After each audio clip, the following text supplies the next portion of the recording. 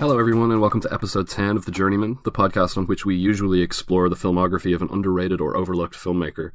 I say usually because we're doing something different this week. This is a special bumper episode to celebrate the Festival of Samhain, for which we're going to be reviewing all 11 films in the Halloween series. My name is Bobby Lowe, and my co-host's name is... Michael Pattison. And on this episode, beginning with the original 1978 film, we're going to proceed through its many sequels and its splintered timelines, continuing right up to the Rob Zombie entries, and then we're going to close out with a review of the new film from Blumhouse. How do you feel about this epic endeavour? A little fearful of the fact that you're known to our many listeners as the horror buff of the two of us, and I'm not sure. I feel like I'm under a lot of pressure here to sort of up my game sufficiently. I don't know. I'm really interested to know what you think. I know you've seen a few of them before, but well, we'll talk about them as we go. So, first film in the series, 1978's Halloween. Nothing's going on except kids playing pranks, trick-or-treating, parking, getting high. I have the feeling that you're way off on this. You have the wrong feeling. Well, you're not doing very much to prove me wrong. What more do you need? Well, it's going to take more than fancy talk to keep me up all night crawling around these bushes. I watched him for 15 years, sitting in a room, staring at a wall, not seeing the wall, looking past the wall, looking at this night, inhumanly patient, waiting for some secret, silent alarm to trigger him off. Death has come to your little town, Sheriff. You can either ignore it, or you can help me to stop it. More fancy talk. Doctor, do you know what Haddonfield is? Families, children, all lined up in rows up and down these streets. You're telling me they're lined up for a slaughterhouse? They could be. All right, I'll stay with you tonight. Just in the chance that you're right. And if you are right, damn you for letting him go. Halloween was written by John Carpenter and Deborah Hill and directed by Carpenter, produced by Hill, for Falcon International and distributed by Compass International. Made on a budget of less than $350,000 and it made $70 million worldwide. Premiered in the US just less than a week before Halloween 1978, and it was released in the UK on the 25th of January 1979, oddly, and according to IMDb, in Ireland in March 1980. I suspect it was released before then, but that's the date that's quite possibly not. Really? The synopsis is per Google. On a cold Halloween night in 1963, 6-year-old Michael Myers stabs to death his 17-year-old sister Judith.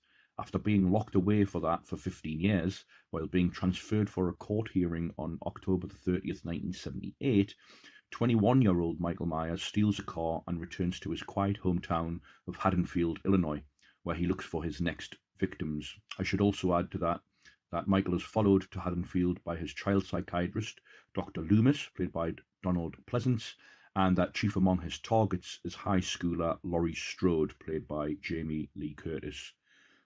This was one of 4 Halloween films that I'd seen previously, of course. Had you only seen it once? I had, I think, only seen it once. And back when I was... I don't know, my response to it, if I remember rightly, was very literal. Like, I was underwhelmed by it as a film, as a horror film.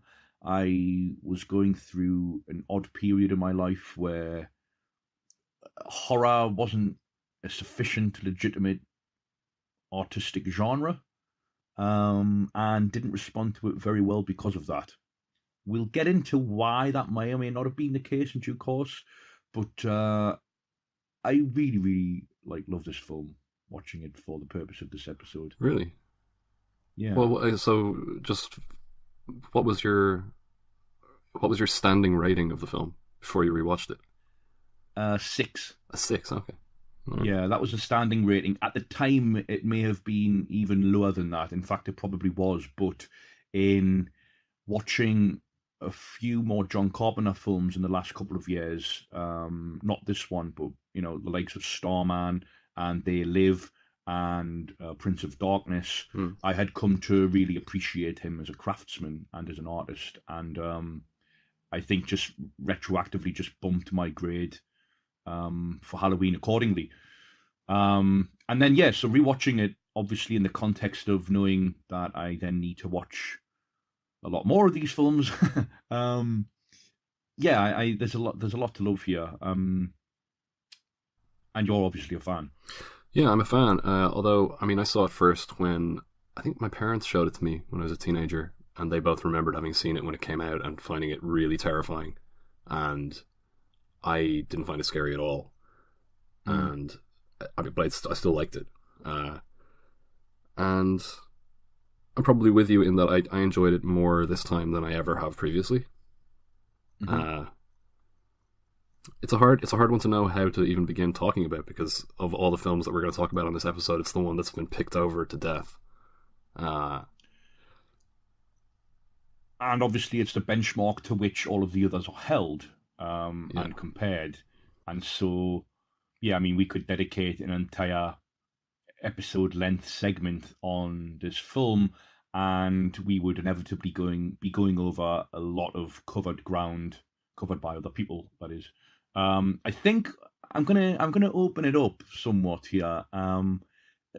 Oddly, for a film that I've just proclaimed to love, I'm gonna open it up with maybe a slight, perhaps not criticism, but trying to get to grips with why I think I found the film a little naff many years ago, and that's this concept of pure evil, or Michael Myers as an embodiment of it.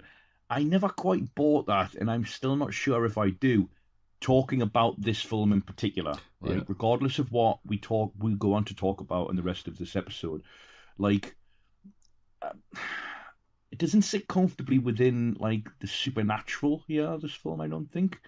Like something like, say, The Exorcist, or the realm of demons. And nor is...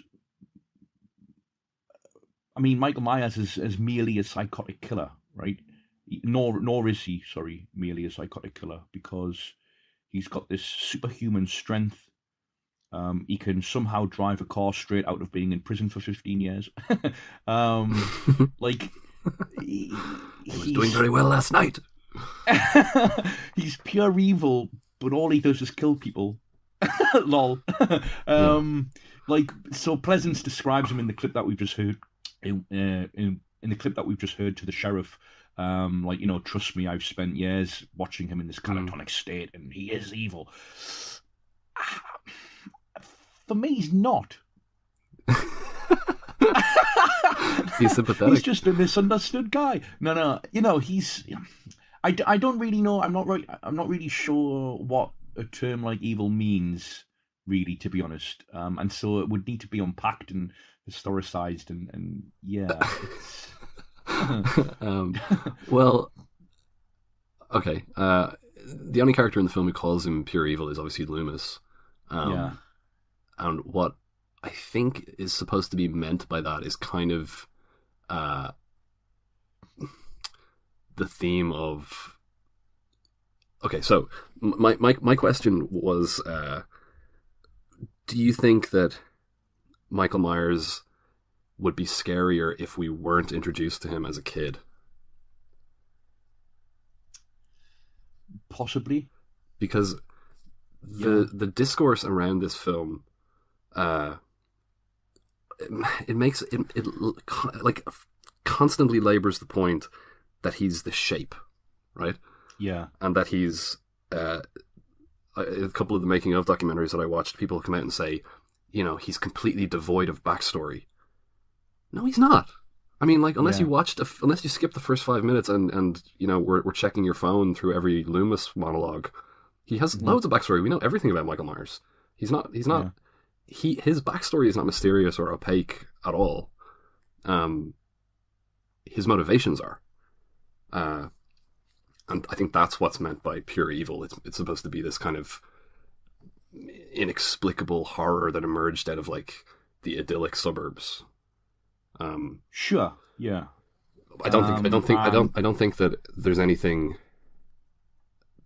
in this film that really suggests something literally supernatural is going on.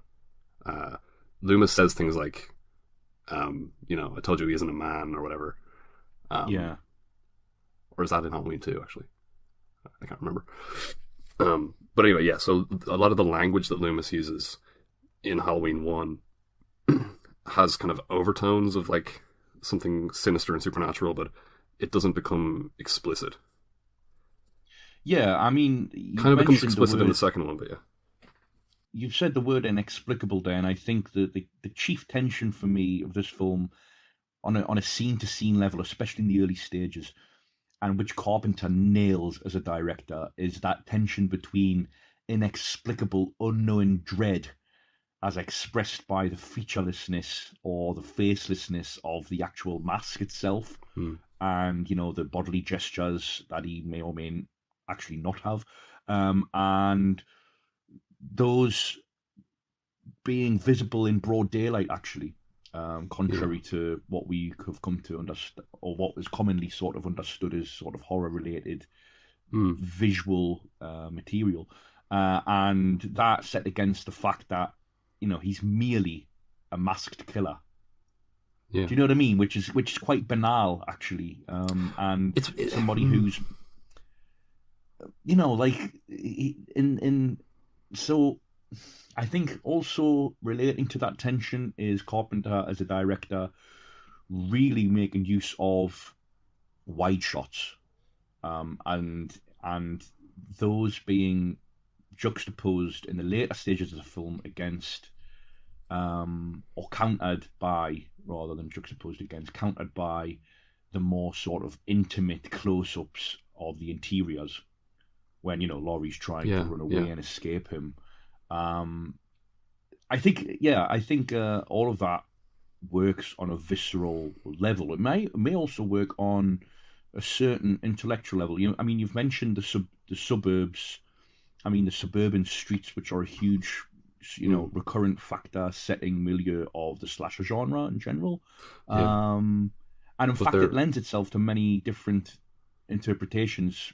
I think precisely because Myers is this sort of blank canvas who's given no real motive. He's given backstory, I'll give you that, but he's given no real motive as to why he's doing what he's doing. So I think for me, this film works, and it might even be read as an exploration of like fear itself. Mm-hmm.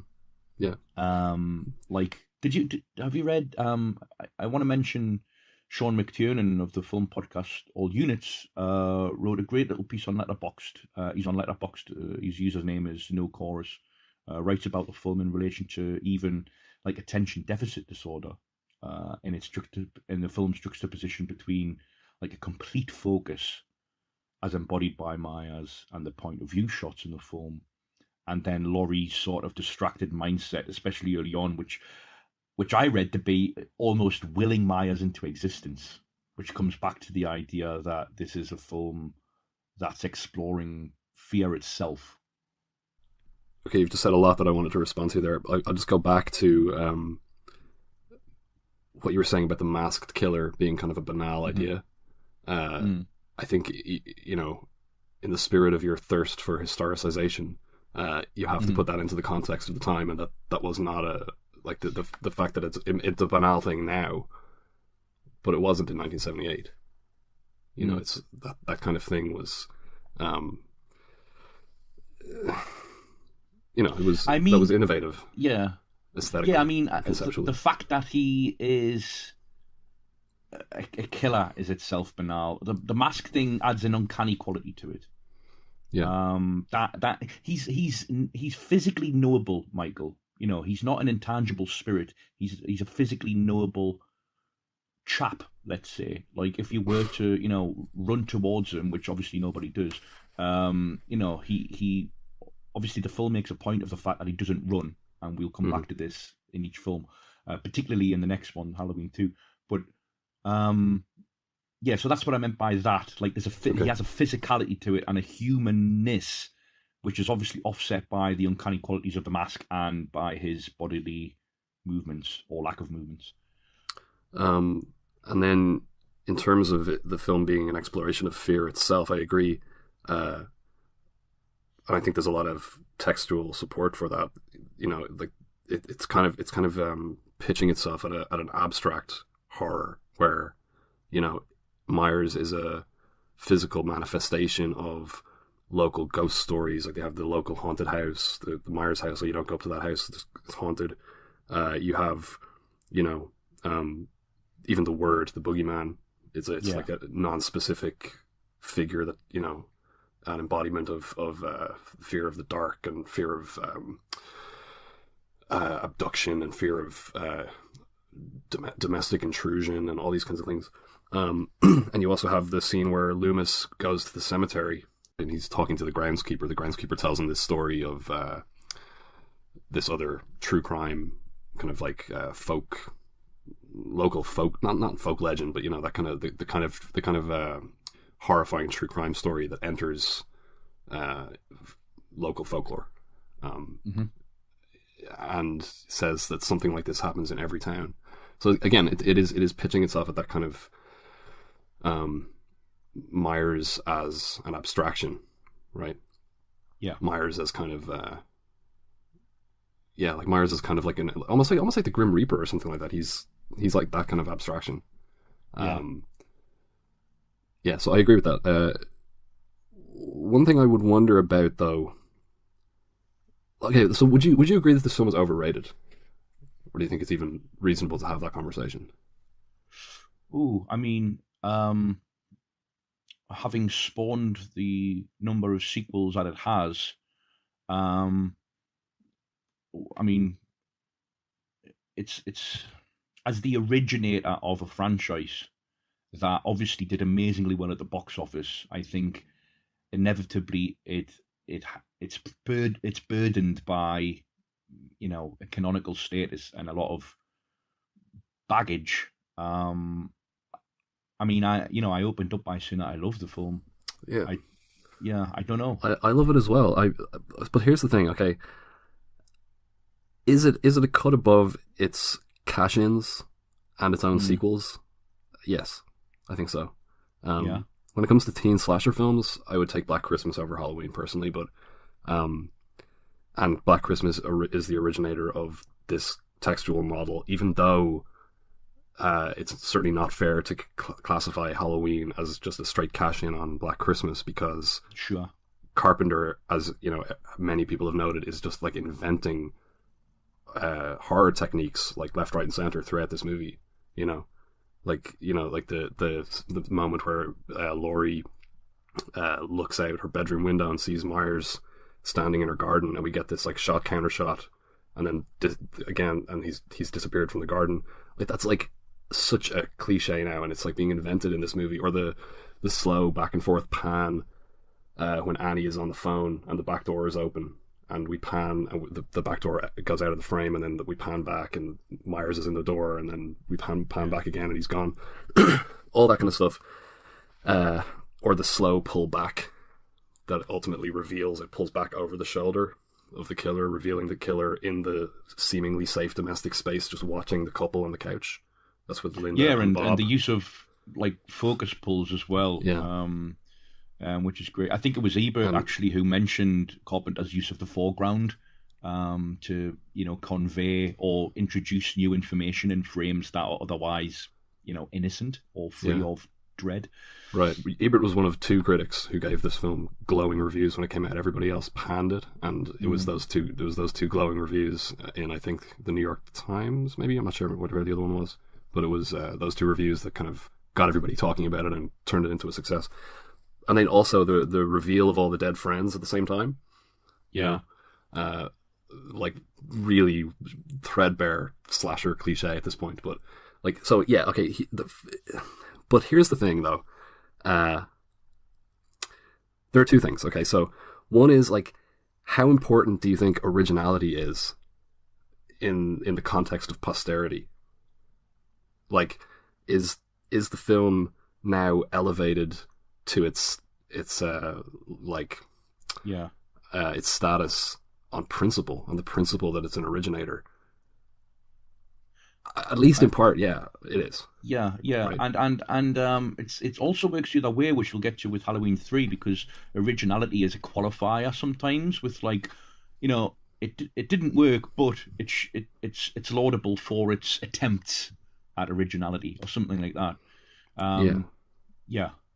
So, so there's that, and I don't necessarily think that's a bad thing. It just needs to be pointed out. I think that like, or it needs to be acknowledged and out in the open that that's part of why this film is held up so far. This is the thing that bothers me, and this is my kind of where the ambivalence is coming from. Not toward the film itself, but toward the place that the film occupies in the culture. It kind of feels, a lot of the praise of Halloween feels and has always felt to me like a kind of an opportunistic way of dissing the genre in general. Yes. As a kind of like film criticism equivalent of you're not like the other girls, like dissing all the rest of a group to complement one one individual within the group. So it always comes across as like, or often comes across as people who really hate, because remember, like Roger Ebert was one of those people who hated teen slasher films and was one of 2 critics who gave a glowing review to Halloween. And there's a little bit of that, I think, to it that's always bothered me.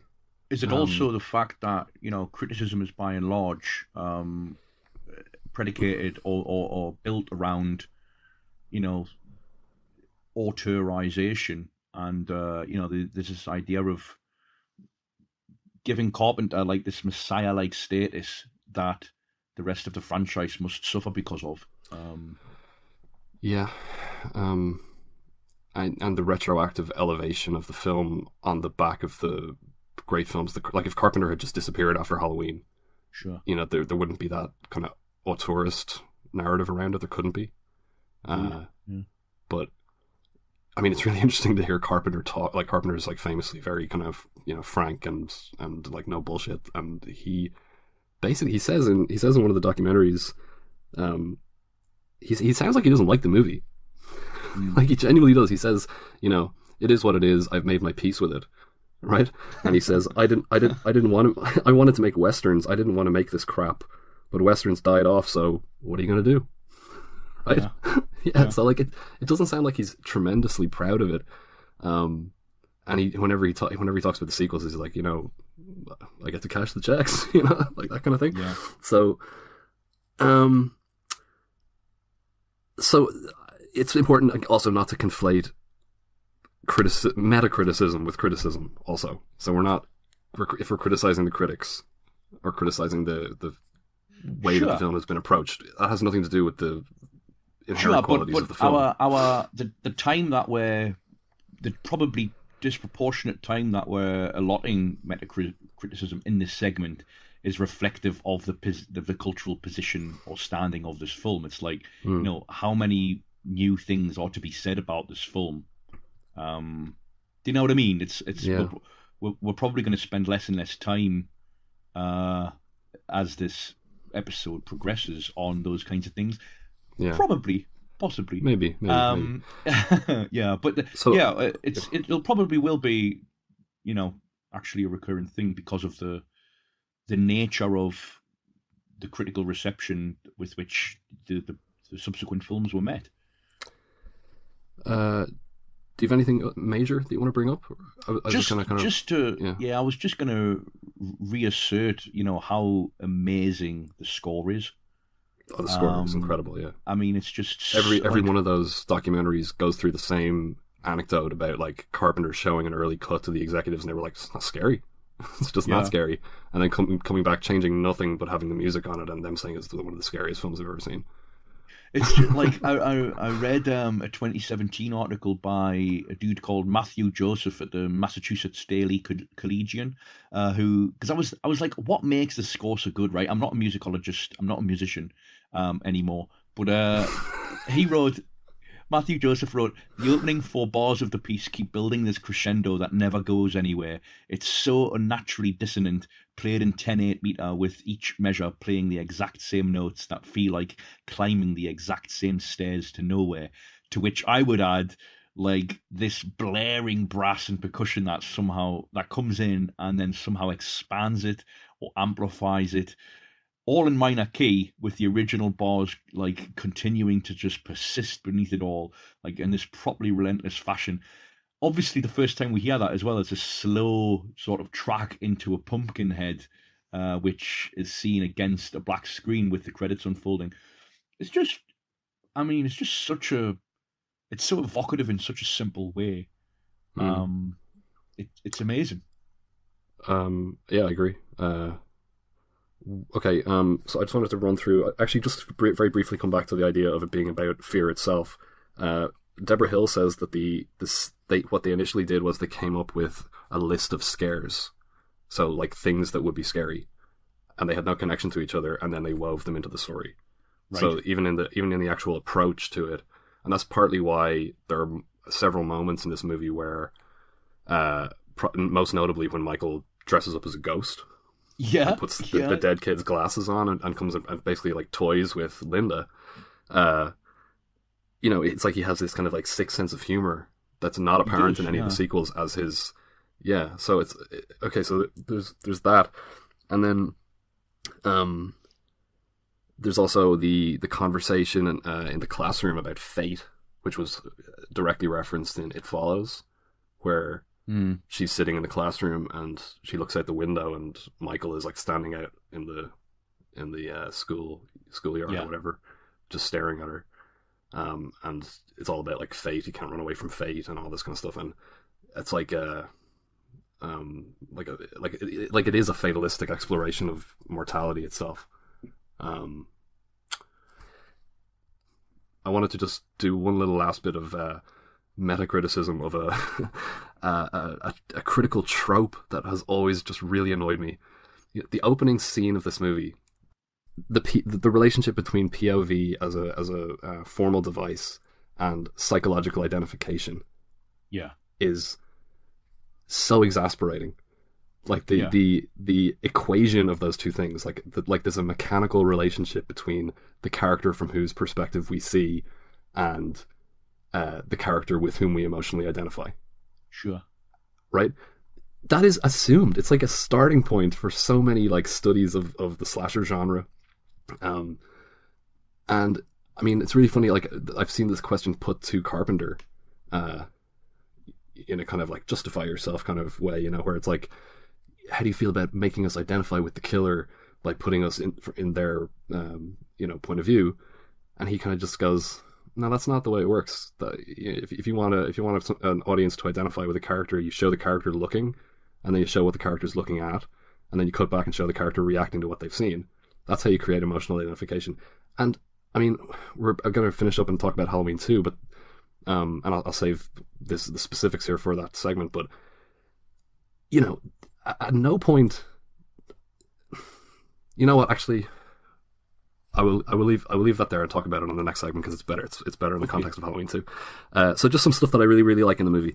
I love the kind of the rear window aspect from Tommy's point of view, from the kid, like seeing the boogeyman as this shadow on the other side of the street, like particularly carrying Annie's body. Yeah. I love that whole thing. I love the Dracula Van Helsing kind of thing between Myers and Loomis.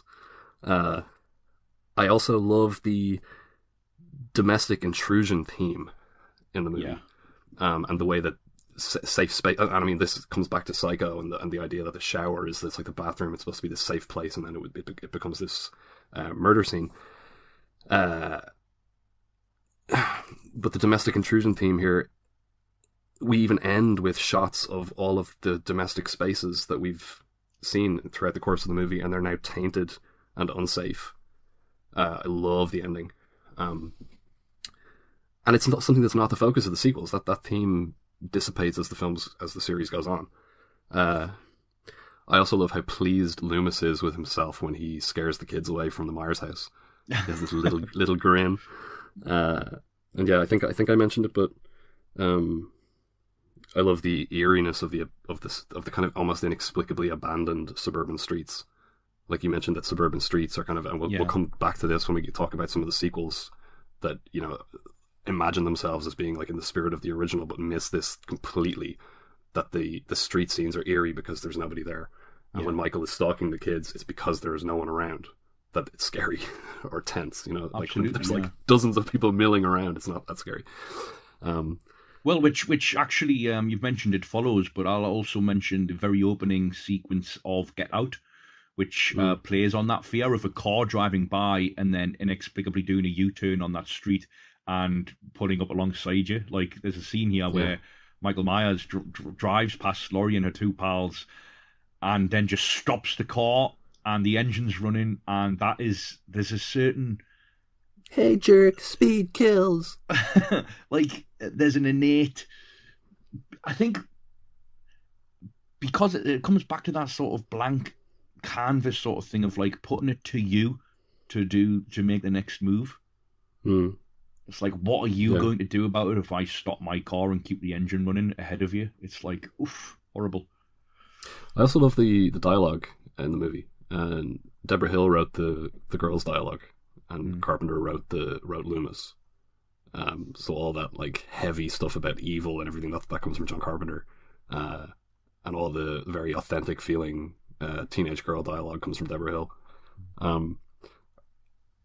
Myers' kill count in this movie, if we don't count Judith at the beginning, so we're only counting him as an adult, is only 4. So he kills the mechanic, whose overalls he takes. He kills Annie, the sheriff's daughter. He kills Bob, Linda's boyfriend, and he kills Linda. And he kills the mechanic off screen. Off screen, yeah, the mechanic is off screen. Yeah. So, of the 3 on-screen deaths, Annie, Bob, and Linda, which one do you think is the best? Probably Bob, because he gets pinned to the door with a kitchen knife. I think it's Annie because I love the scene where she sits into the car and pauses for a moment, and we don't see what she sees, because what she's seen is that there's condensation on the inside of the windshield, and she reaches up and touches it, and then Myers comes over the thing, and it's only just as she reaches for the condensation that we figure out the implications of what she has seen, which she's not capable. She can't figure it out, but we can. Yeah, that's my favorite one. Okay. All right, so out of 10? 9. And a 9 from me. Okay, so moving on to 1981's Halloween 2. Dr. Loomis, please listen to me. There's a file on Michael Myers that nobody knew about. I've seen everything. No, it was hidden, sealed by the court after his parents were killed. Now, after the governor heard what happened tonight, he authorized Dr. Rogers to open it. What file? It isn't fair. They should have allowed you to examine everything.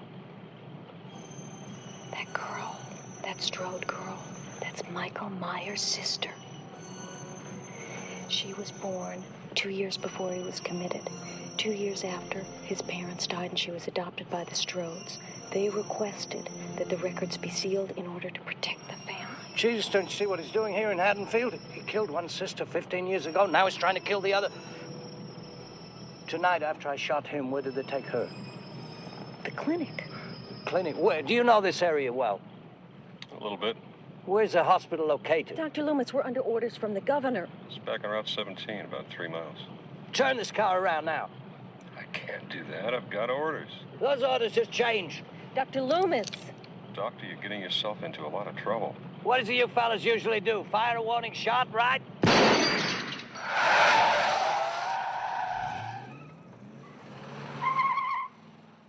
Okay, so Halloween 2, directed by Rick Rosenthal, written and produced by John Carpenter and Deborah Hill for Dino De Laurentiis Corporation, and distributed by Universal Pictures. Released in North America in October of 1981, in the UK in February of 1982, and in Ireland in April of 1982. It had a $2.5 million budget, and it grossed $25.5 million in North America. And the plot here, after failing to kill stubborn survivor Laurie Strode, again played by Jamie Lee Curtis, and taking 6 bullets from his former psychiatrist, Dr. Sam Loomis, again played by Donald Pleasance, Michael Myers, this time played by Dick Warlock, follows Laurie to the Haddonfield Memorial Hospital, where she's been admitted for his attempt on her life. The institution proves to be particularly suited to serial killers, however, as Myers cuts, stabs, and slashes his way through hospital staff to reach his favourite victim. Meanwhile, the citizens of Haddonfield learn of the night's grisly events. and Loomis and the sheriff initiate a manhunt for Michael Myers. And in the clip we've just heard, it's revealed in the film that Laurie Strode is Michael Myers' sister.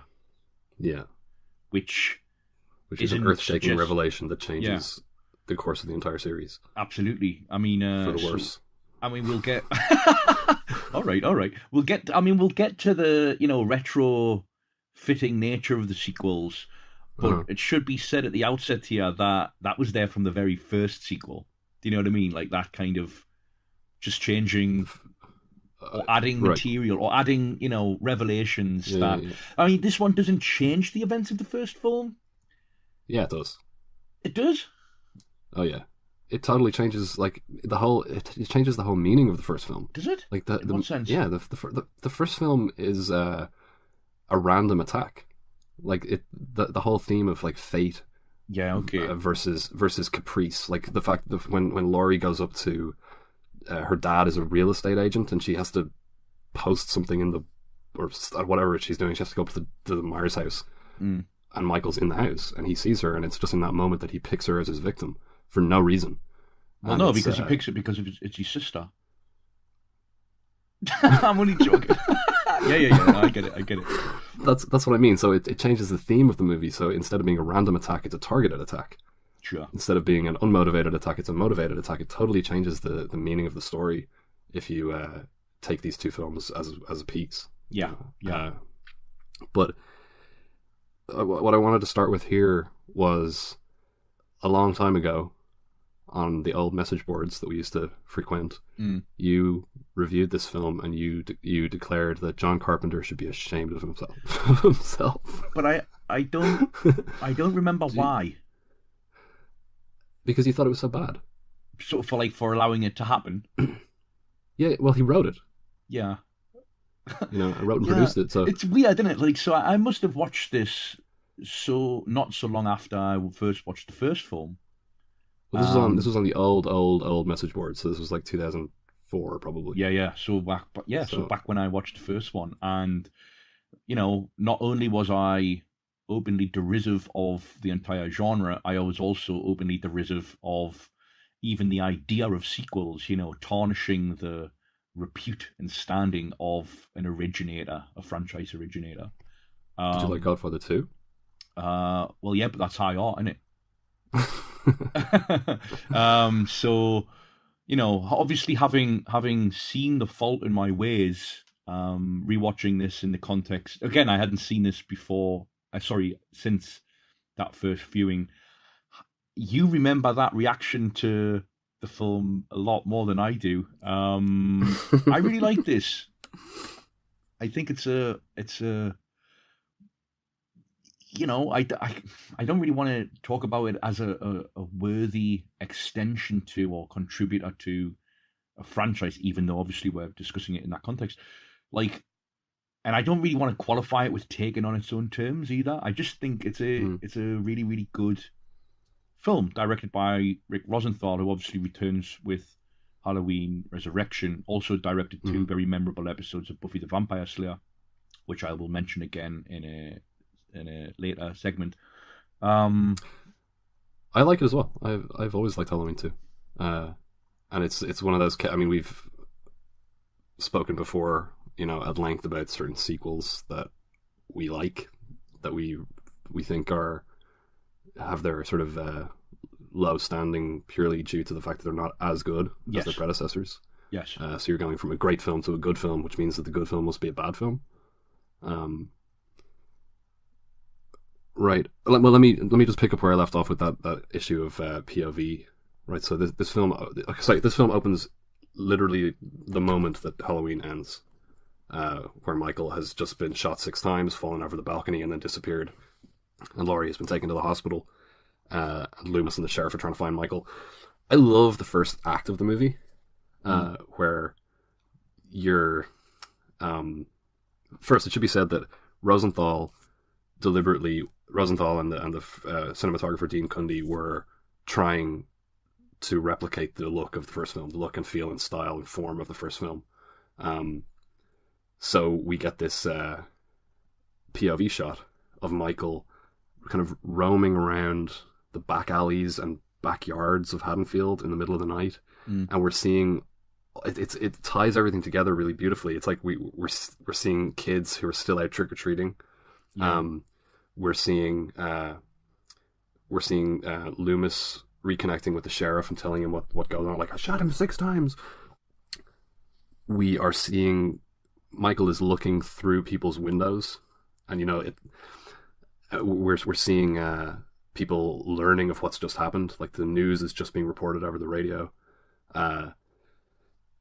and so just to talk about the identification thing, the idea that we mechanically, emotionally identify with a character from whose perspective we're seeing. Like, it's so, like, think about it for 5 seconds. It's so obviously false, right? Like, in that scene where Michael is looking at a woman in her kitchen and the lights are on in the kitchen and she can't see out and he can see in. Like, who are we identifying with? Clearly we're identifying with the woman, because everybody has felt that when they've been in a brightly lit room at night, and you look out the window and you're aware of the fact that you're highly visible, and that anybody could be looking. Well, I'm usually the one looking in anyway, so I would identify with Michael. No, but I get you. You're completely right. It's just. Let me ask. Sorry, that's just a bugbear of mine. I just remember. Yeah. I remember seeing that as like this like, oh, we just take this as a given, and we proceed from there without even thinking about how clearly false it is.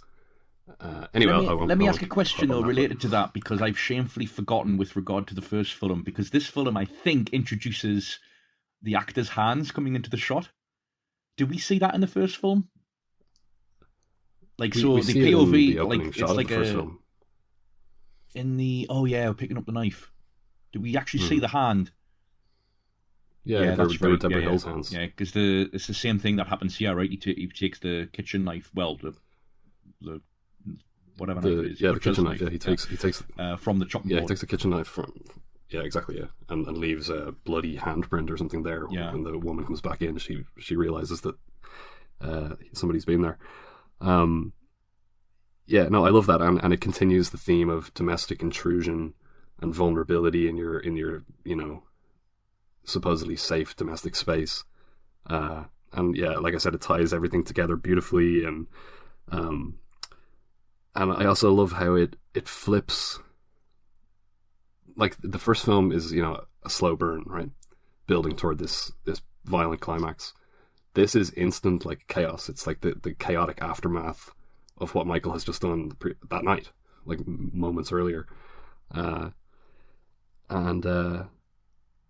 the film's Carpenter says that Carpenter was essentially sued into doing this film.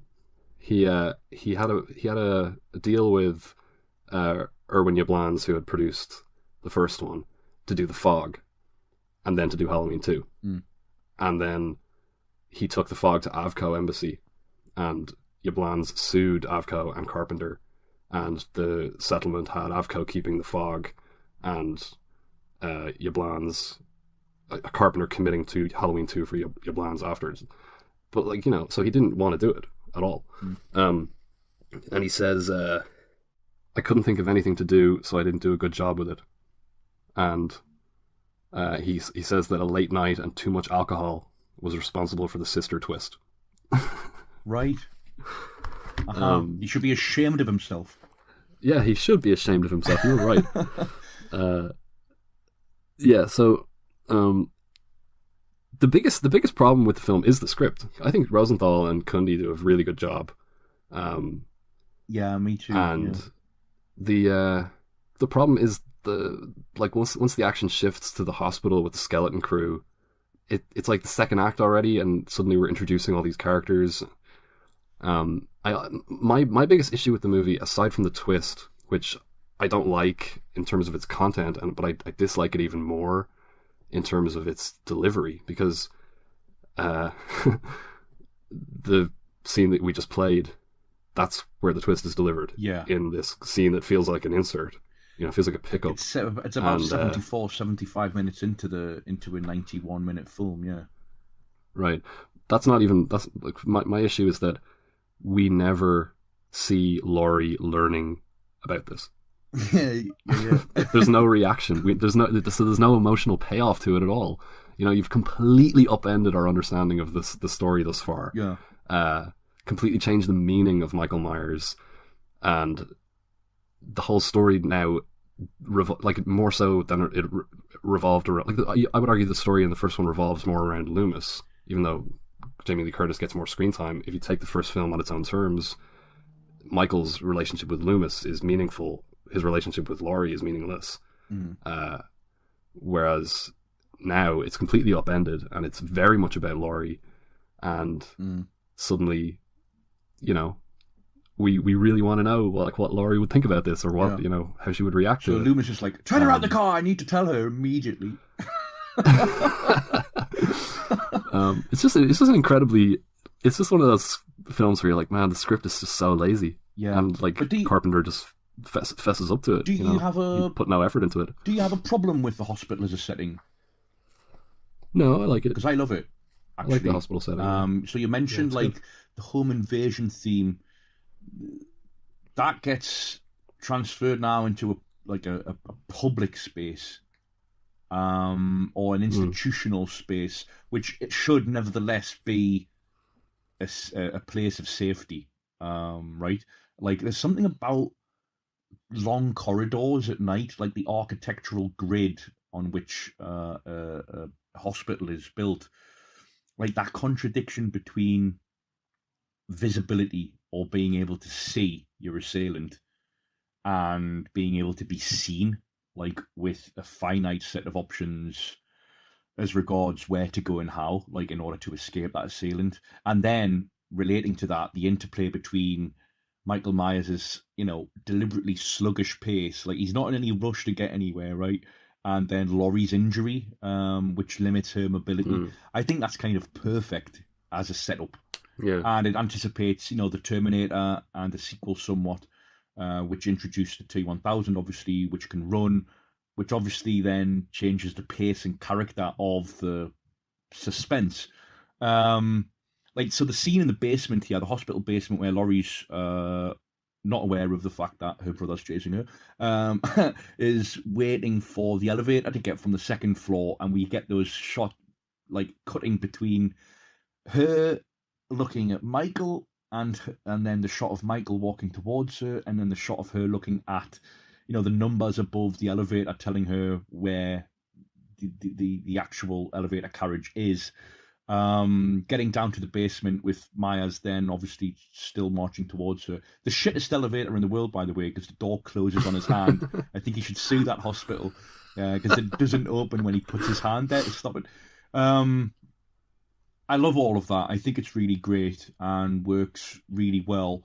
I buy or get your problem with the introduction of different characters and their interrelations, like in terms of the hospital staff, the skeleton crew.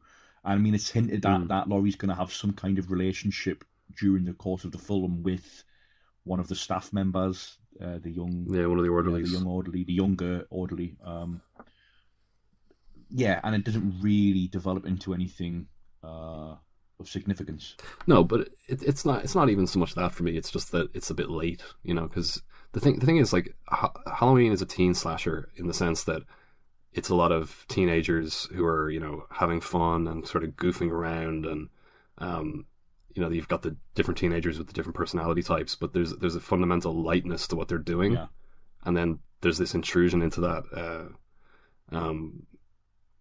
But the Halloween series doesn't really remain a teen slasher series. We'll talk about this when we talk about some of the other sequels, but it's almost like they make the movie and then they come back to it and go, it's a bit gloomy, isn't it? Let's put some fun-loving teenagers in here in a kind of a B plot. Yeah. And there's a little bit of that kind of starts here, where you've got like the older orderly, who apparently Deborah Hill absolutely did not want to hire because she was like, he is so East Coast, like he's not from the Midwest. Really? He's like such an East Coast guy. Yeah. But there's the sex scene in the bathtub. So just to come back to the delivery of the twist, there's a dream sequence where Laurie dreams about a time when her mother told her that she was not her mother when she was out hanging up clothes. Says something about, and then there's also in the same dream, she dreams about visiting Michael in the sanatorium when he was like a older kid, like a couple of years older than he was when he killed his sister. But like, she obviously never went to visit him. So is that supposed to be a supernatural connection, or I'm not sure, or does she just sort of know for some other reason? Is it like it's hard to square that with what we know so far in the story. I mean, it's hard to square a lot of things in this franchise. Well, yeah, but so far, sure, yeah, what we know so far. Okay, before we go completely off the rails, yeah, and I just think that like Michael, like they can see. Here's the thing, right? So they introduce this discourse around Michael Myers and like what he represents and how he's pure evil and he's a force of nature and blah blah blah, and the shape, the boogeyman. But that works way better if he's not her sister. Like, it works.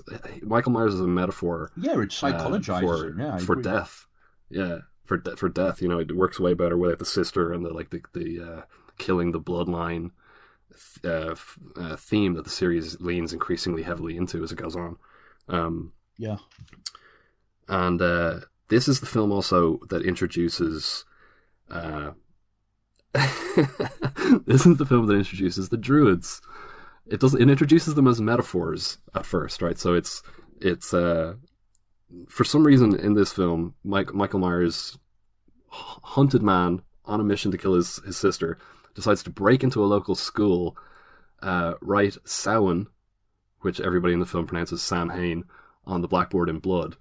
Draw. I don't know. Does he draw the picture of the family, or does he he draws like a childlike picture? No, I think it's one of the kids' pictures, and he stabs a knife into the girl in the picture, and then the cop says sister or something to explain to us what we're seeing, and anyway, whatever. So that provides this opportunity for Loomis to deliver this exposition about the meaning of Samhain, and you know, how, like, you know, the druids and like Halloween, the night, the All Hallows Eve, blah blah blah, the night of the spirits and all that kind of stuff. So at this point in the series, this early in the series, and under the watchful eye of John Carpenter, all of that stuff that everybody came to hate in the later sequels was teed up. These supernatural folk horror overtones, like, yeah, again, introduced as metaphors that were eventually made literal in number 6. But I think it's important to trace it back to this point. It's not like, because the kind of the narrative is, you know, like what they did with the later sequels, but these ideas are there from Halloween 2.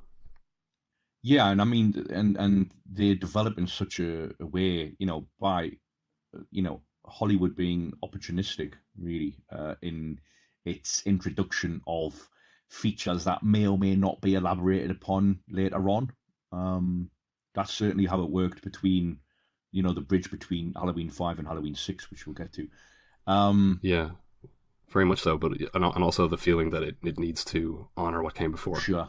Irrespective of whether you kind of like, irrespective of whether anybody liked the creative decisions that were made before. Sure. They were made and they have to be honored, and, you know, yeah. Anyway, yeah. We'll talk about that in the interests of more immediate continuities, one of my big problems here is that his mask changes. It changes, but it's the same mask. What do you mean? It's literally the same mask that was used in the first film. What happened was Nick Castle. Yeah. Nick Castle, the guy who played. There were actually 4 people who played Myers in the first film, but Nick Castle played him in most of the major scenes. In between takes, he would take the mask off, crumple it up, and put it in his pocket. Right? Right. So there's that, right? So the mask, just general wear and tear of that. Then, remember there were 3 years between Halloween 1 and Halloween 2, even though they're set in the same night. In that period, the mask was kept under Deborah Hill's bed, and Deborah Hill was a really heavy smoker, so the mask yellowed. And then Dick Warlock is a heavier guy than Nick Castle, so when he put the mask on, the shape of the face was different.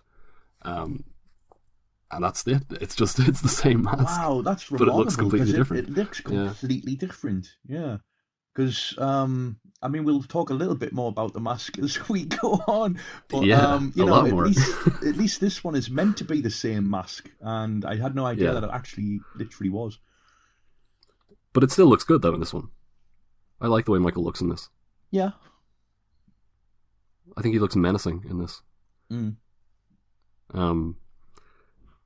We also have, just to give, I said Rick Rosenthal and Dean Cundy do a good job, and I just wanted to point out one moment that I really like, where the nurse comes up to the security desk, and she's reaching over and taking something away, and the camera tilts down to the CCTV monitor, and we see Michael walking along the corridor, and then it tilts back up, and the nurse walks out of the frame, and it tilts back down to the CCTV, and we see her entering the same space that Michael was just in on the CCTV and going into the room that he went into. It's really economical and again, intense. I think not perhaps in the could well have been in the script, but anticipates the Terminator and his attack on the police station and the use of CCTV in these scenarios. Sure. Another moment that I often think I think that's an overlooked angle on Terminator to some extent is the continuity between the teen slashers and the slasher films of the early 80s and that film. Sure. It very much draws on that. Yeah. Sorry, good. Just another, if we talk about sort of directorial responses to the first film, we do get the beautiful shot of like the reverse angle of Michael falling from the balcony that we saw from the room, the inside of the room when Loomis shoots him at the end of the first film. Here we get, it's almost like a computer game, like a video game cutscene, like something about the way he falls from the balcony itself, which is really nice. You know what that is? Is it from the first film? No, it's from, so NBC wanted a TV edit of Halloween in 1981. Right. So they needed to cut out all the violence and sex and language and everything. So they needed to shoot 12 minutes of additional footage to bump back up the running time. So they basically what they added was an interminable, like 6-minute scene near the beginning where Loomis he's at the sanatorium and he's talking to the directors of the sanatorium and basically just giving us all this exposition about Michael Myers that we're already given at different points in the movie.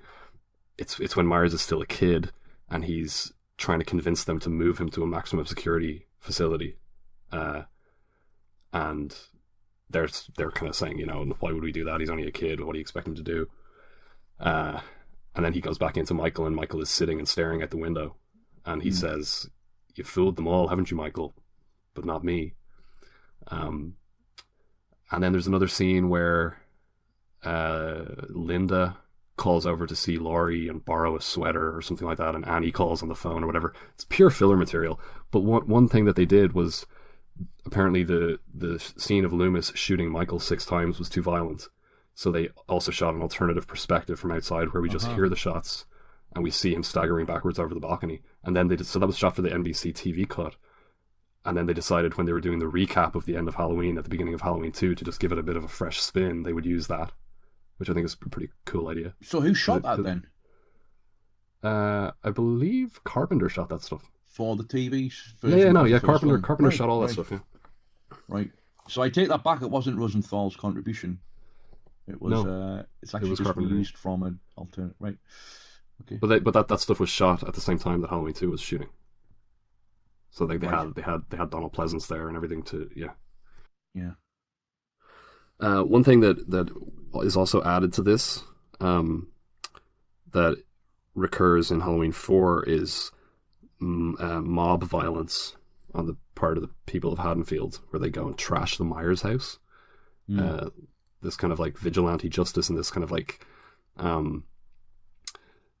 the people have just kind of had enough of Myers and his I mean, at this point not that much has really happened. It's like there was a murder 15 years ago or whatever, but I mean, it would be raised to the ground anyway, wouldn't it, if it was in real life? I mean, it wouldn't be allowed to stand, I don't think. even in its abandoned state. The other thing that I wanted to talk about was actually two things. One, I think the scene at the end of Halloween where Michael is smashing through the wardrobe door to get at Laurie, and also the scene in this one where he smashes through the door at the end. Mm-hmm. You know, he's like staggers through the door, like breaks it down, almost like he's, you know, just a little bit kind of irritated by this thing in his way. That feels to me like the Michael Myers that Rob Zombie drew on for his remake, and that's the version that we get in Rob Zombie's films.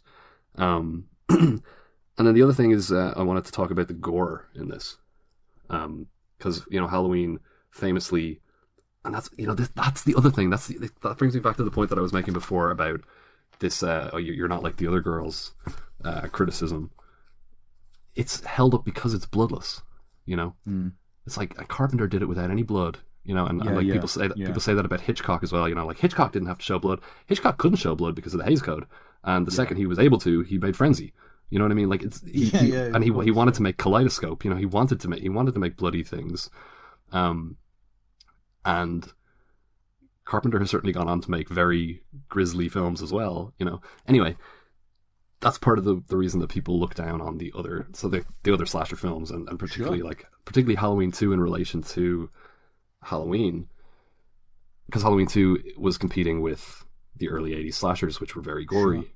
And we get a lot of gore here. We got a lot I mean, there's a sadistic quality to the killings, the drawn out, elaborate deaths. You know, he's not merely just stabbing someone in the chest, or you know, I mean, there's a degree of that in the first when he's playing with them, and like, you know, when he's dressing up as a white sheeted ghost. But the killings themselves are. But they're a throat slicing, a stabbing, and a strangling. Yeah, they're not as elaborate. Like in this one, there's an off-screen death where a body is discovered of a nurse who's had her blood completely drained out of her body through an IV. Apparently, Rosenthal directed the prop guys to basically like fill the room with blood, like gallons and gallons of blood, and then was like, "Oh, wait, there's no way this amount of blood could have come out of a person's body," so I had them clean it all up again, and then just like make a little puddle.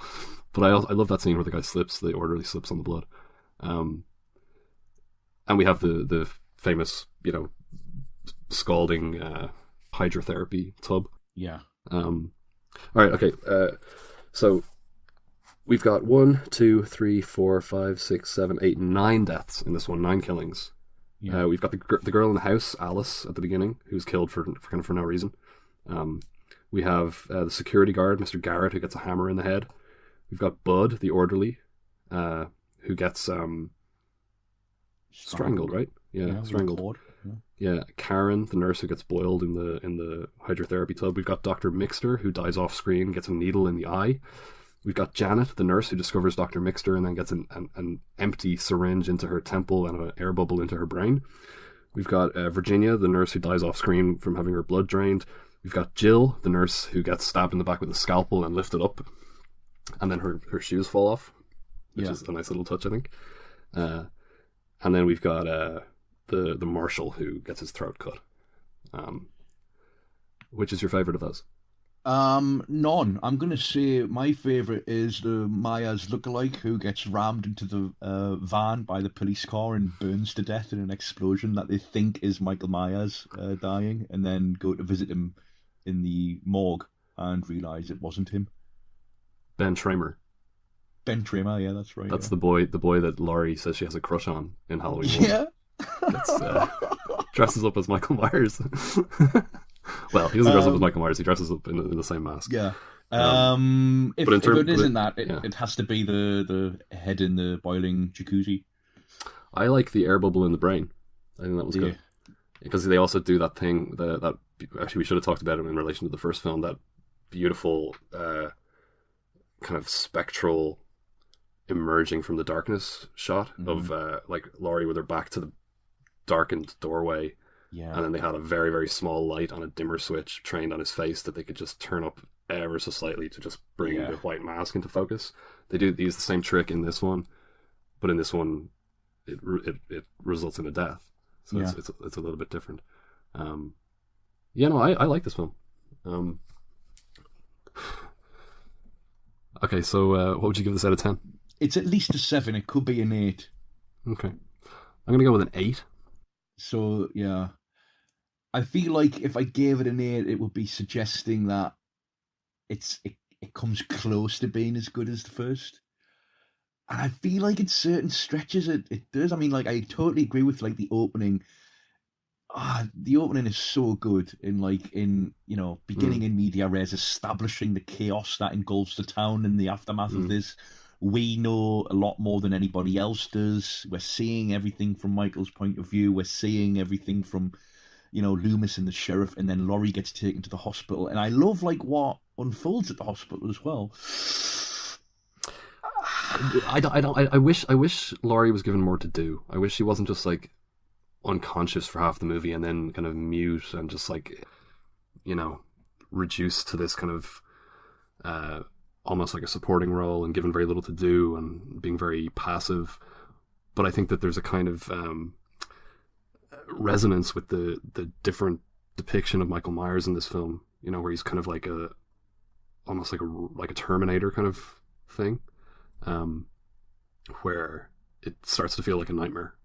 Like the scene where he kills the nurse with the scalpel, and, like, we get Laurie's POV and she's all drugged, and I don't know. It kind of turns it into a strength for me, and I also think that, like, once you get into the hospital, and I think this is part of the kind of the condescending sort of attitude that people have toward the movie, that it is pretty along the lines of an early 80s teen slasher, and you could kind of get more or less the same thing, the same sort of grisly kills and the same sort of techniques employed in a number of other movies. Like the distinctively Halloween segment of this is really the first act, and then it's an early 80s slasher set in a hospital. But I like early 80s slashers though. But what is distinctive qualities of Halloween as a franchise, which is something that we'll have to grapple with as we continue. Well, what I mean is that the part of Halloween 2 that feels most of a piece with the first film is the first act of it. Sure. One more thing I'd like to say probably is that I really love the pumpkin and the opening credits sequence in this film. Like, it's the same as the first film. We have like a jack-o'-lantern, but as the camera tracks into it, it's revealed that there's actually like a skull inside, which I thought was pretty great. And it's also used in the new film with the jack-o'-lantern sort of doing a reverse squash sort of thing. Like, they've reversed it so like it's getting resurrected. Thought it was pretty cool. But we'll get to that when we get to it. Okay, and moving on to Halloween 3, Season of the Witch. Papa really loved this place. But business was getting bad. I suppose you shopped at the new mall like everybody else, huh? The kids were keeping him going. They'd come in after school. He'd let them play with the stuff right in the aisles like I used to when I was little. The question is, why would anybody want to kill Papa? He was a wonderful man. I've been doing some detective work. My father kept excellent records. October 18th, Merchants' Council meeting. He was there. I checked. October 19th, football game. He was there, too. October 20th, pick up more masks. Yeah. That's the kind your father had in his hand. October 21st, dinner with Minnie. Minnie Blankenship. He never showed up. He never called. You've been busy. I think my father ran into trouble somewhere between here and Santa Mira. Santa Mira? Where they make those. Oh. Little place, not too far away. Maybe they know something. I'm not going back to L.A. until I find out what happened to my father. Halloween 3, Season of the Witch, written and directed by Tommy Lee Wallace, editor of the original Halloween, and produced again by Deborah Hill and John Carpenter for Dino De Laurentiis Corporation and Deborah Hill Productions. Distributed by Universal Pictures and made for $2.5 million, making $14 million at the box office. Released in the US on 22nd of October 1982 and in the UK on the 9th of June 1983, and August 26th of the same year in Ireland. Dr. Dan Chalice, played by Tom Atkins, and Ellie Grimbridge, played by Stacey Nelkin, the daughter of a murder victim, uncover a terrible plot by small-town mask maker Conal Cochran, played by Dan O'Herlihy, a madman who's planning a Halloween mass murder utilising an ancient Celtic ritual which involves a boulder stolen from Stonehenge, the use of popular silver shamrock Halloween masks, and a triggering device contained in a television commercial, all designed to kill millions of children. You've mentioned on the last segment, Bobby, the message boards that we used to frequent, and if you cast your mind back to the 3rd of May 2011, you may recall me watching this film and posting the following capsule review. Fast moving to the point where a principal character, that is Nelkin, by the way, doesn't get to grieve the horrific murder of her father before getting into bed with a man she's just met. This allegorical horror bypasses all emotional plausibility to deliver a vaguely amusing, tongue-in-cheek, and possibly terrible cautionary tale on the vulgarities of consumerism and capitalism's hypnotic spell on suburban America. The Exmoor Days to Halloween music ditty that marks certain doom for anyone who hears it is fittingly catchy. Little harsh. What Maybe did you mean a by little harsh. What did you mean by possibly terrible? Well, I put possibly terrible in brackets just to sort of couch my,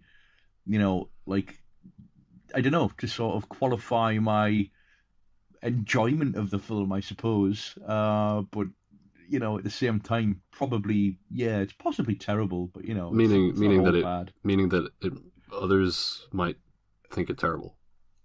Yeah, and that I might, agree with them on another day.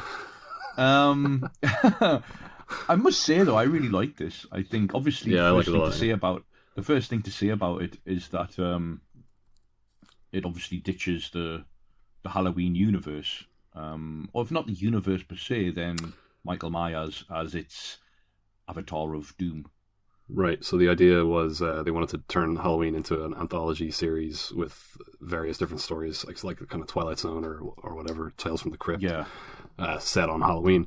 And the writer-director Tommy Lee Wallace, he was the editor and production designer on Halloween, and like an old friend a childhood friend of John Carpenter's.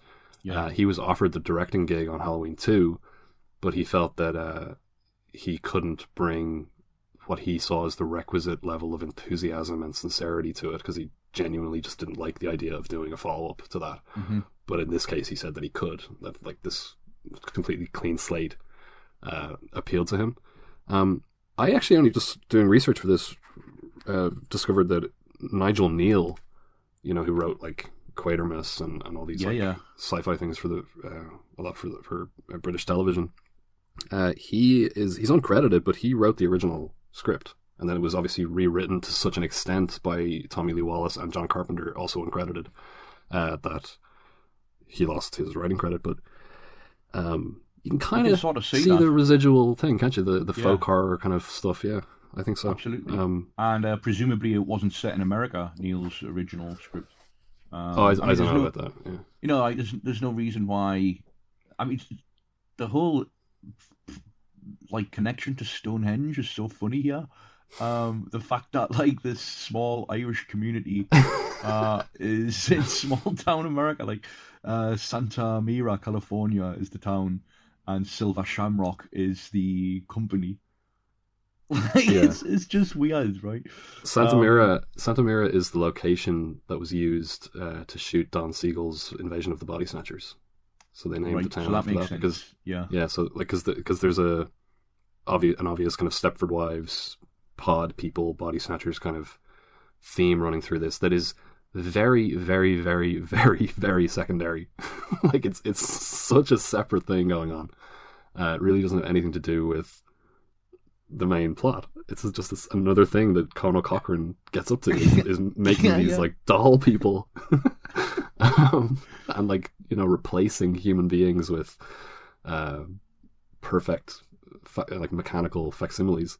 Yeah, so Cochran's this inventor kind of character who we might presume, given the that subplot you've just mentioned, which isn't really a subplot, it's just merely another feature of his character, we might assume from that the grand enterprise or conspiracy that he's planning here is just the latest in a line of them that happens to become the central plot of a film, let's say. Yeah. But yeah, it's sort of suggested that he's this isn't the first time he's done something, morally dubious. I actually remember I when I went to watch this again, I remembered it being made explicit that Cochrane's reason for doing what he was doing was that he was disgusted with the commercialization of Halloween in American culture. But that's actually not his reasoning. His reasoning, it's actually a blood sacrifice. He says Halloween, the festival of Samhain, which I believe they pronounce correctly in this one. I think it's the only, it goes back to Samhain in Halloween 4. The last great one took place 3,000 years ago when the hills ran red with the blood of animals and children.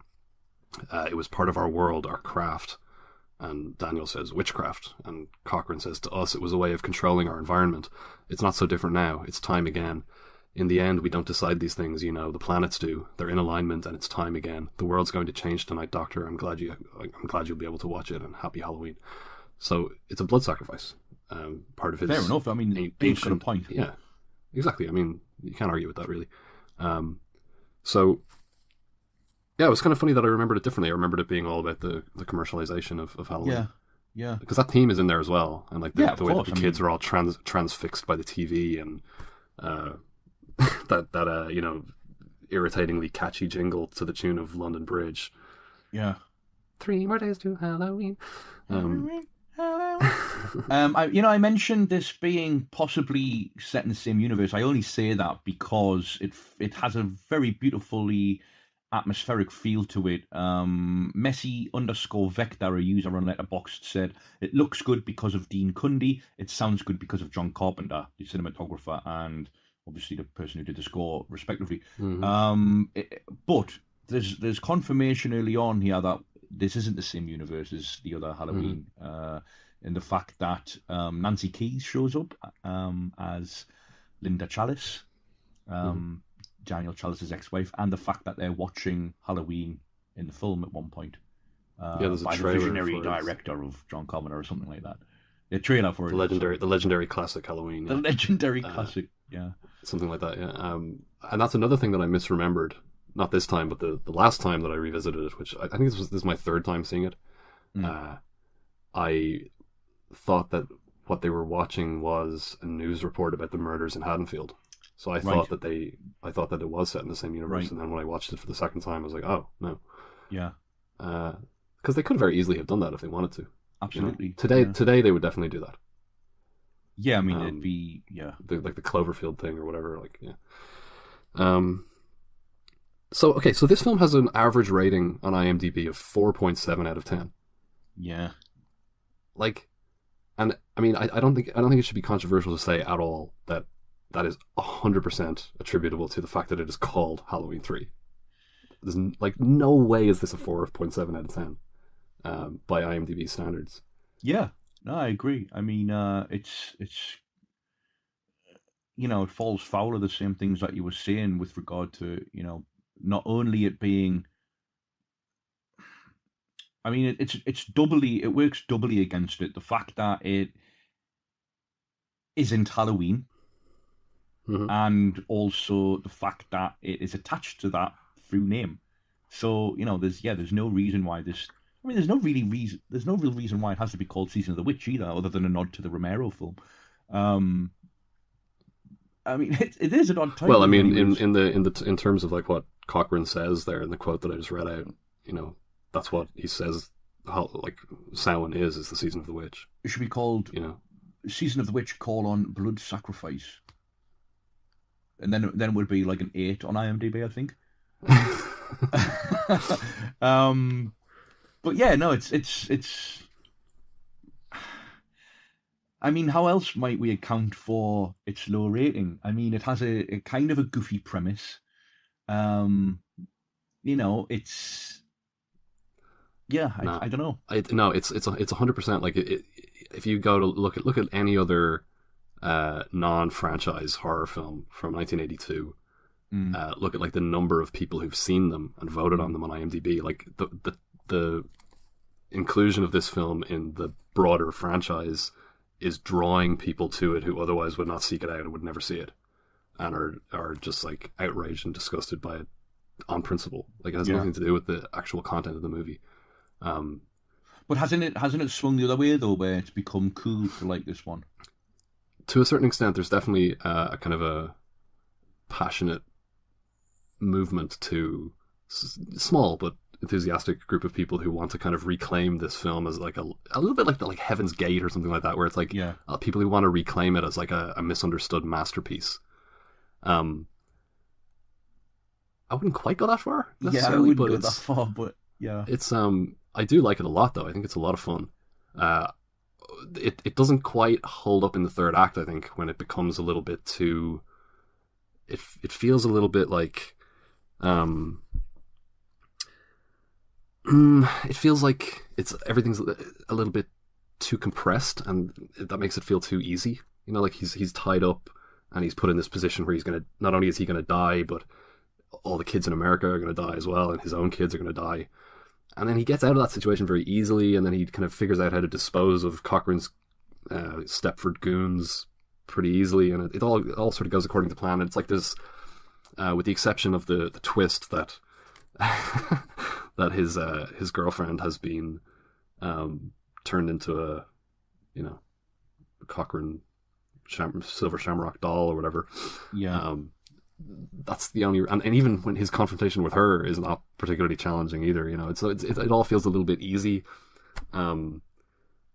That's really my only major like kind of structural criticism of it. But there's a lot of stuff I like in it. I love the first half of the movie. I think the whole like Cochrane as this kind of like extra sinister Willy Wonka, who's like bringing people on tours of his factory, and the other family who are there, the Kupfers, and like little Buddy Kupfer. He's such like a you know Willy Wonka and the Chocolate Factory, don't you? The 70s one. Mike TV. Yeah. The kid who's like obsessed with TV, and he's like that attitude. That kid is just Mike TV. And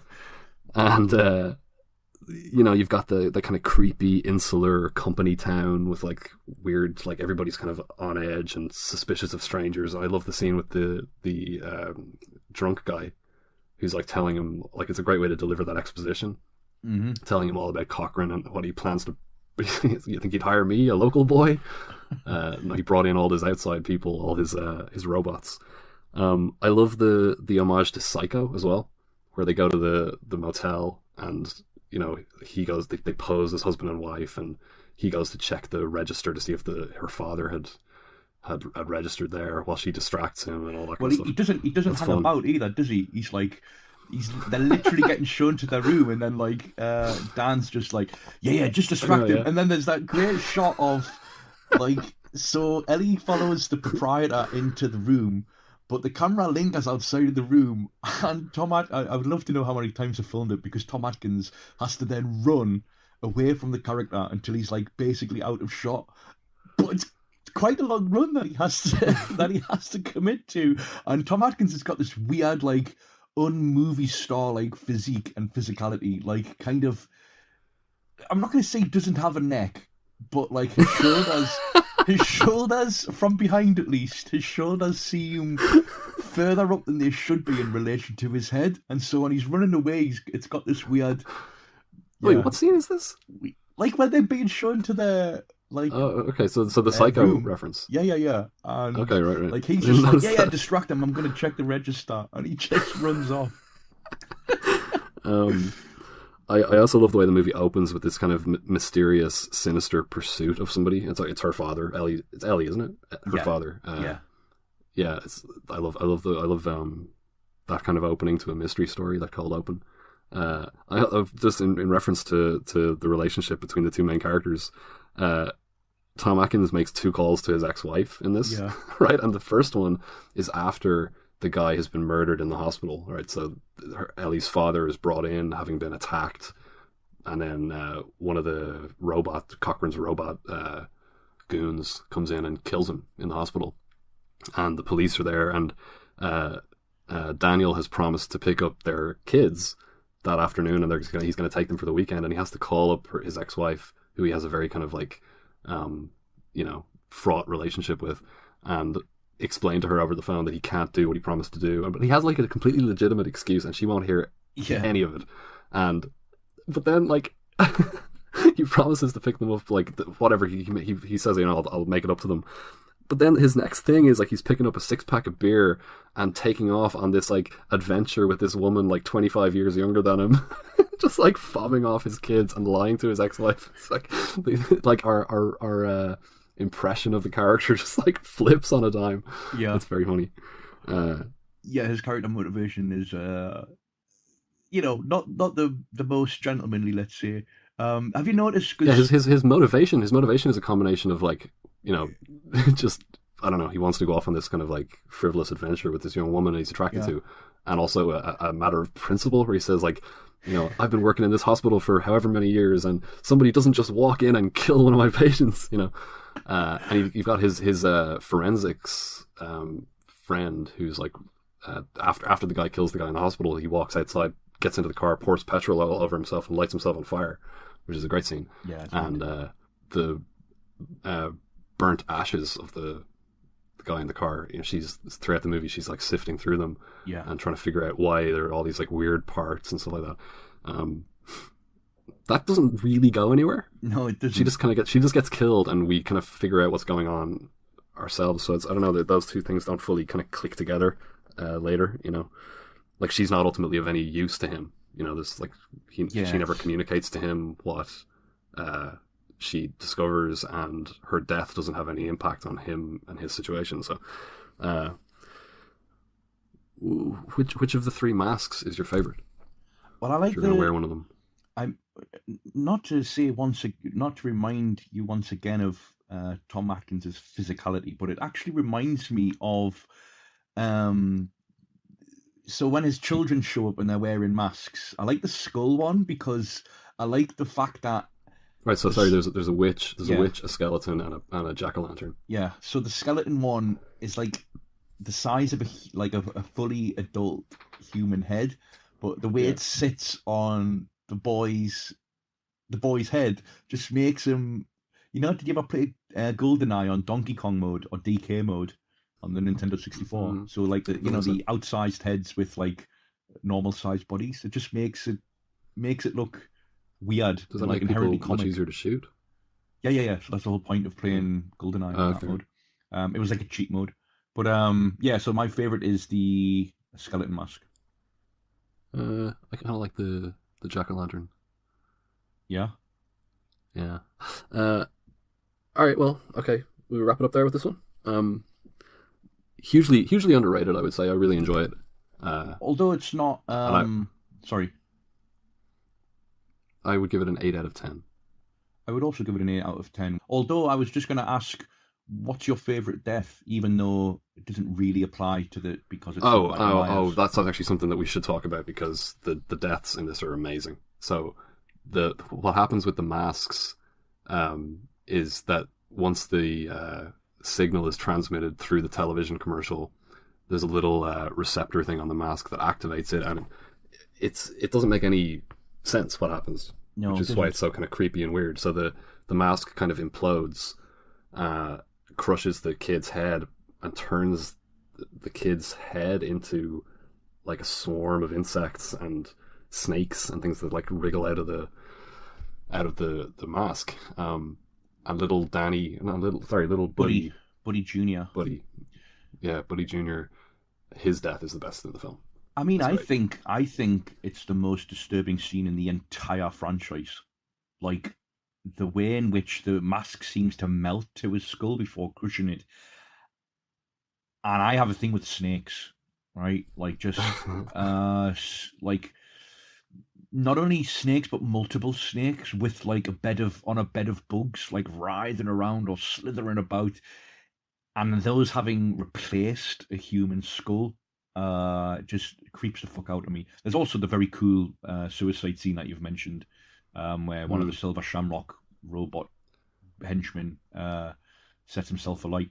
And the first time we realise that the masks have a sort of sinister purpose is when one malfunctions and zaps one of Dan and Ellie's neighbour in the hotel.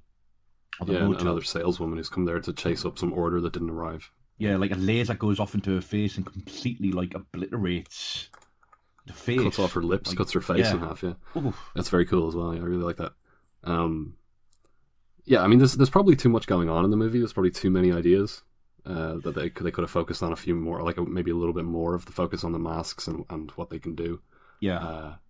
And maybe get rid of the Stepford Wives body snatchers thing, which seems kind of like bolted on a little bit. But yeah, I mean, like, no, like, you know, as an Irish person, I watch this every year, you know, every Samhain. Of course. In my house of my house of wattle and clay, by my fire of turf, cheering for Conall Cochrane. Yeah, okay, so let's move on to Halloween 4, The Return of Michael Myers. Oh, Sheriff Meeker, my name is Dr. Loomis. Folks around here aren't likely to forget your face. He's not cops. So it brings you back here after 10 years. Michael Myers has escaped from Richmond. He's here in Haddonfield. That's impossible. Michael Myers is an invalid. He's here, Sheriff. Why? 10 years ago, he tried to kill Laurie Strode. Now he wants her daughter. Are you talking about Jamie Lloyd? Wherever she is, that little child is in mortal danger. Myers has been locked up since before she was born. He's never laid eyes on her. 6 bodies! Sheriff, that's what I've seen between here and Richmond. A filling station in flames. I tell you, Michael Myers is here in this town. He's here to kill that little girl and anybody who gets in his way. Okay, so Halloween 4, The Return of Michael Myers, directed by Dwight H. Little, written by Alan B. McElroy from a story by McElroy, Danny Lipsius, Larry Ratner, and Benjamin Ruffner, produced by Paul Freeman for Trancas International and distributed by Galaxy International, releasing in North America, and 20th Century Fox internationally. Released in North America in October of 1988, and in the UK and Ireland in November of 1989, which is a weird, like, whatever, about a year's delay. Yeah. November is a strange month to release a Halloween movie. Budget of $5 million, North American gross of 17.7.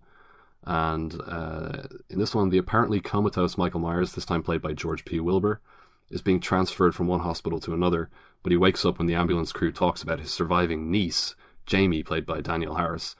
After slaughtering his attendants, Myers sets out to find his one living relative who is, fortunately, being cared for by a kind and resourceful foster sister named Rachel, played by Ellie Cornell.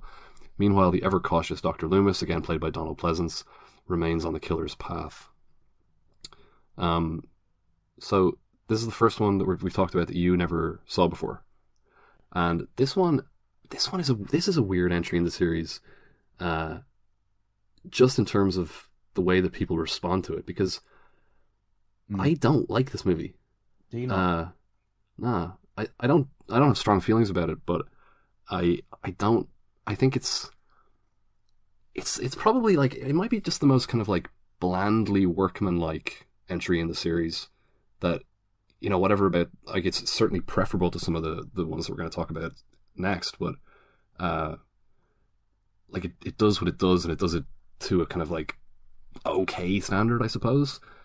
But there's the fact that it's okay. So Carpenter was approached to do this movie, and he came up with an idea that Michael Myers was effectively an embodiment of an eternal evil, that essentially Haddonfield would be like kind of haunted by Michael Myers, and that he would take on a new body. Basically, it was a little bit like what they ended up doing in the Friday the 13th series with Jason Goes to Hell, where it's like it's a body hopping movie, and the actual physical killer wasn't the premise that like mention of Myers had been sort of banned within Haddonfield? Yeah, which also shows up in Freddy vs. Jason. That idea is used in Freddy vs. Jason. So, like, I don't know.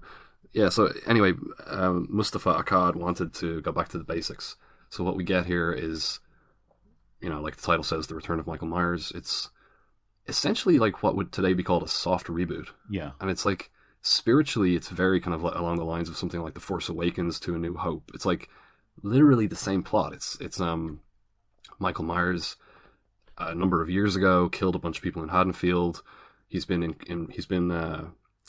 institutionalized and incarcerated since then.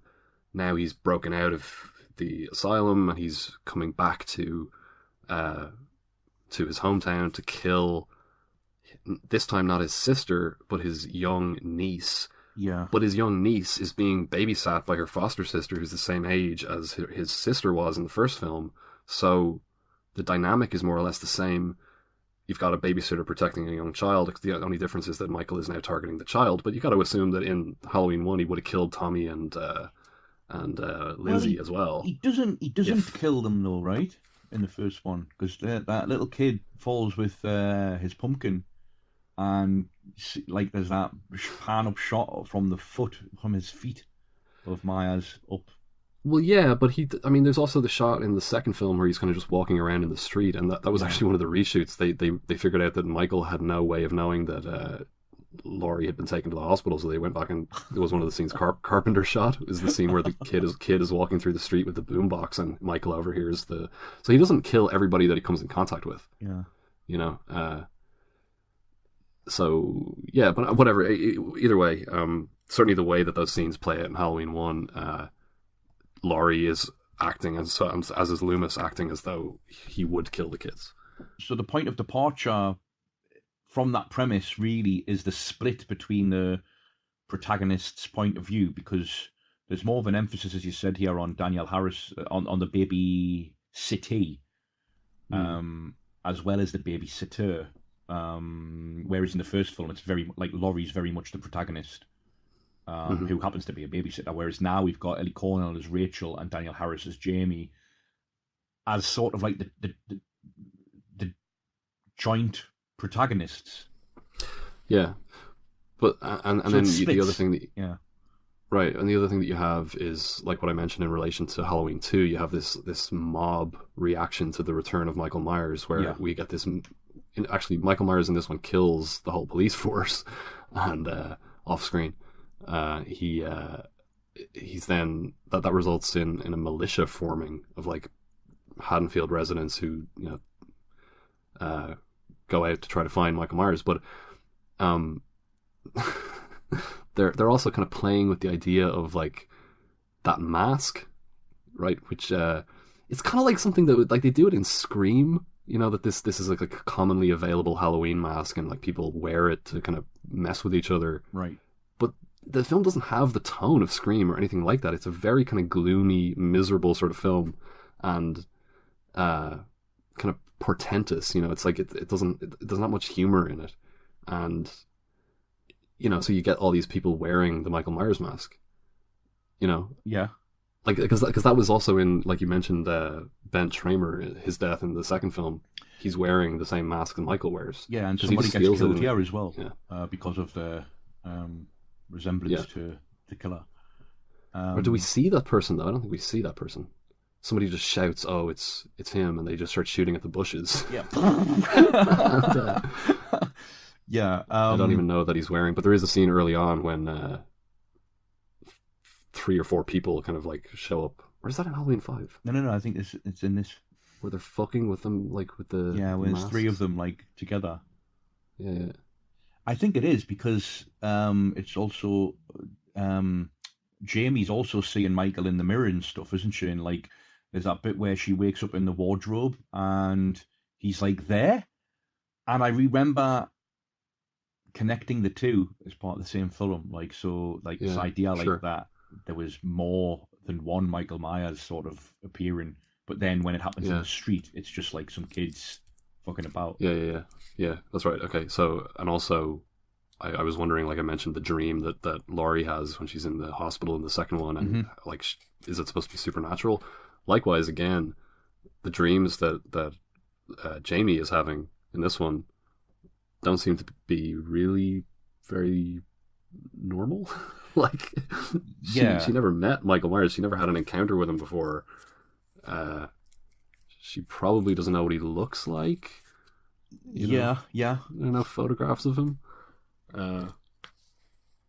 So I don't know, but let's talk about some of the things that I like about this movie. I think it is much more effective at eliciting a sort of an autumnal Halloween atmosphere than either of the first two films, because these films weren't shot in Southern California; they were shot in Salt Lake City, and there's an opening montage of like the fields and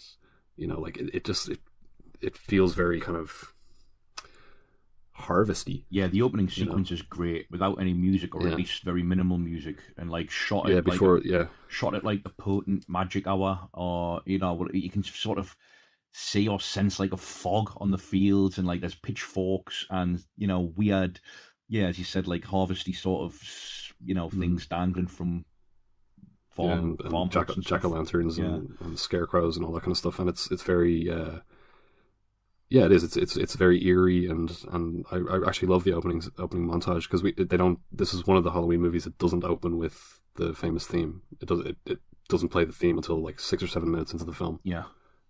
When Michael is being transferred, once he's being taken out of the sanatorium into the ambulance, that's when the theme starts playing. Mm-hmm. What else do I like in this one? I mean, this one, so it plays out along very similar lines to the first film. Where it departs is it ends up in a kind of a siege scenario where they've barricaded themselves inside one of the houses. The remaining few cops are there, and all the principal characters are brought together, and you kind of get this effort at sort of bringing a bunch of interpersonal conflicts that had been established in the beginning of the movie to a head, with a love triangle story between Rachel and her. He's not her boyfriend, is he? He's somebody that she's just kind of started dating, and she had to cancel on him because she was told by her parents that she had to stay home and babysit Jamie, and he wastes no time. He wastes no time. He goes off with the one of the more sort of popular girls, who is the sheriff's daughter. So that's kind of an effect. I think it builds it up effectively, atmospherically. The only real added element to it is the militia thing, which I think is kind of okay. It's it introduces a foreknowledge of Michael Myers' capabilities, which then leads to the siege scenario, which then calls back to the domestic intrusion theme of the first film, where we kind of like these domestic spaces, the shadows, the darkness, the doorways, the open spaces become menacing. That's all fine. Let's talk about the mask in this film. There's 10 years of story time passed between the end of Halloween 2 and the start of Halloween 4. So unlike the mask, which, as you said, was like actually literally the same mask between Halloween 1 and my qualm was that it had changed appearance, even though it was the same mask. At least this time, there's a sort of in-world scenario whereby the mask that he picks up and decides to wear could be different. Mm-hmm. Sure.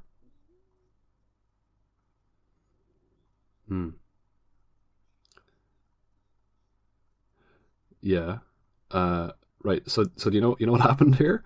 So what happened here is they ordered they ordered like whatever it was, 6, 7, 8 like identical versions of the same mask. And when they showed up, they were pink skinned with blonde hair. So they were basically like probably like they were just like human masks. They were like a human face, like pinkish skin and blonde hair. And they didn't have time to send out another order, so they just painted the mask white and dyed the hair. And then there's one scene in the film in the school where Loomis and Jamie are fleeing from Michael, and he shows up. He kind of looms into the frame, and he's clearly he clearly has pink skin and blonde hair. And in the making of documentaries, the director and like the production designer and the editor, and they're just like, it was just really late one night, and I just genuinely nobody noticed. Somebody went to just get a mask, and somebody came in and gave him the wrong mask, one of the masks that hadn't been painted and hadn't had its hair dyed, and nobody noticed until we got into the edit room, and then we couldn't go back. Yeah. Like, it was like 4 o'clock in the morning, and they're just like, nobody saw it. This point that the entire franchise rests on and is marketed with Michael Myers' mask. It's so important for it to not to have been noticed, but also for them to just go, look, just paint it. It looks so bad. The mask is so, and he, like, they draw on the eyebrows, and he kind of looks a little bit surprised all the time. It's terrible, and it really takes away from any menace that, like, think about how the mask is used in the first film and in the second film. It's so crucial. Like Michael Myers is little but his mask. You know, like, it's almost everything about Michael Myers is his mask. So it's not a trivial complaint. It really, when the mask looks stupid, it really, really hurts the movie. And the mask looks really, really bad here. Pleasance, yeah. So the the way that we didn't mention that the way that Halloween 2 ends is that Michael and Loomis are blown up in an explosion that, like, they apparently didn't even like control properly. Like, so apparently, like, the explosion took place in a room that had a roof when it kind of shouldn't have. And that meant that the fire had nowhere to go, so it just spread out. And, like, what's his name? Dick Warlock, the stuntman who played Michael Myers. Like, it was one of the longest burns that, like, other stuntmen were like, that was an incredibly long burn. Like, so he's like walking on fire and like collapsing and stuff. But, you know, Michael Myers is supposed to be kind of like, you know, ambiguously supernatural, whatever. Pleasance isn't supposed to be. So the fact that when he comes back in this movie, he has a little scar on his cheek and his hand, it's literally like something out of a spoof. It's like something, like, you know, out of like Naked Gun or something like that, where you would see somebody get blown up and then they would just have like a little, you know, plaster on their cheek or, you know, whatever, something like that. It reminded me of the fact that he plays Blofeld in the Bond film. Well, in You Only Live Twice, in which he has I haven't seen that one yet. For his eye, famously the Blofeld scar, which was actually just parodied by Austin Powers, another Michael Myers. And it just reminded me of that. It's like, what the hell? that's all he walked away with. Pretty lucky guy. Yeah, it's laughable. Yeah.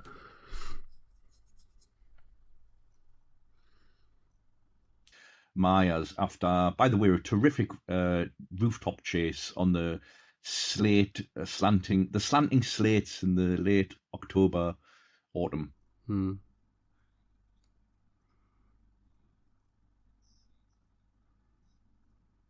Yeah, it was cold enough that it froze. Actually, the dew froze. It was actually icy. Yeah.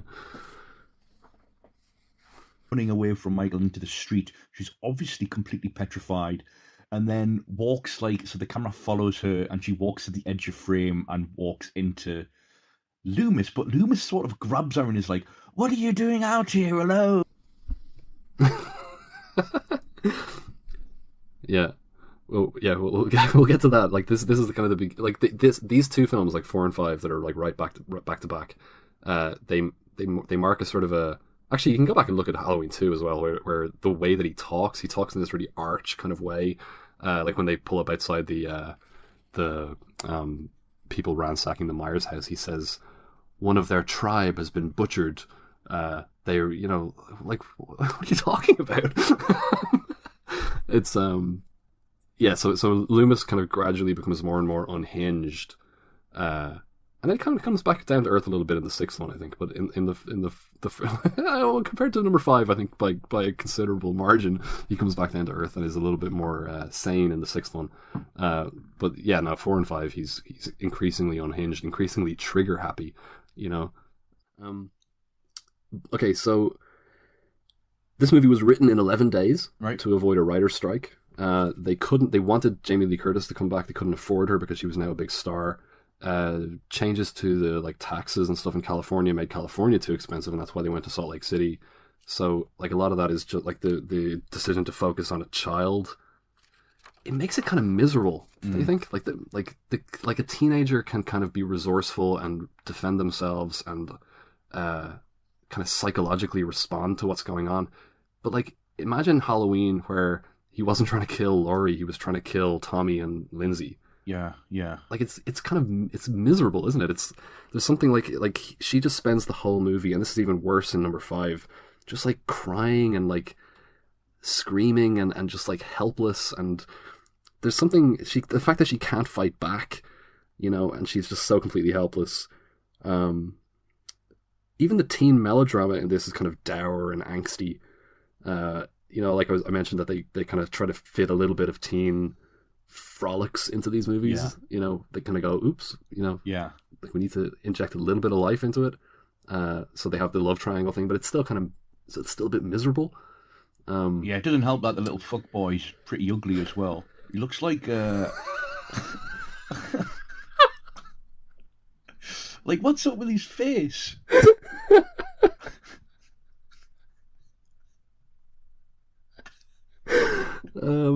Brady. All the girls want to be with Brady. The Brady Bunch. What I think is really funny in this one, and we come back to this again in 6, is that Brady doesn't know who Michael Myers is. Yeah, I mean, come on. Like, that's ridiculous. Yeah. like the premise of the movie is that everyone knows who Michael Myers is. Like, and he's even in the first film, Tommy knows who Michael Myers is. Yeah. And that's only because the kid killed his sister, but and that was 15 years previously. But in this one, the murders of, like, how old would Brady? Brady would have been probably like Tommy's age when that happened. Yeah. Like everybody in Haddonfield would know who Michael Myers is. It's really silly. And it's not like we need it. We know who Michael Myers is as well. It's not like it's there for our benefit. Yeah. That, that we have an exposition scene. It doesn't even serve an expositional purpose, Yeah, I just don't like the portrayal of Myers in this movie. It's the main thing. So, the mask, his kind of like lifelessness or something. Like when he's on the truck, he's like on top of the truck at the end. Is a hilarious bit where he just like smashes his face into the windscreen to break it. He kind of comes across as kind of dumb or something in this one. He does demonstrate his martial arts skills in a very hilarious fashion, though, in the back of the pickup truck when he's like throwing like dudes off the back. Stuntmen off the back of it, yeah. And it's like, I'm sure like there's a brief moment in that, like one of the shots there when he's in the back of the pickup truck where some dude goes to like hit him, and like he does like he ducks in the way that you would like in a martial arts self-defense class.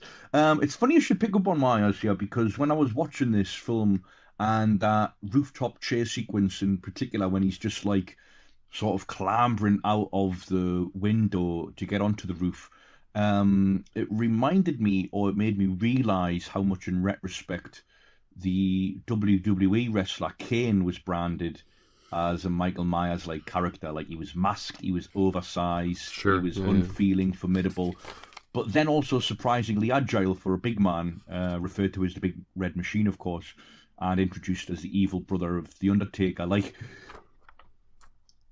you should do a WWE podcast. Maybe I should drift away from the Journeymen and go find another home. Is that what you're saying?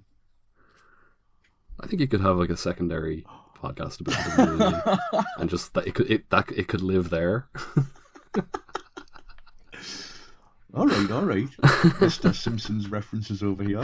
No, I do. I actually know exactly. I know the wrestler. Like right. with early 90s wrestlers, I do know who you're talking about. I know Kane, and I had not made that connection, but that is an interesting point. Yes, he obviously was modeled on him. Yeah. Yeah, I'm like we were saying, the whole thing with like the multiple Michael Myers and like the Michael Myers mask being sold in town and everything. It feels almost like not to repeat myself, but like it feels like conceptually like proto Scream, but without any of the wit or without any of the kind of the irony or the irreverence or the subversiveness or whatever. It just feels like it's just there. Yeah. And I mean, maybe that's because it was written in 11 days. It was just like rushed out. And if they had more time, maybe they kind of were going in that direction with it, but didn't have time to fully work through the ideas. But yeah, no, I've always kind of found this one to be I think this is the most overrated film in the Halloween series, because some people really, really love this. Really? And I've just never been able to really get on board with it. They love Rachel, they love Jamie. By the way, Danielle Harris and the two little young actresses who were going for this role were or who got down to the last two were Daniel Harris and Melissa Joan Hart, from Sabrina the Teenage Witch. So it could have been her. Okay, let's talk about the ending. So at the end of the film, I mentioned we've been talking about it, where he's on the truck, he's like hanging on top of the truck, smashes his face into the window, which is, I just think is hilarious. And then this is after he's killed all the guys in the back of the truck, all the militia, the rootin' tootin' gunslinging militia of Haddonfield's. They're all bar patrons, aren't they? They see the report on the news, and they just kind of go. They try to ring the police station, and there's no answer. It's after Myers has killed everybody in the police station, and he starts like loading up his shotgun. And he's like, "Where are you going?" "Well, I'm not shutting down without a good goddamn reason," because they've been told that there's a what do you call it, a curfew, and then everybody needs to shut down.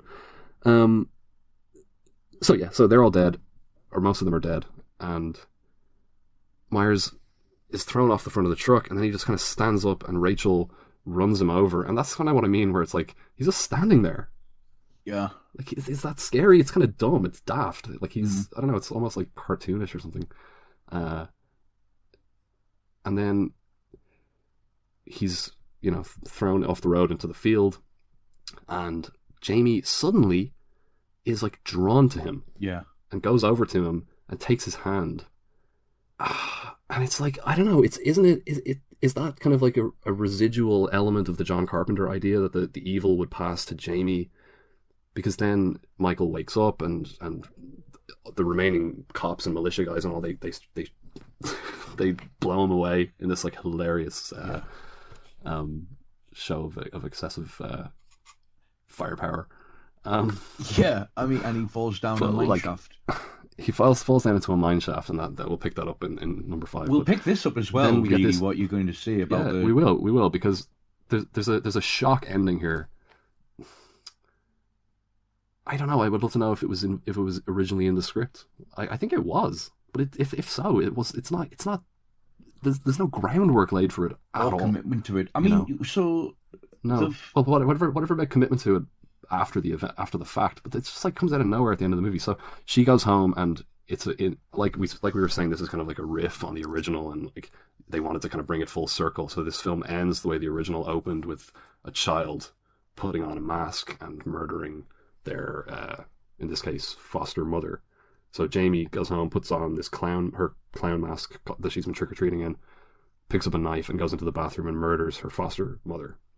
And then Loomis hears the screaming, and he comes up to the stairs, and then he sees her standing at the top of the stairs with the mask and the knife dripping with blood. And it's probably Donald Pleasance's best moment in the movie, I think. No! And he goes to shoot her, and the sheriff comes up and knocks his hand out of the way and stuff.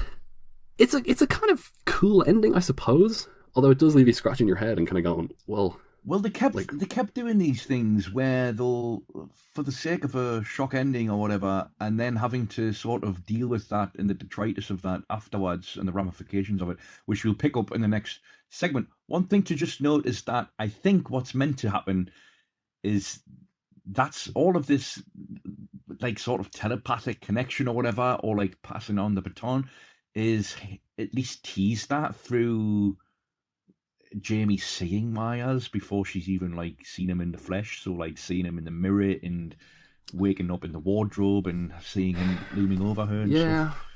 But yeah, I agree. It's not fully cooked, or it's under. No, it's certainly not. Yeah. Okay, well, what's your favourite death in this one? I mean, the obvious one is either Kelly, who's impaled by a shotgun somehow, or Bucky, who's thrown onto a transformer and electrocuted like Marv off Home Alone 2.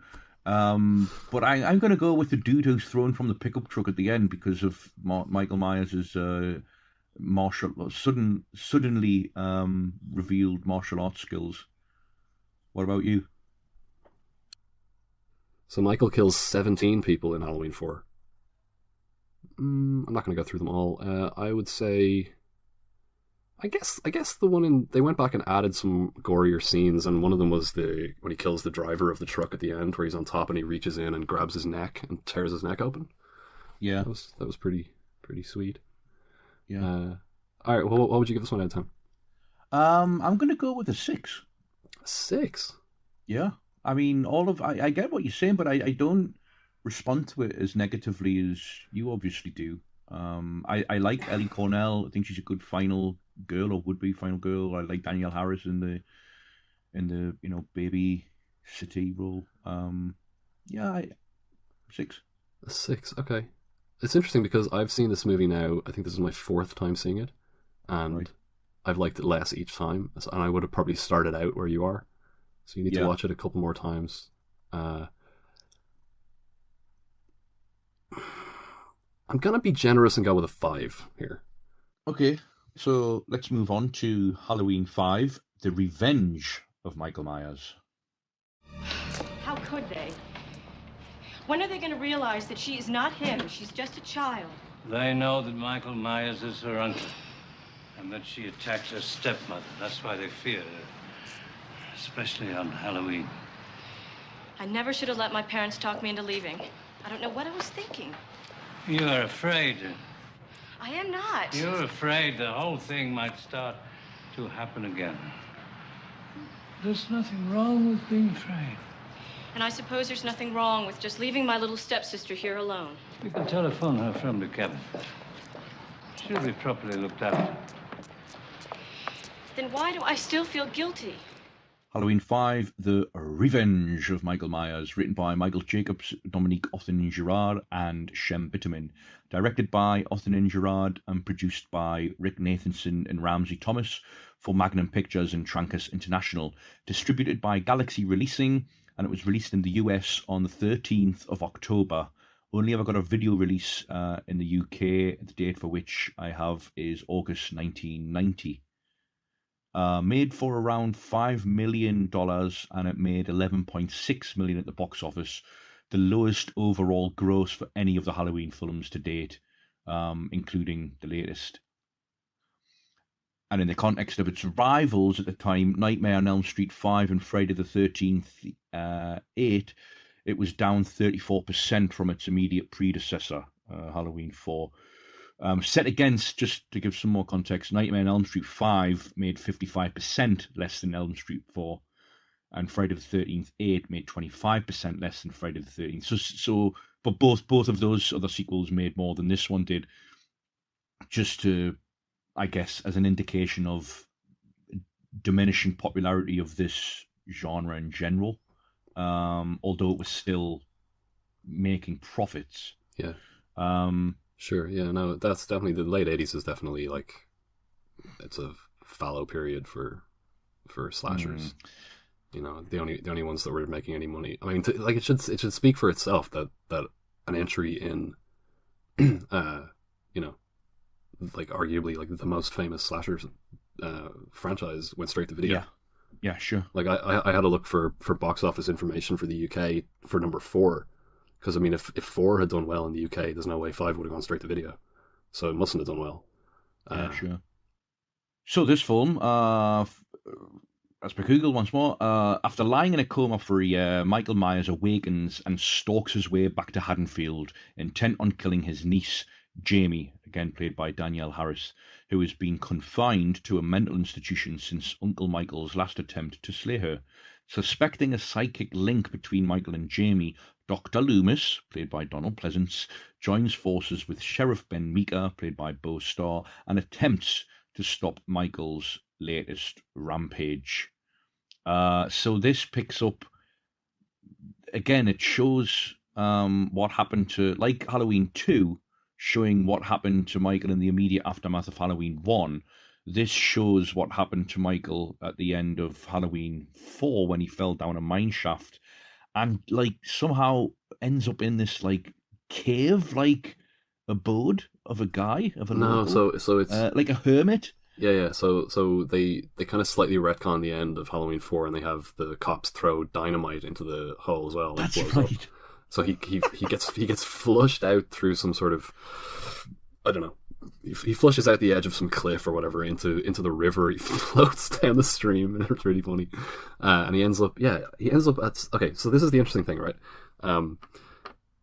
He ends up in this shack on the outskirts of Haddonfield, somewhere by the river, in which lives this kindly old man. He is taken in by the man, and then he like. It's clearly a reference to the Bride of Frankenstein, where Frankenstein is taken in by the blind man, and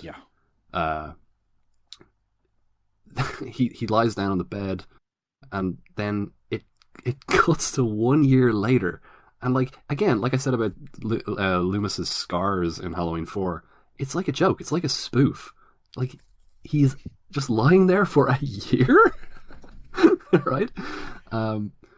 And then he wakes up, kills the hermit, and goes back about killing Jamie. You had seen this before, but you hadn't seen Halloween 4 weirdly, before. I hadn't seen 4. I'd seen 5, which, I mean, I don't remember it not making any sense, having not seen 4, but it mustn't have. I watched it because I think I recorded it from television, and made a point of watching every film I'd recorded from television. Having not recorded 4, didn't have anything to go by. Watched 5, and I'd forgotten that I'd seen 5 until the scene in the sort of the psychiatric ward in which Jamie is being confined, to which she's been confined. She starts to like draw like her own version of like a dog's mouth on some kind of whiteboard or transparent screen, and it was that image that provoked a memory in me that like, oh, okay, so I have seen this, and the fact that Danielle Harris for much of the film is mute. So you mentioned that Halloween 4 is quite miserable in terms of the resources of the chief target of Michael. Mm-hmm. In this one, she's rendered even more so because she can't even communicate. So she's telepathically linked with Michael somehow. She's aware of certain things that are going to happen, and she's able to warn people because of that. Can I just interrupt you, and we'll just back up and say how they backpedal on the ending of the 4th film. Yeah, so they don't commit to the ending of the 4th film, so they erase the fact that she murders at the end of the last film. Yeah, she attacked her mother under some kind of psychic compulsion by Michael Myers. Yeah. So that's it. And then she was so traumatized by that she lost the ability to speak.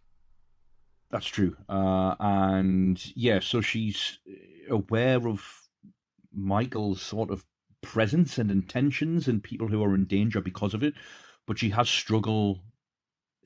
difficulty communicating that literally because she is unable to speak. And so which results in it results in, like I said, she spends a lot of time crying in the 4th film. In this one, it's just like the first half of the movie, it's just all anguished, mute sobbing and like silent screaming, and it's just like so miserable. And like there's a reason that, like, when you think about it, people don't cast kids in slasher movies. Like this comes entirely out of the bloodline theme, and it wasn't even necessary. You could have had an older, like, it could have been like Rachel or whatever, I don't know, like another, they could have had like had them being twins and separated or whatever. Anyway, I actually do think Danielle Harris is better in this film once she can speak. I think her performance is stronger in this than it is in the 4th film. I think she delivers even though the emotional beats that she's directed to deliver, I don't appreciate because it's so, overwhelmingly miserable. I do think she's probably improved as an actor between films. So this film started without a complete script. They rushed it into production. And then a lot of stuff was shot and cut and replaced and moved around and reconceived and reconfigured. Including, let's actually just go back to that hermit. The original scene was Michael ends up at the shack of a young sorcerer, right? This is all shot. A young sorcerer who has all these, he's like into the black arts, and he has all these like weird cryptic symbols and all hanging all over his shack. And Michael is dead, is my understanding. And the young sorcerer living outside Haddonfield, Illinois, he performs some kind of like ritual on Michael to resurrect him, presumably for the purposes of like controlling him like a golem or something like that. And the symbol, the runic symbol that Michael has on his wrist, we see that for the first time in that opening scene, even in the opening scene of the theatrical cut with the sorry, there is no other cut, but of the finished film with the old man, where there's no explanation for it. Yeah. That was part of the ritual. Okay, so that's where that runic symbol comes from. And all that shit was cut out of it. All the supernatural, magical stuff was cut. And it was replaced with this old man. So that's one. And like, you know, we're going to talk about Halloween 6 next. And that one decision totally determined the direction that the series went, you know.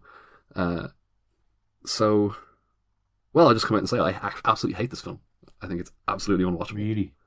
Yeah. Really? Rewatching it this time, it took me 3 sittings to get through it. You're not even taken in by half-hour chunks. You're not even taken in by Pleasance's outright commitment, commendable commitment to the increasingly deranged performance that, you know, he's asked to give. Not really. I mean, he has a couple of moments of camp value, I suppose, but it's just absolutely terrible from beginning to end. Everything. The only thing that I like about the movie is the cinematography, and the scene in where Jamie is stuck in the laundry chute and Michael is attacking her from both sides is quite good. That's it though, and I'm always a little bit suspicious of the cinematography argument, which, you know, or not argument, but the fallback to cinematography, because not to downplay or diminish the importance of cinematography, but like cinematography doesn't exist in a vacuum. Like it's connected to the story, and like, you know what I mean? Like style is part of it. It's sure. you know, it's not disconnected from the theme or the story, and you know, investment in the substance of those images entails an investment in the meaning of those images. You know, beyond just the lighting is pretty. So it's never enough when everything else is terrible. Like you're not just gonna watch a movie for the cinematography. Yeah, no, I thought it was a chore to rewatch this one. Yeah, they give having split, you know, the single protagonist into two, let's say, in Halloween 4, they sort of ditch unceremoniously. They ditch Rachel here as a character, and her death is kind of a little inconsequential, really.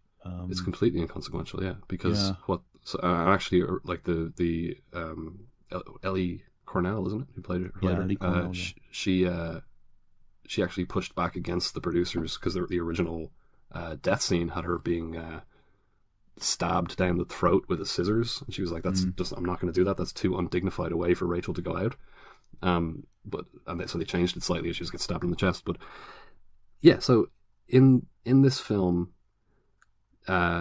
Rachel's friend in the fourth film is Lindsay, who is the grown-up kid who was babysat by Laurie in the first film. And actually, in the costume shop, one of Brady's friends is Tommy, who at that point has blonde hair, and later he's going to be played by Paul Rudd with brown hair. But the friend in this one, I initially thought it was the same character played by a different actor, but her name is Tina. Her name is Tina in this one, and yeah, when you say it's of no consequence, that's exactly what I think, because they kill off Rachel to focus on Tina as the new kind of like co-protagonist. But she fulfills the exact same story function. She's Jamie's protector. You know, she's like, that's how we're introduced to her. Like Jamie's relationship with Tina, you know, maybe not quite as close as with Rachel, but it's the same sort of relationship. So she's just Rachel with less characterization and a less well-drawn relationship with Jamie. You know, and it's the only reason I can think of that they did it, and even this doesn't make sense, but the only reason I can think of is that they wanted kind of like a more sort of bubbly, fun-loving kind of character. But Rachel can be that anyway, and they were the whole premise is that they were going to go to a Halloween party. They were going to go to the same party, so it's not like they killed off Rachel because Rachel was going to do something gloomy and miserable, and they wanted to go with Tina to the party. They were both going to go to the party, so it's a weird choice. And it's not like Ellie Cornell was like a superstar and they can only afford her for, you know. I don't know why they chose to do that, because Tina is one of the most hated characters in the whole of the Halloween series by, you know, your average fan, and she's pretty annoying. Yeah, she is. She's annoying. But that's the element of teen hijinks that they incorporate into this. It's like, let's have a kind of a detour to some like Halloween barn party, and it never ceases to amaze me the how the common denominator gets lower and lower with each, not with each entry, but like as time goes on in general. I mean, not just for this franchise in particular, but like how do properties fall into less and less creative hands as it goes? I know, and I've mentioned on an earlier segment that these things develop opportunistically, and they are commercial entities and whatever else. But like, the last film was written in 11 days to mitigate the consequences of a writer's strike. This one was like shot without a complete script. How do these things even happen? Do you know what I mean? How does it even get to that point? It's crazy, yeah. I mean, like the going into production without a finished script, that also happened with the Nightmare on Elm Street movies that were being made at this time. So like the fourth Nightmare on Elm Street movie, and like you think about a Nightmare on Elm Street movie, that's a big undertaking. Like it's much more complex, like on technically complex than making a Halloween movie. You got to come up with all these distinct, like conceptually distinct dream sequences that involve complex special effects and stuff. It's amazing that Nightmare on Elm Street 4 is good. It's like it's a triumph. And we'll talk about that when we do our Rennie Harlan episode. Sure, but the patchwork nature of this, of just like, okay, we'll keep that element in because we might think of a purpose and use of it for it later on, right? Either during this production or on the next film. So the introduction here of the Man in Black. Right, so the two things. So there's the runic symbol that's on Michael's wrist. Yeah. And there's this character, and I love the Man in Black because I don't love him. I think it's terrible, but I love the I love how terrible it is, in the sense of like they apparently decided the film's not working. This is toward the end of production. The film's not working. It needs something. And when you listen to the people involved in the making of the movie talking about it, that's what they say. It needed something, and it's like their thinking didn't go beyond that. Like something meaning anything, like just literally just put something in here because they put this. Yeah, do you want to explain who the Man in Black is? Not really. I don't really know. But my understanding is that nobody else did, right? Nobody knew. Yeah, they just nobody had any idea who he was, why he was there, what he was doing. Like, I agree, it's mystifying that you can kind of understand the people who are on set and they're like completely overwhelmed and they're just trying to meet their deadlines and all that. But like when it comes to the people who are like getting dailies back and who are like supposed to be overseeing the production, it's amazing to me that and like they say that like people in those positions increasingly don't know anything about films. They don't know how to make films. You're getting like executives who are transferred over from selling some other kind of product, and the film is just a new kind of product, and they don't necessarily have any sort of understanding of the craft of filmmaking. But I don't know. It's still kind of pretty amazing that nobody goes, who's this Man in Black? But actually, the answer to that question was, we don't know. We'll figure that out in the next film. Okay. One, I mean, I agree that this film is pretty humorless. But it has like unintentionally comical suggestions, and I guess all of them do, about like what Michael Myers does between shots. But that scene towards the end where he follows Jamie into the attic, his candlelit attic, like it's a funny image. Just imagining him like lighting all the candles. Like, how does he do it? Like, what? But what do you make of like the attempts to sort of humanize him? Like, so at the end where she gets into the coffin, Jamie, and he's going to stab her in the chest, and she just like out of absolute desperation and or knowingness says "uncle," like to appeal to his heart. And like there's a moment where he takes off his mask and he cries a single cry. It's terrible. Floaty McPillow cry. The director was like, yeah, that's what I want to do. I want to humanize him. And there's a whole thing with Loomis suddenly being really sympathetic toward Michael, and this whole thing about like, oh, he wants to get rid of the rage and like the child can help you escape. Like he's in a prison of his own rage, and it's just like it's the wrong direction. It's so bad. It's terrible. Also, just to point out, while we're on the subject of the Myers home, I do find it amusing how it went from being a suburban home to this cavernous Gothic mansion, and then it goes back to being a suburban home in the sixth one. But yeah, and also like this is like incompetent, like on the basic level of like what you're supposed to be doing if you're making a Halloween movie.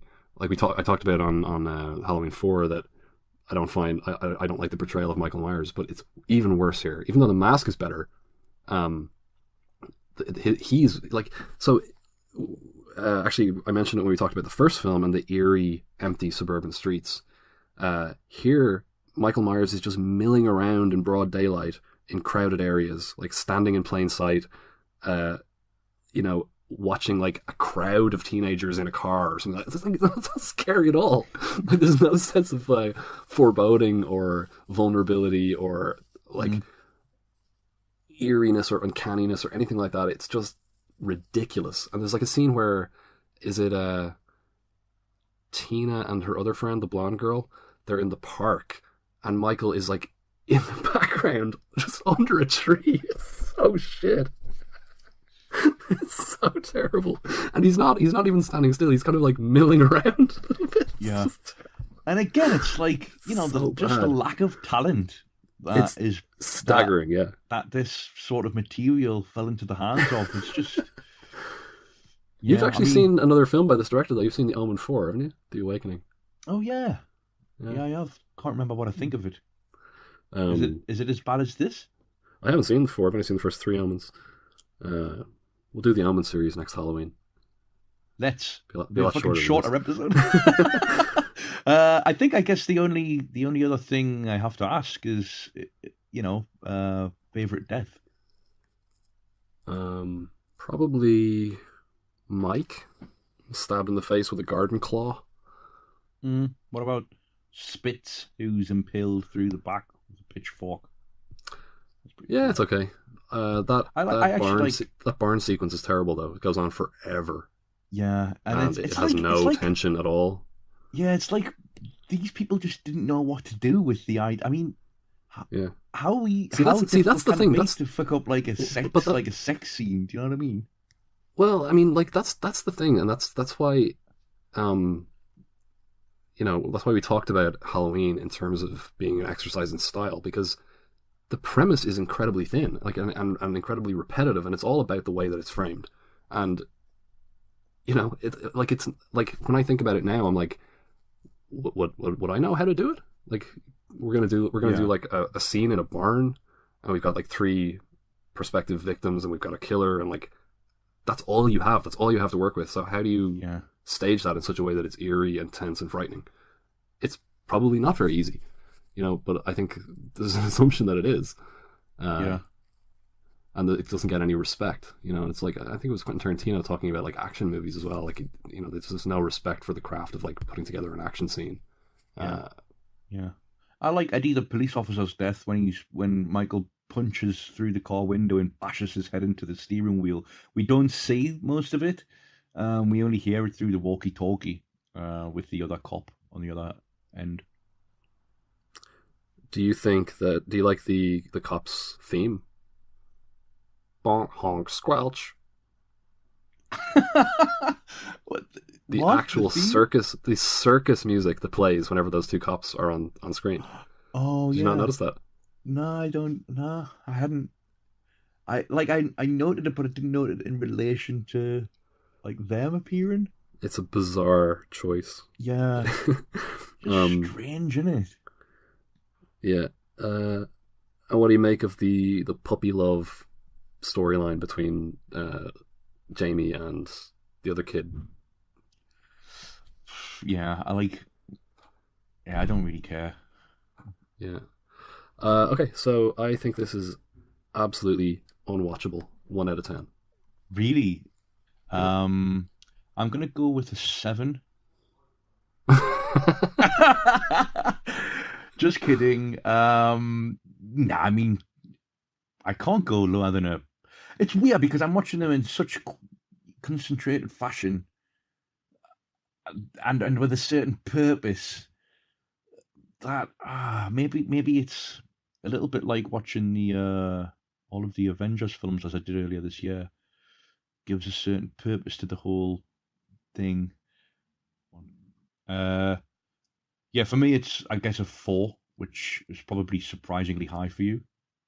I mean, I saw this years ago, and the rating that I had entered from like distant memory was a 5, but I watched it again last year and I was just like shocked at how bad it is.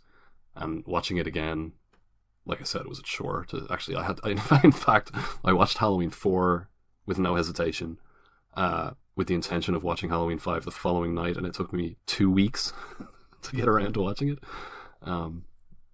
So yeah, I really, really don't like it. It's boring and miserable and nonsensical all at the same time, and irritating. Yeah. Anyway, okay, let's move on to Halloween: The Curse of Michael Myers. Runes are a kind of early alphabet that originated at about 500 BC. They were symbols carved out of stone or pieces of wood, used in pagan rituals to portend future events and invoke magic. Among the ancient druids, thorn represented a demon that spread sickness, brought death to hundreds of thousands of people. According to Celtic legend, one child from each tribe was chosen to be inflicted with the curse of thorn, to offer the blood sacrifices of its next of kin on the night of Samhain. Halloween. The sacrifice of one family meant sparing the lives of an entire tribe. For years, I've been convinced there must be some reason, some method behind Michael's madness. The Druids were also great mathematicians and astronomers. The thorn symbol is actually a constellation of stars that appears from time to time on Halloween night. Whenever it appears, he appears. Coincidence? All right, so Halloween: The Curse of Michael Myers, directed by Joe Chappelle of The Wire fame, written by Daniel Farrens and produced by Paul Freeman for Miramax Films, Nightfall Productions, and Trancas International, and distributed by Miramax subsidiary Dimension Films. Released in North America in September of '95, and it went straight to video in the UK and Ireland in January of '96. So this is the second Halloween film in a row to go straight to video in this market. Which again should tell you everything you need to know about the state of not only this series, but not only the series, but and not only the slasher genre, but kind of the horror genre overall in the early '90s was in a slump. These were formerly the most popular films in the genre, and nothing had kind of emerged to replace them or to rejuvenate them. But obviously that would change the following year with Scream. Had a budget of $5 million. The budget and returns on these in North America seem to be kind of consistent. $5 million budget, 15.1 million gross. All right, so the plot for this one. 6 years after Michael Myers last terrorized Haddonfield, he returns there in pursuit of his niece, Jamie Lloyd, who has been imprisoned by a mysterious cult from whom she has escaped with her newborn child. For which Michael and the cult have sinister plans. So Michael is after Jamie's baby, basically. So the rights to the series went up after Halloween 5 for sale, and there was a bidding war between, on the one hand, John Carpenter and New Line. So New Line, who were also in the process of getting Jason Voorhees. They wanted Michael Myers as well, and they obviously already owned Freddy Krueger. On the other hand, Miramax and Dimension and the Weinsteins, who ultimately won. Apparently, John Carpenter's concept, if he was to get the rights back to the character, was to send him into space. I don't know if that was a joke or not, but he was going to do Michael Myers in space. Halloween Starman crossover. Yeah. Anyway, the production here went through kind of like the typical Weinstein sort of thing, where it's like, test screenings and then like massive reshoots and like the Bob or Harvey getting in there and like changing everything and like So there are two completely different versions of this movie. Did you watch the? No, it's hard to come by, but I know what happens. I watched it with commentary, so like I watched a version of it where people are like talking about it. Okay. So basically, this film is a complete mess of storylines and concepts. It was written by the writer Dan Farrens. Was not a professional screenwriter. He was a big Halloween fan who wanted to write a screenplay that would tie together Halloween's 1, 2, 4, 5, Halloween's 1, 2, 4, and 5, and kind of set everything straight. And that's what he does. And I think that, you know, it's not a bad attempt at making sense out of 2, 4, and 5. You know, they have Paul Rudd here playing the grown-up Tommy Doyle, whose appearance has changed radically across the series. I think he was a redhead as a little kid, wasn't he? And then he's blonde in Halloween 4, and then he's dark-haired in this one. But he's going through his goth phase, isn't he? That's true, of course. Yeah, he is. So he says, for years I've been convinced there must be some reason, some method behind Michael's madness. You know, and that approach, the approach that he takes to it, where... So, okay, Halloween 5, we didn't talk about the end of Halloween 5, because we actually neglected to talk about that on the last segment. Michael is... he's like captured and like beaten unconscious by Loomis, and he's put in prison, and then the man in black comes and kills everybody in the police station and breaks Michael out of prison, and the final shot is Jamie walking into this like burning, wrecked police station and seeing that Michael's cell has been blasted open and that Michael is gone, and just kind of like whimpering, no. And that's it. So this picks up 6 years later. Nobody has seen Michael Myers since, or Jamie Lloyd. So Jamie Lloyd has also disappeared. And it turns out that Jamie has been taken prisoner by what's known as the Cult of Thorn. And it turns out that the runic symbol that we saw on Michael's wrist at the beginning of Halloween 5, that was originally put there by the young sorcerer who was cut from the film, is the symbol of the Cult of Thorn, who are a cult who worship an ancient evil force of which Michael is just like the most recent embodiment. And we're told that one family in any community was cursed with the Curse of Thorn, where one of the kids was kind of not so much possessed, but like encouraged to kill all of his family members, and that was kind of supposed to protect the rest of the community or something like that. It was a sacrifice that... Is that right? I mean, I don't know if it's wrong. I mean, my understanding of it is that Michael is like so this film advances the idea that he's more of a puppet rather than an embodiment. Exactly. A puppet to evil rather than an embodiment of it. Right. So it's kind of continued, like what I speculated about the sorcerer storyline in Halloween 5, that he was going to use him like a golem. It's a little bit like that. This just showed up on Google. The Curse of Thorn is often associated with a constellation that could appear during Halloween. In the time of the Druids, to prevent mass death among the tribes, one family was chosen to bear the curse. So yeah, it's like a blood sacrifice for the greater good. And the idea is that, okay, so it's hard to know really where to begin with this movie. So you've seen both cuts. I've seen both cuts. I watched there are two cuts. One of them is a work print that circulated for years as a bootleg, that came to be known as the producer's cut, that was first officially screened in 2013 and released on DVD or Blu-ray as an extra feature in 2014. I watched that for the first time last night. I had seen the theatrical cut a couple of times. It's actually my third time watching it. But they're not actually that different. Like, the first 80 minutes is pretty much the same, with the exception that Jamie doesn't die in the producer's cut until much later.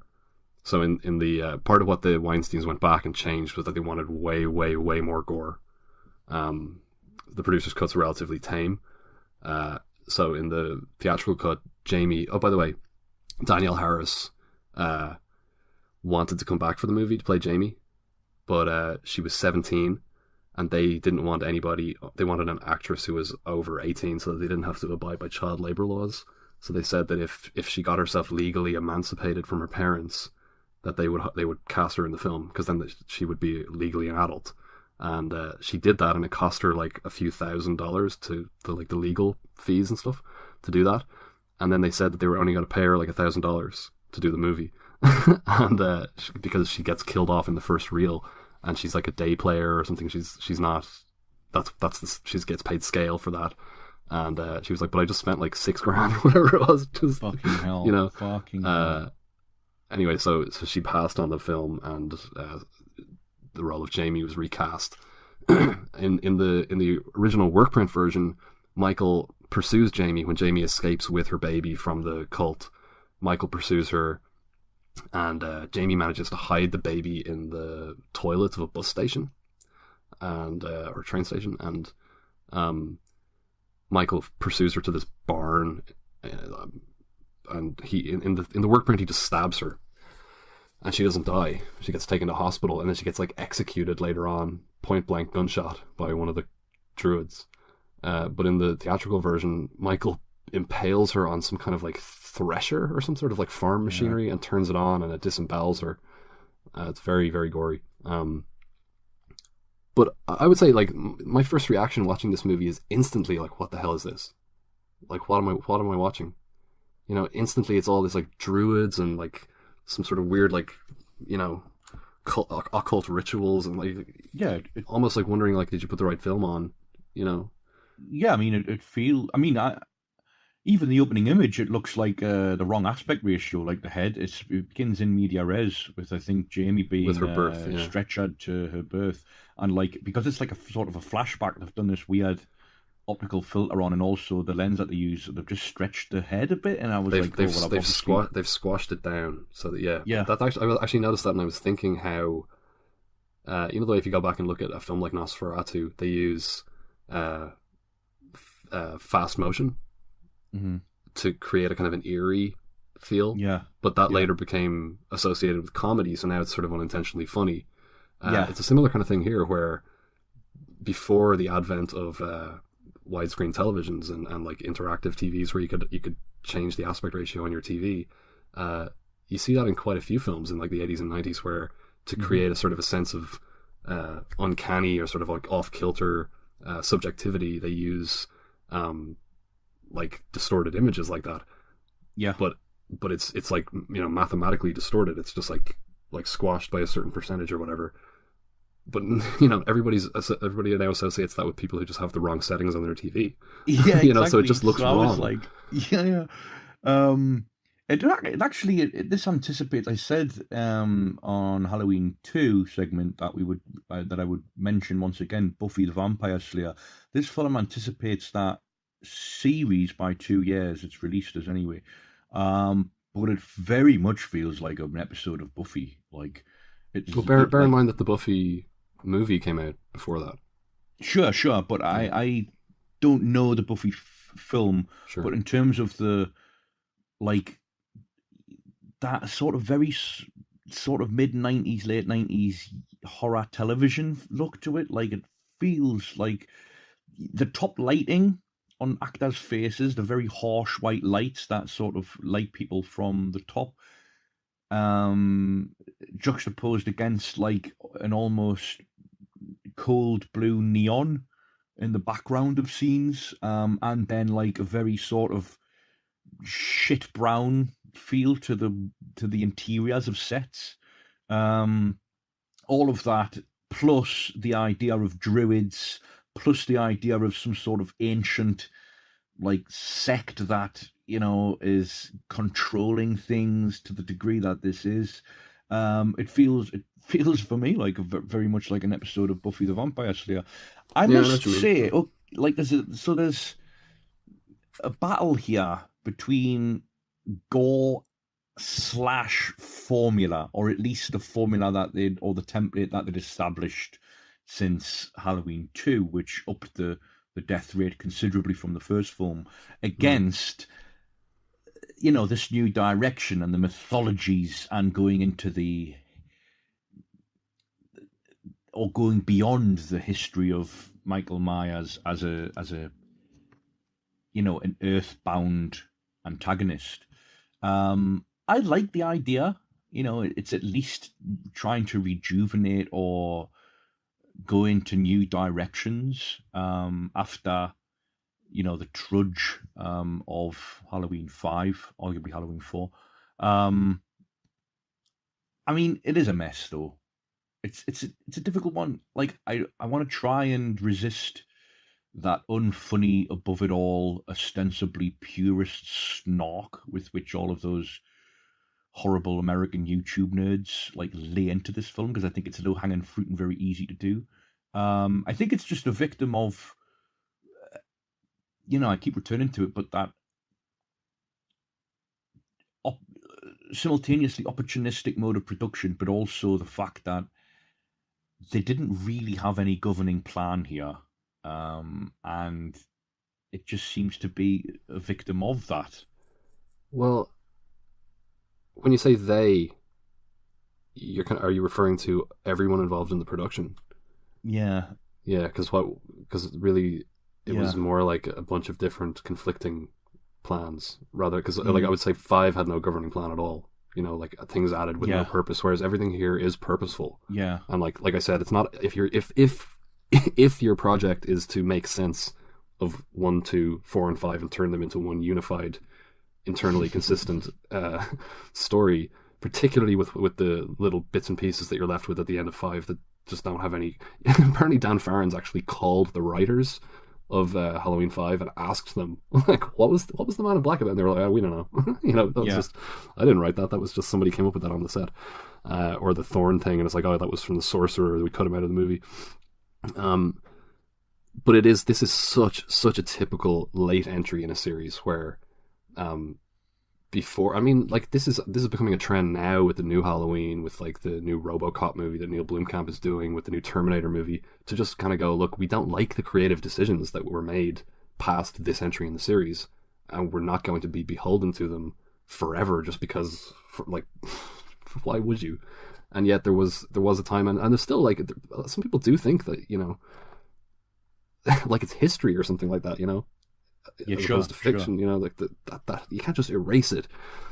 Well, you can't. But can you understand that, or sympathise with that, not being beholden to continuity, but wanting it across a series as a series builds?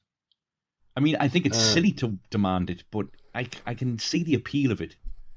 To think of this as, a world that is canon or whatever. Sure. Well, I'll give yes and no. So the good example to talk about in relation to that is Neil Blomkamp's proposed Alien sequel that was going to ignore Alien 3 and 4 and pick up after Aliens.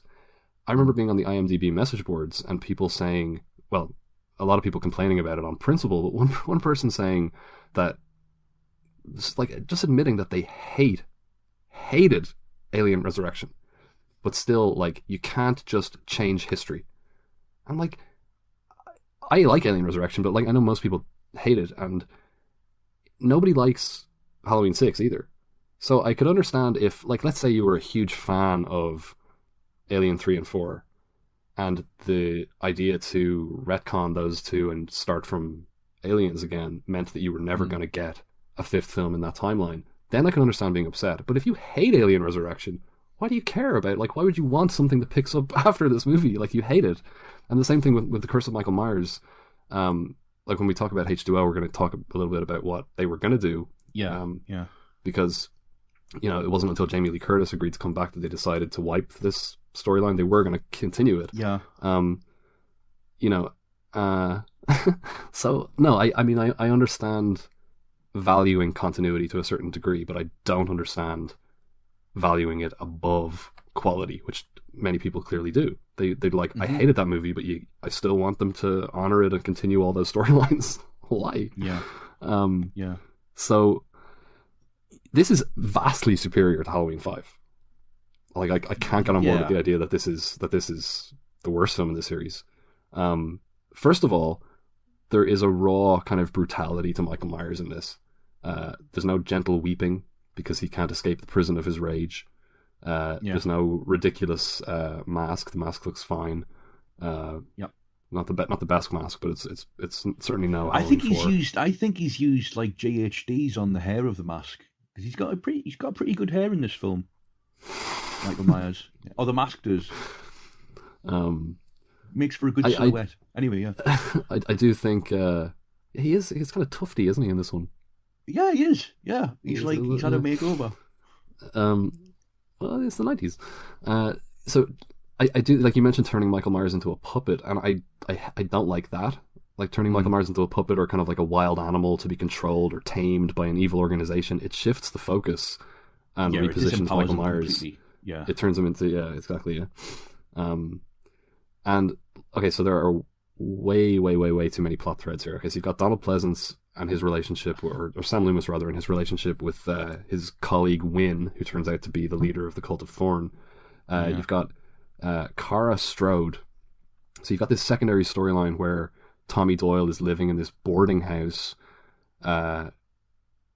across the street from Michael Myers' old house, which is now occupied by other members of the Strode family. We mentioned that Laurie's father was a real estate agent. And his brother now and his family have moved into the Myers house because Laurie's father was never able to sell it. By the way, we never mentioned in our discussion on Halloween 4 that Laurie is said to have died in a car crash. And they just did that because they actually, like I said, they wanted Jamie Lee back, but she was too big of a star. So they're living in the Strode house, and they're living in the Myers house rather, and there's this thing about like the family doesn't know that it's the Myers house. Like, how could you not fucking know? It doesn't make any sense. Like the wife finds out about it, and she calls up her husband and she says, "You knew what happened here and you didn't tell us." The whole town knows, and there's even a scene where kids are literally writing it on their lawn. Yeah. You know, like Myers house. Like, it's impossible in the context of the story that they wouldn't know that. Like we said, the Myers house is now back to being a normal suburban home after its brief transformation into a Gothic mansion. Yeah. But so you've got one of the characters here, Kara Strode, is like, she's a single mother with a like maybe 8 or 9 year old kid, maybe Danny. Yeah. She's going to college locally. You've got her mother, her abusive father, her younger brother. You've got her friends, her teenage friends, or her college age friends.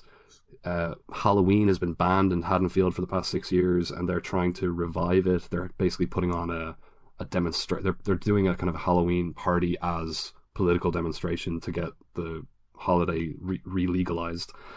And then you've got the baby, Jamie's baby, with Tommy finds Jamie's baby in the bus station, and like all of these storylines. There's so much going on.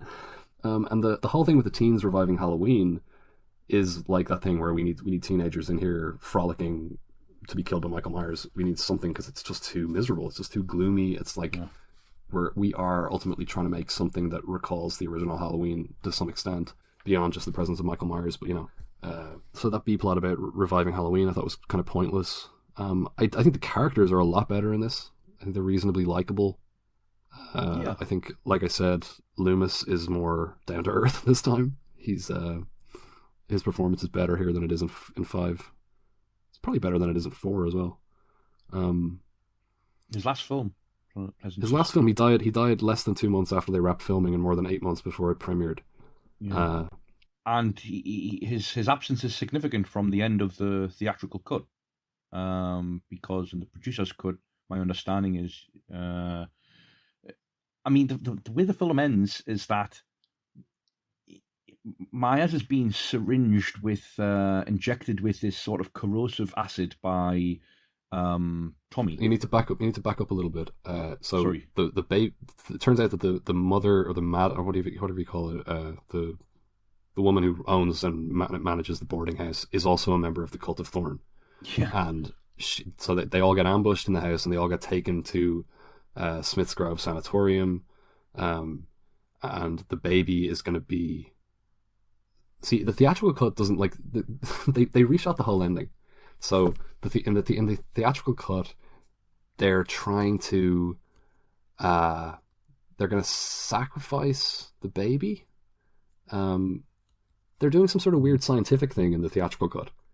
And Myers breaks in and like kills all of the members of the cult of Thorn. Murders them all, yeah. Yeah, he's just like this complete bloodbath. And then the scene that you're talking about where there's a final showdown between Myers and Tommy and Cara and Danny. In some kind of laboratory space, right? No, isn't it it's like a basement boiler room kind of space? Is it? I think so, yeah. Okay.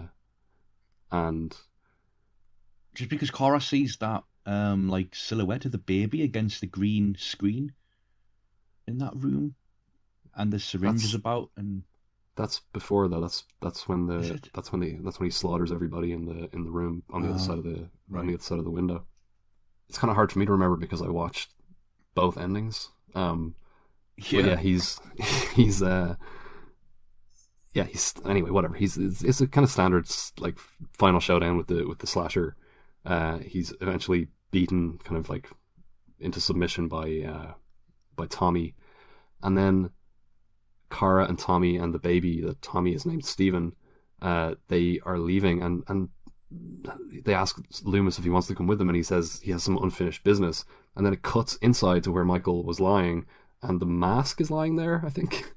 And then we just hear this like disembodied scream from Donald Pleasance, and then the film ends, and it just like makes it's like they just gave up. They just go like, what? It doesn't make any sense, but we can't make it make sense because he threw out our original ending. The original ending is that same thing happens. They all get taken to Smith's Grove, but there's way more focus on the cult, and it shows like members of the Haddonfield community as members of the cult, and they're and it also it tells you who the father. Did you get through this bit? It tells you who the father of Jamie's baby is. Michael. Michael is the father. Yeah. So we get this flashback where Michael ritualistically rapes Jamie, impregnates her, and then, like, I mean, who wants this?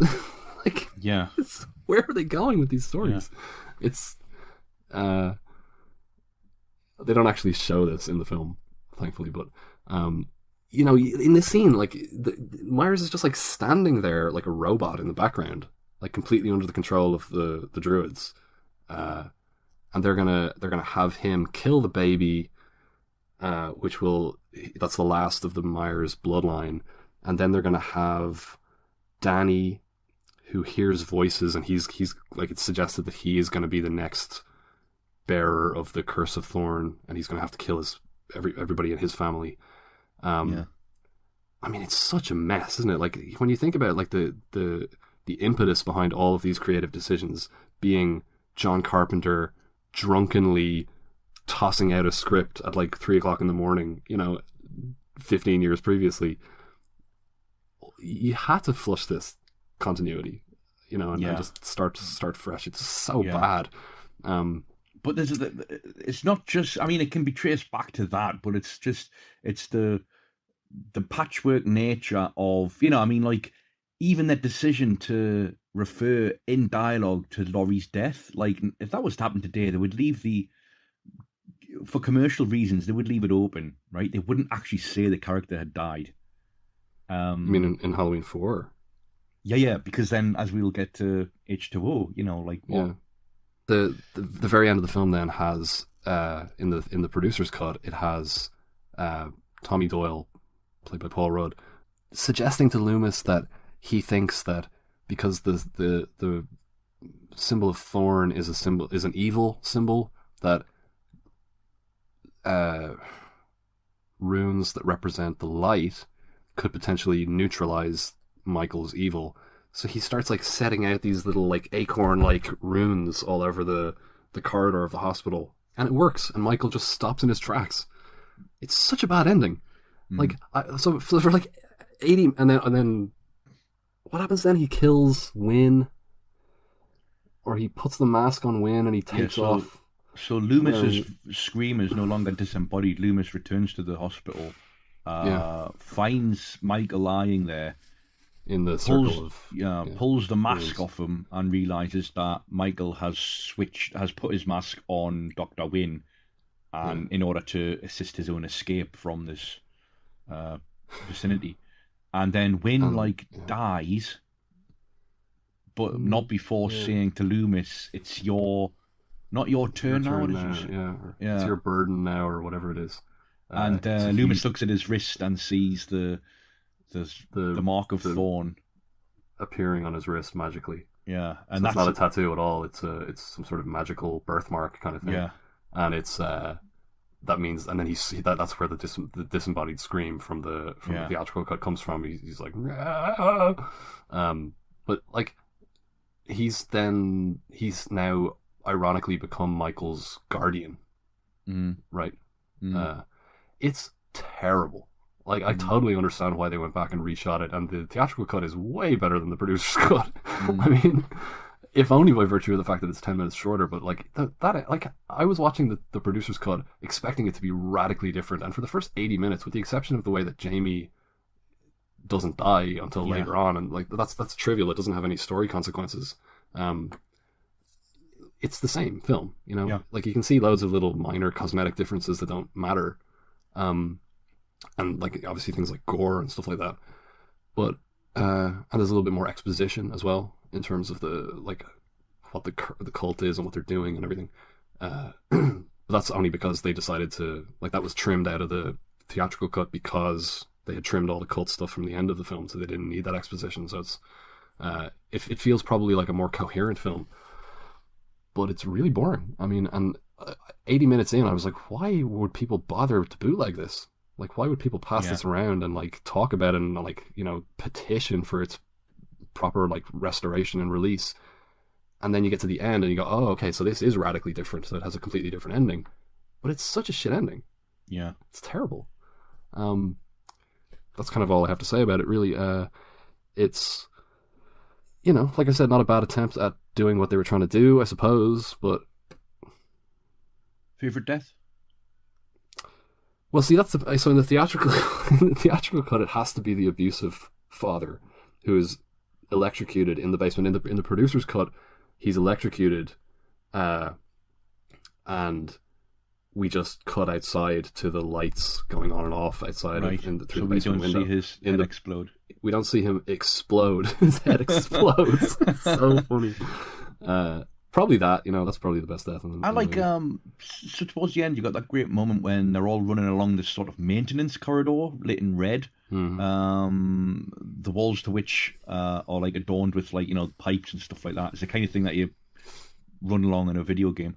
It's also the most purposeful that we ever see at this point in the franchise. Maya's walk, like, he walks with this, even, you might say, even briskly for him.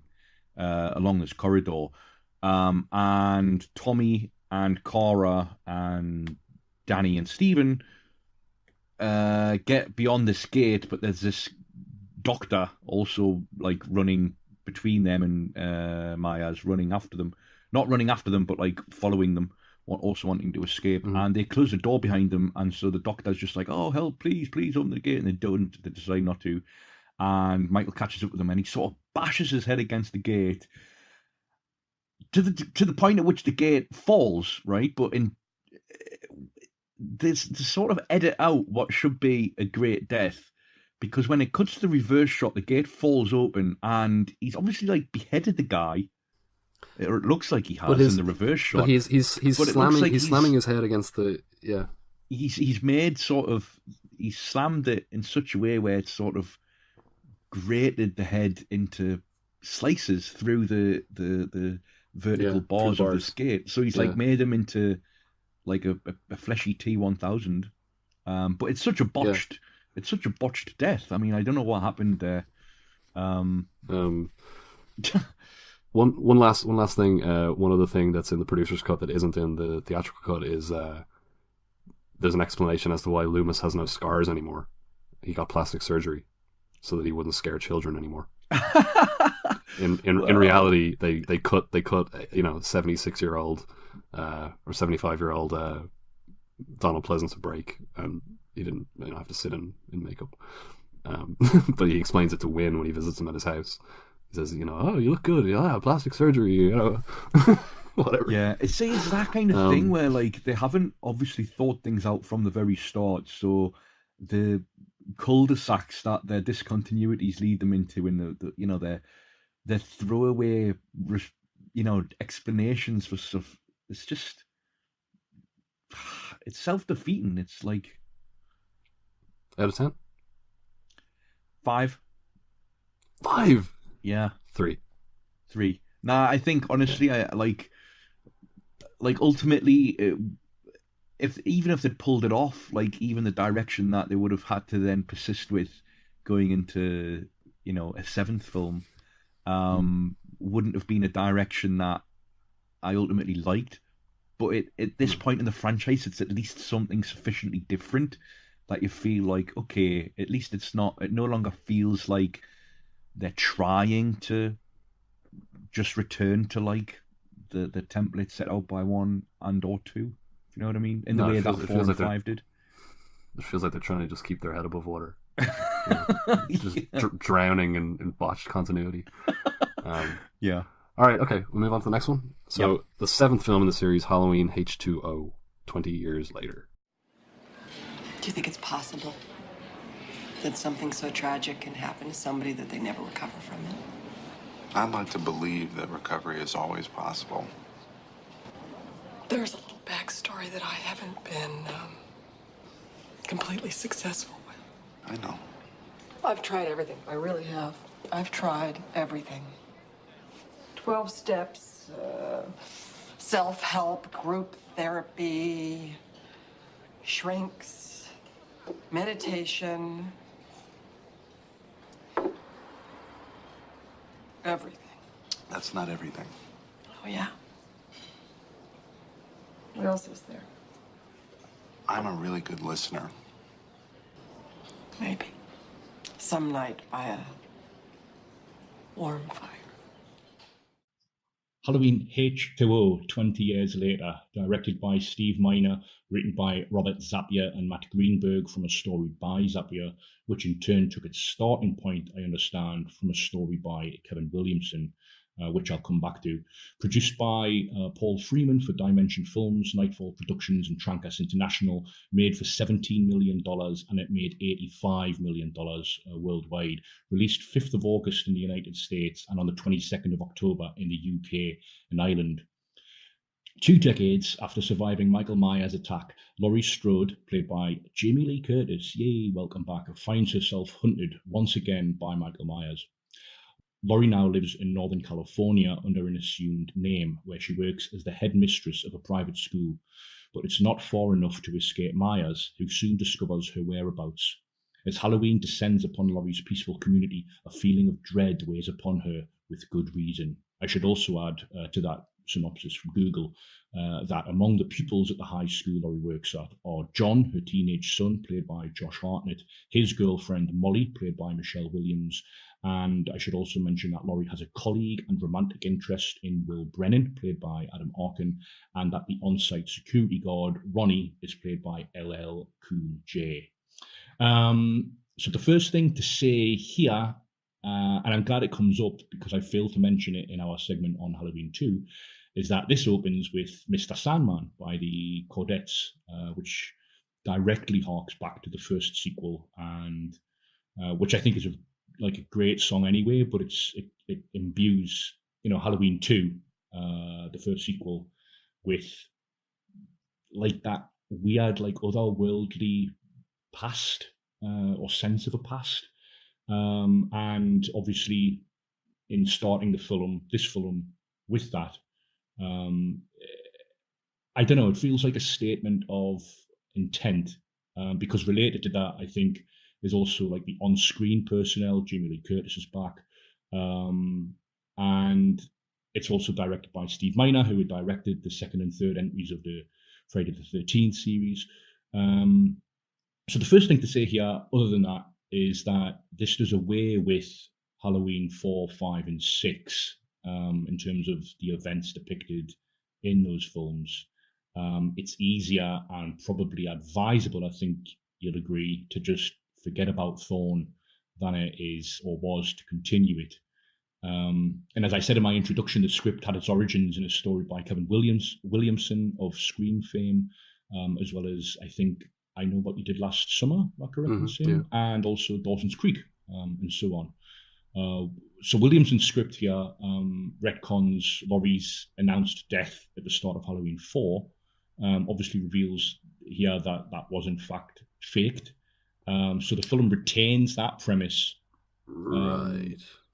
But it also itself does away with the idea that Laurie had a daughter named Jamie, as played by Danielle Harris in the last few films, and so on and so forth. My opening question then, do you think that was a wise decision? Yes. So this goes back to basics, no more druids, etc. But yes, it's interesting to point out the one detail from Halloween 4 that Laurie was killed in a car accident. That they I don't know if it's quite accurate to say they retain that so much as they make the same decision, because a lot of people have attempted to square the continuities of H2O and 4, 5, and 6 based on that commonality. But it doesn't make any sense, because the whole premise of H2O is that nobody has heard from Michael Myers in 20 years, whereas if 4, 5, and 6 took place, that would mean that he had been back to Haddonfield 3 times and killed like 50 people in the intervening years. It is a big town, though, It is, and news doesn't travel that fast.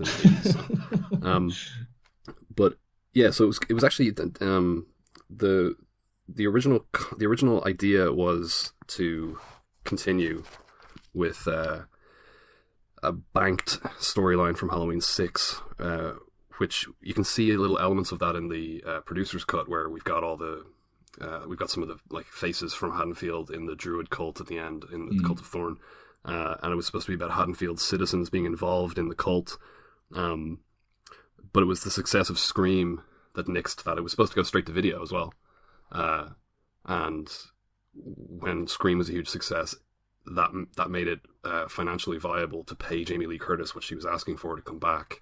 And once that happened, they made it a theatrical release and decided to get rid of the storylines that had been kind of allowing the series to slip into sort of direct-to-video terrain.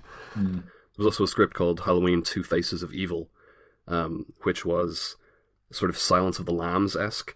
It was set in an all-girls school, and they added Jamie Lee Curtis to that script, made her the headmaster of the school, but then they wanted her to have a son, and originally they had her be so overprotective of the son that he was the only boy in an all-girls school, and then they decided not to do that, so they made it a co-ed school. There was a version of the script then where Charlie, the other boy, like Josh Hartnett and the other kid, he was actually a copycat killer. So there were actually 2 killers, and then they decided not to do that as well. So it's like, they ultimately went back to basics, but it was a kind of a circuitous route to get there, where they came up with a lot of stuff that feels very post-Scream. You got your 2 killers, you got your copycat killers, you got even in the movie as it exists, the characters are watching Scream 2 at one point, and which means that in this version of the story, they're watching a film in which the characters talk about the events of Halloween and Halloween 2 as films. So it's very, very meta, without being really wearing it on its sleeve the way that the Scream series does. Yeah. There's a lightness of touch here as well that's returned to the series after the, as you said, I think with regard to the revenge of Michael Myers, Halloween 5, how miserable it had become and joyless. And there's a lightness and touch, which again probably stems from the success of Scream. You've got in the opening pre-credit sequence here, Joseph Gordon-Levitt shows up, a very young Joseph Gordon-Levitt. And although a very brutal murder takes place in the pre-credit sequence, it's nevertheless there's a I don't know, it's a textural thing, and it's also a visual thing as well. But it feels a lot more, I don't know, it's upped its game somewhat, and it's a lot more gripping and engrossing on an immediate level. Yeah, and the actress who returns to play the nurse, is the same actress from Halloween 2. You know, she survived those events, and she's living under an assumed name somewhere. And Michael somehow tracks her down, and then ransacks her office and finds the file that she had been Dr. Loomis's carer. Yeah. Loomis has recently died. I guess that was kind of the catalyst that somehow allowed Michael to find them. He must be some detective. So he comes and he gets the file that Loomis had on Laurie and finds out where she is. She's now living under the name, was it Carrie Tate, in California, which is where the original films were shot. Yeah. So now the film is actually set there. Although I think it's in Northern California. It was shot in Southern California. Yeah.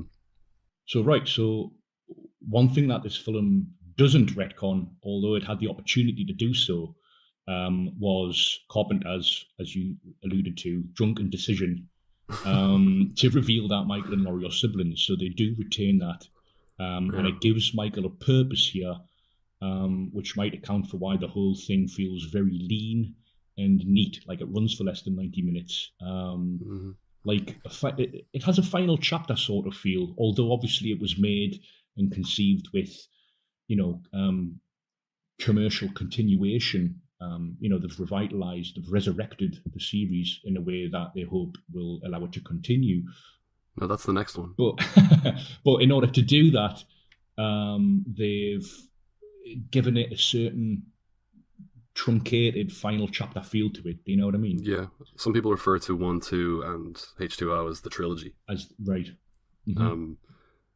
Yeah, apparently the Weinsteins wanted Michael Myers to die. Like, finally, they wanted him to die, and to make that be this kind of big event. But Mustafa Akkad absolutely refused. So, this film ends with Laurie decapitating Michael Myers. But we'll talk about how they everything that opens the next film was set in place. It was Kevin Williamson's idea. He came up with the compromise. Right. Right. A way to give the audiences and the character that kind of final moment of like cathartic closure, but still bring him back from that they can nevertheless justify in a kind of semi-sensible fashion. Well, I like this film a lot actually, and watching it, you realize how sort of low they had gotten and gone. So like there's a great scene in the public restroom here, as Michael's on route to finding Laurie, knowing her whereabouts, and there's a mother and daughter who have to go into the men's bathroom. It's one of those like public bathrooms that you might find on the side of a road or something like that, in between towns. And the woman and her daughter have to go into the men's because the women's is closed, and so they're in adjoining cubicles.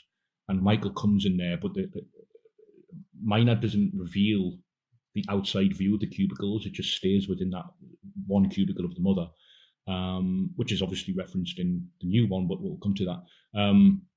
But what I wanted to say about this scene in particular is that it feels productively random in the same way that a lot of the scenarios and ideas did in the first film. Like, so you said that Carpenter and Hill, in making the first film, were just trying to construct or think about as many different scenarios and scary things that could happen as they could, and then just sort of putting them into together in a narrative that sort of made sense.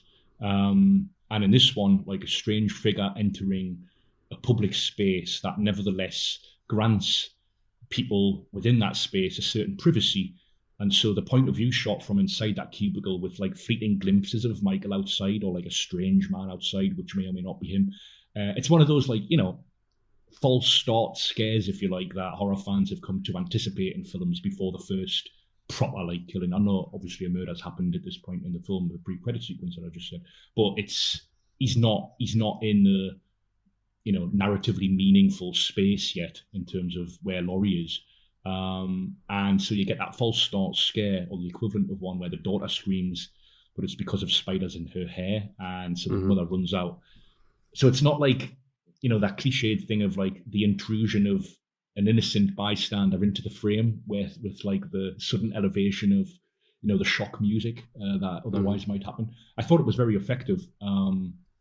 It's got a certain dread to it, which I felt, is well directed in a way that nothing really comes close to touching in 4, 5, and 6.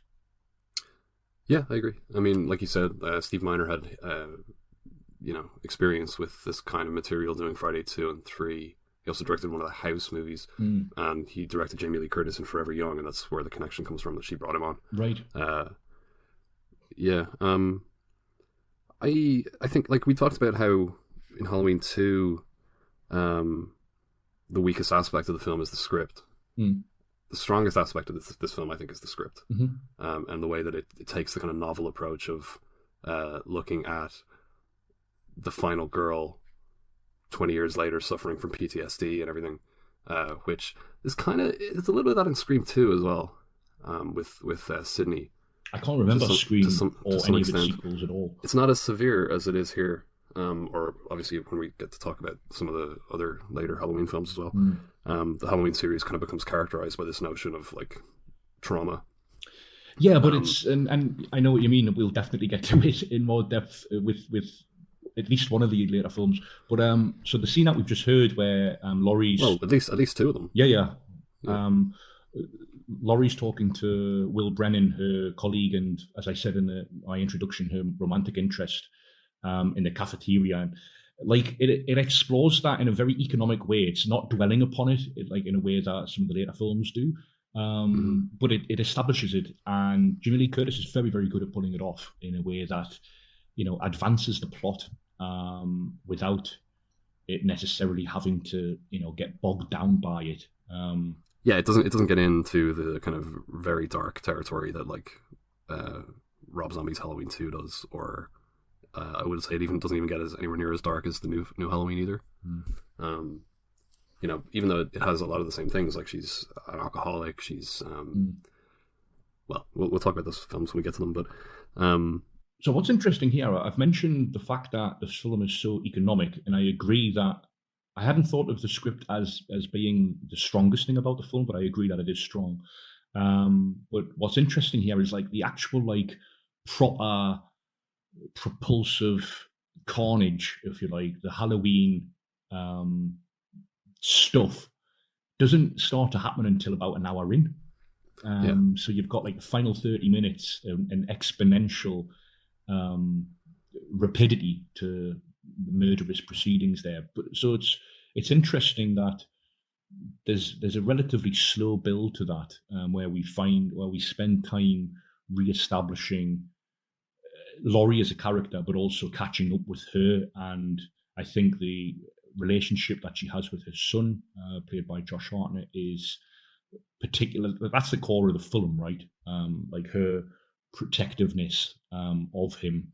And what I also liked about it is that he's not just, which could have been very easy to go down this route, but he's not just a rebellious teenager who doesn't listen to her. Like, there's obviously some of that. There's a pushback, but he's also, he loves her, and he's a sensible young chap, which I liked ultimately.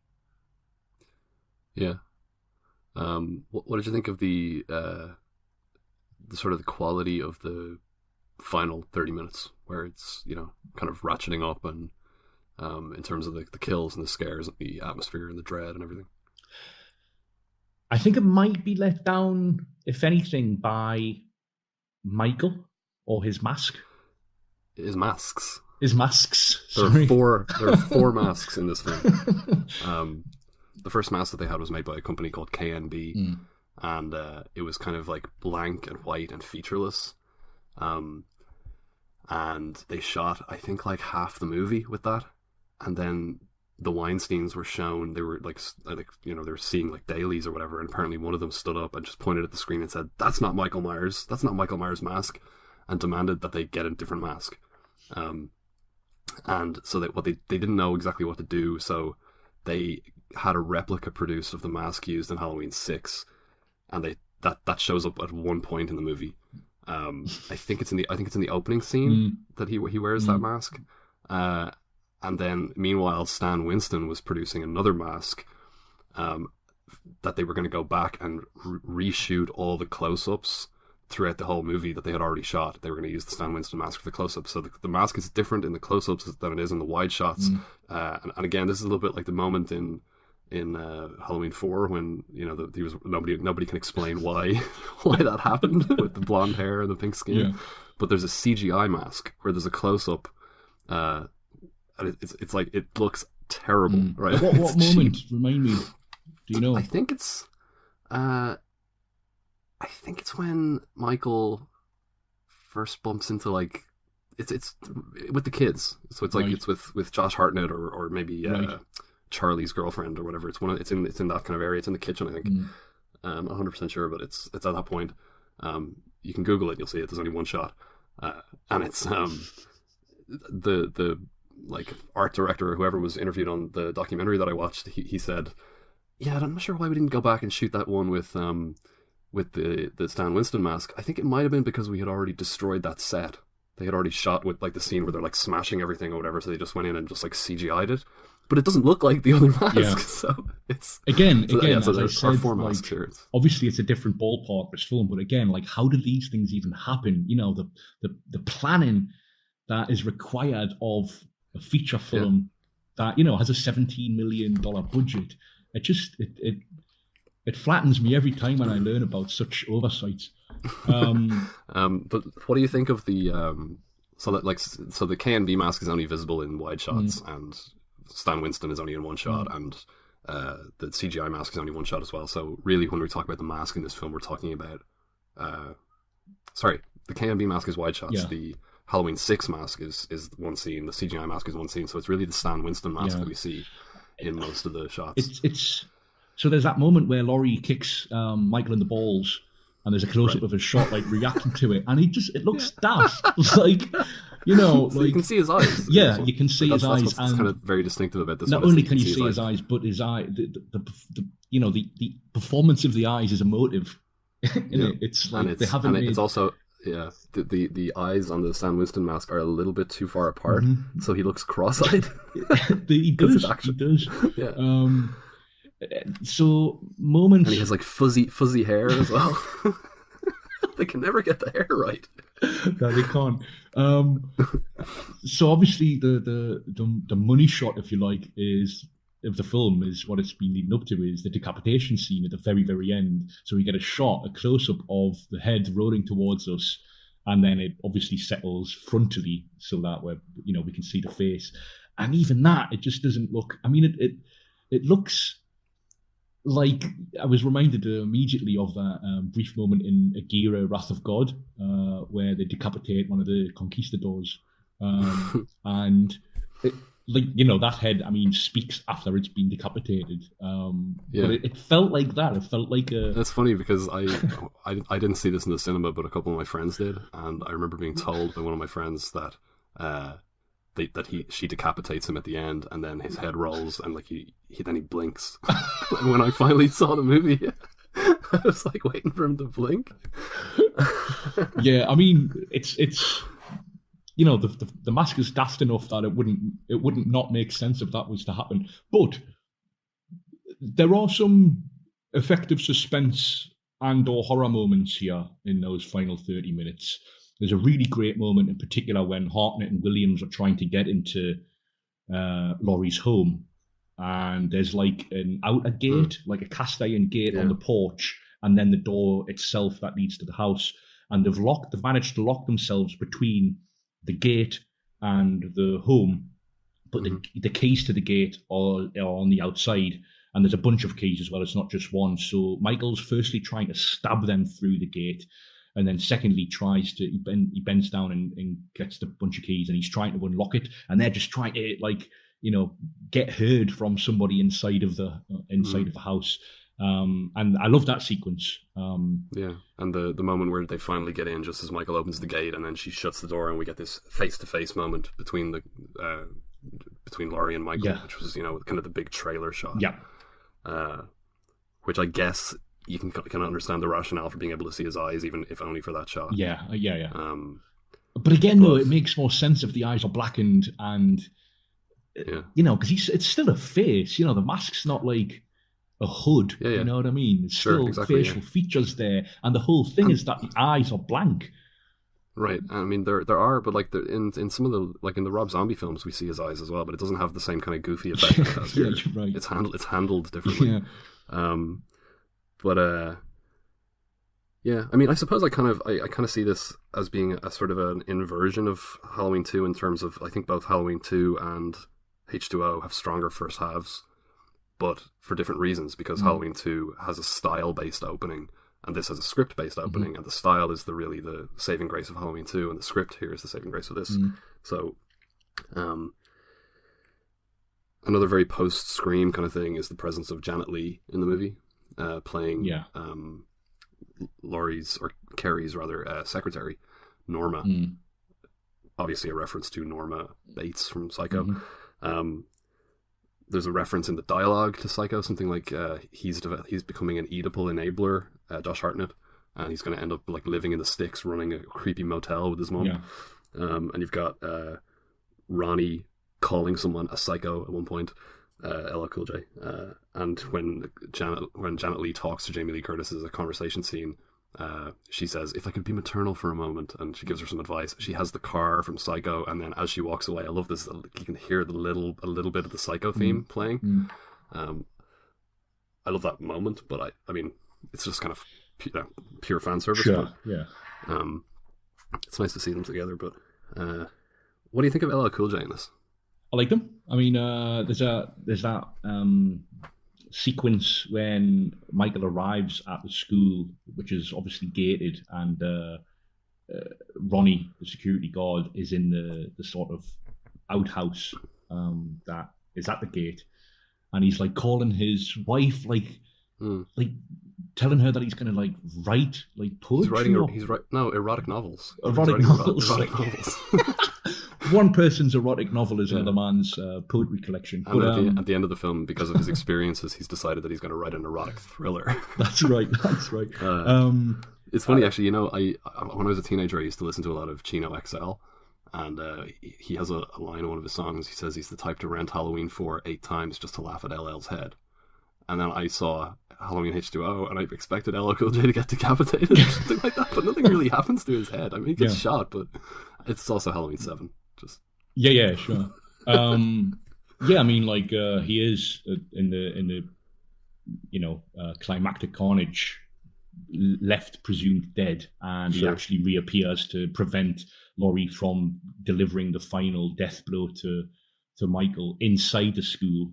This is before she does enact that final revenge in the final moments. What do you make of the ending then?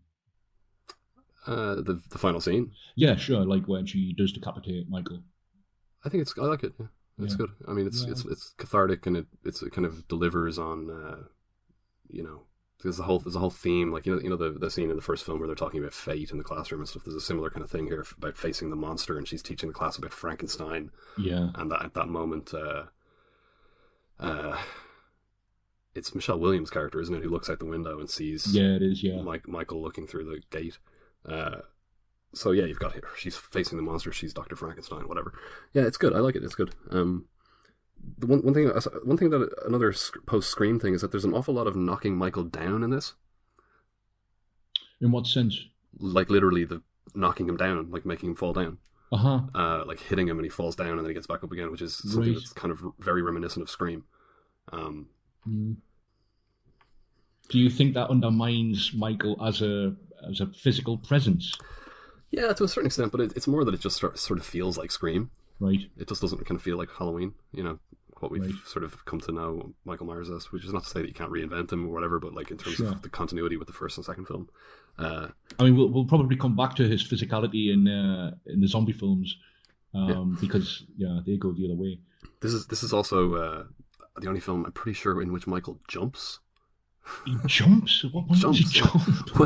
When Josh Hartnett and Michelle Williams are running right before the scene that you were talking about. Right. They're running to Laurie's house, which is everything is on the grounds of the school. It's a boarding school, and he jumps down off this like embankment and like knocks or grabs Michelle Williams. I don't think he jumps in any of the other films. No, it's the kind of thing that he does between scenes, isn't it? It's against Scream, yeah. Yeah. Okay, and I don't know if you have anything else to say. I just wanted to talk about the score for a second. What do you think of the score here? Which is kind of an orchestral, reinterpretation of the Carpenter score. Yeah, I mean, again, I think it's a product of the time. I think there's been better scores over the franchise. It's kind of unremarkable. Well, the funny thing is that the score that was handed in, everybody hated. And if you Google it, I don't know if it's on YouTube, but it is, because the documentary that I watched is on YouTube, and you can hear the original score over the scenes to which it was written. Right. It's unbelievably bad. Really? It's not that it's bad music. It's just that it's like so ill-fitting. And they tried to get it, and basically like they just didn't have time like to finish it properly. They were trying to like fix it and make it work where they could make it work, and like get little re-recordings and bring back in some of the older stuff and salvage it. But it turned into kind of this like half-baked thing that the composer seems very bitter about. That he's proud of what he did, and actually one last thing, sorry, is do you think that Jamie Lee Curtis in this film feels like a grown-up version of Laurie from 1 and 2? Or do you think she just feels like Jamie Lee Curtis in the mid-90s? Well, she's got short hair, so it's very True Lies, isn't it? It is. It's well, that's the thing. She wore a wig in Halloween 2 because she had cut her hair short in between Halloween and Halloween 2. Right. I don't know why they didn't give her a wig in this one, because they do in the new film. She still has short hair, and she has long hair in the new Halloween. But it's a little bit Bruce Willis in Die Hard 4, where it's like, yeah, Bruce Willis shaved his head, but that doesn't necessarily mean that John McClane needed to shave his head. Yeah, I know exactly what you mean. So it's... But, aesthetics aside, controversially perhaps, and I don't want to talk about it before we get to it, but she arguably feels more like Laurie here than she does in the new one.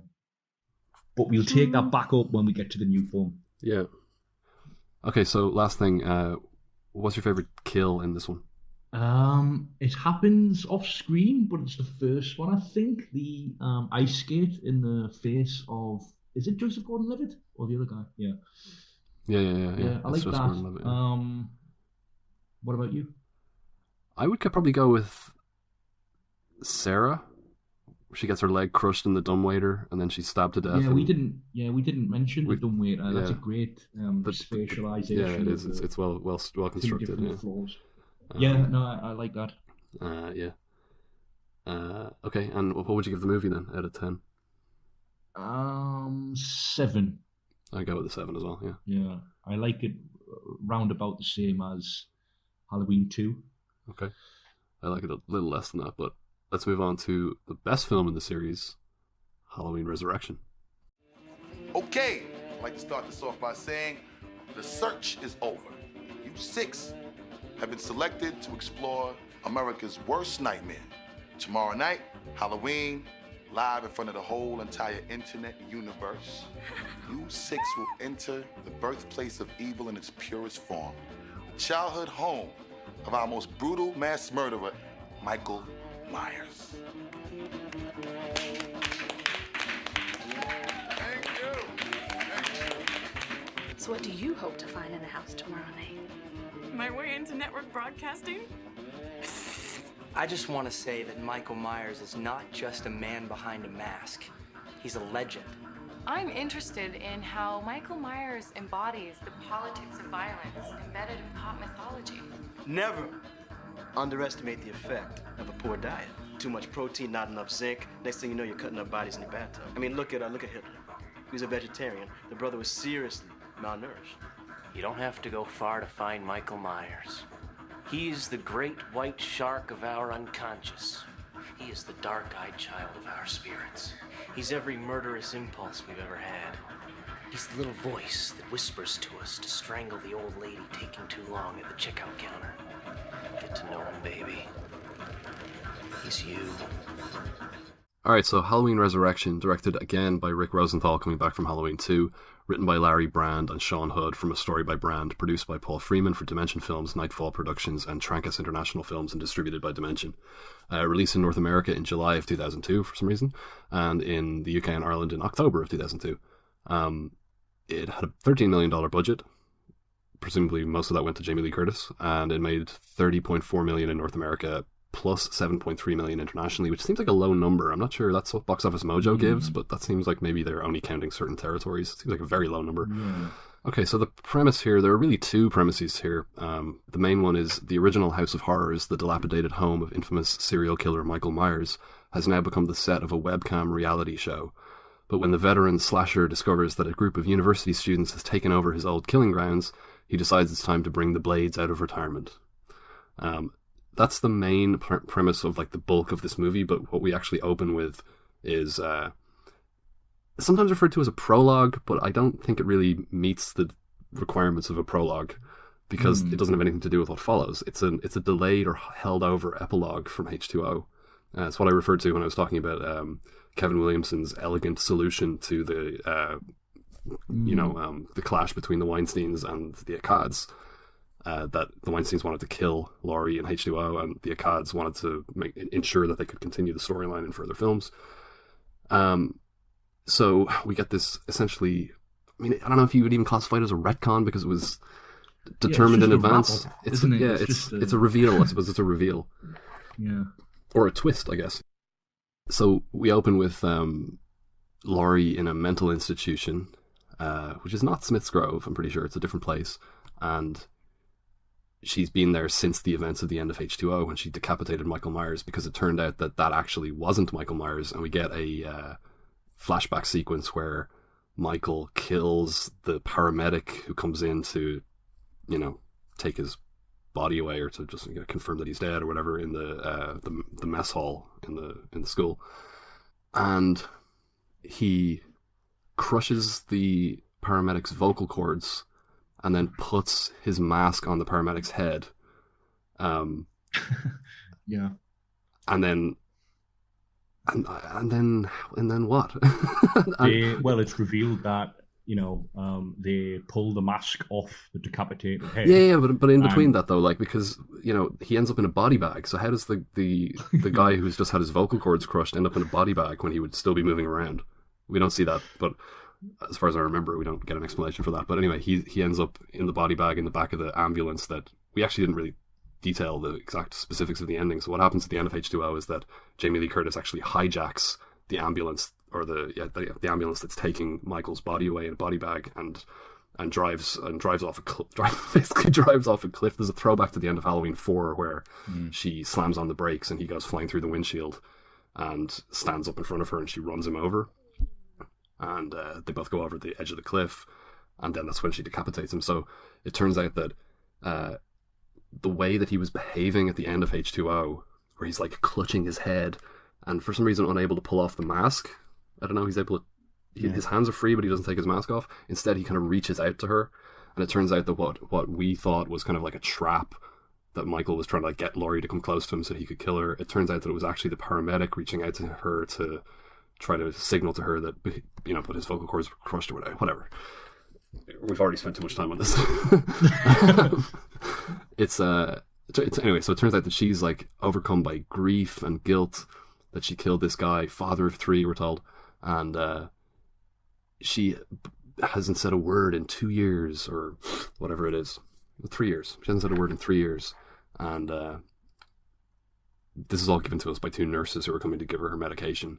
And then it turns out that actually she doesn't take her medication. She pretends to, and she's only pretending to be catatonic. What she's really doing is waiting for Michael to come and get her.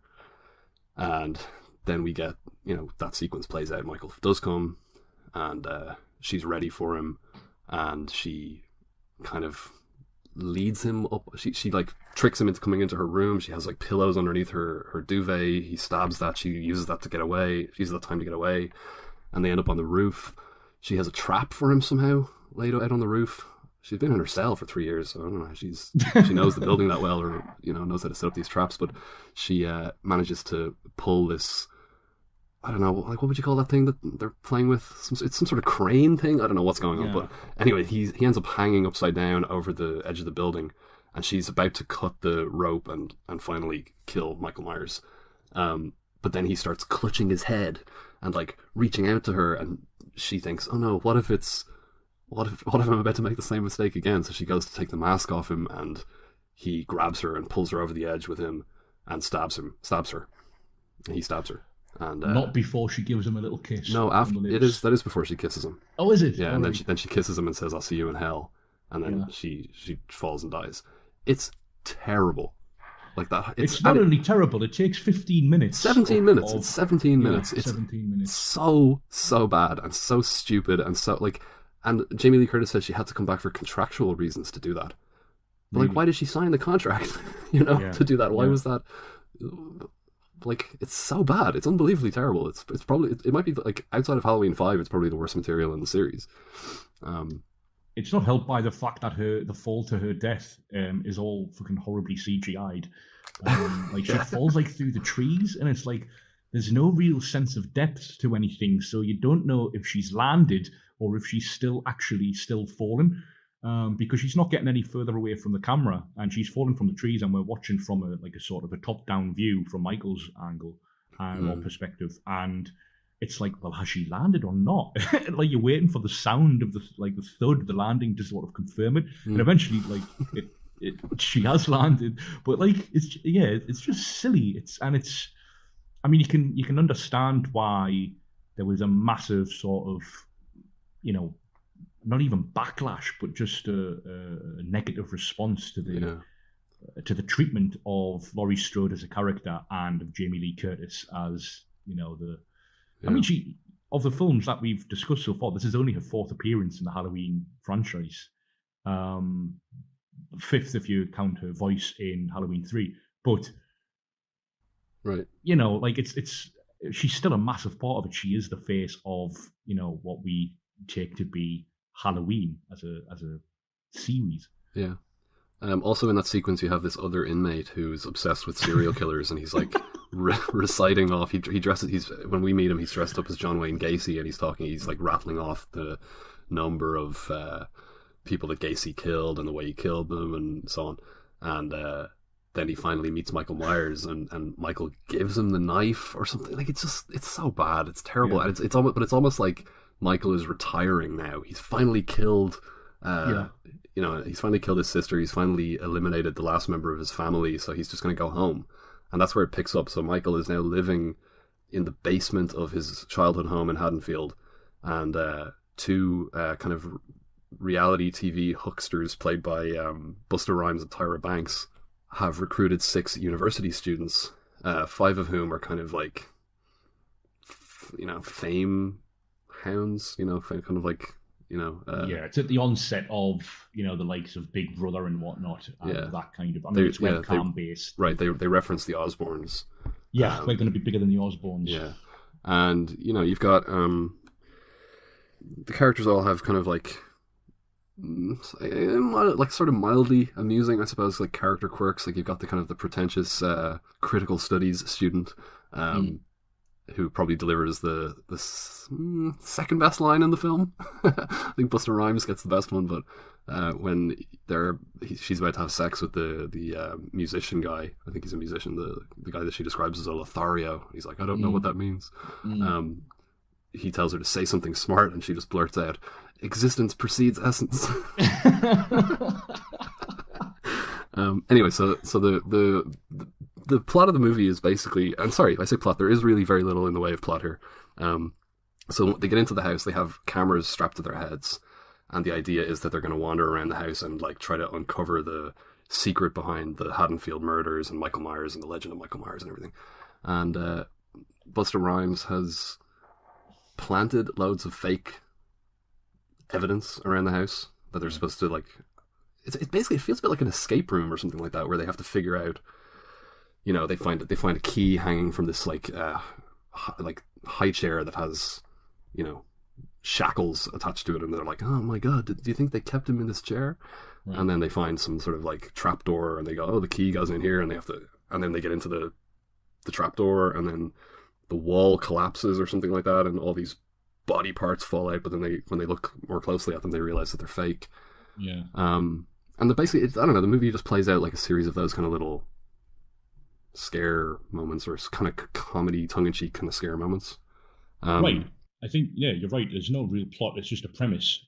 What if, it's one of those, like, what they've started to do with, superhero films, if you like, or mythical legendary figures, placing them in sort of real world or potentially real world scenarios. So like, what if Michael Myers was, put in a situation of a 24-7, webcam reality TV series, right? Yeah.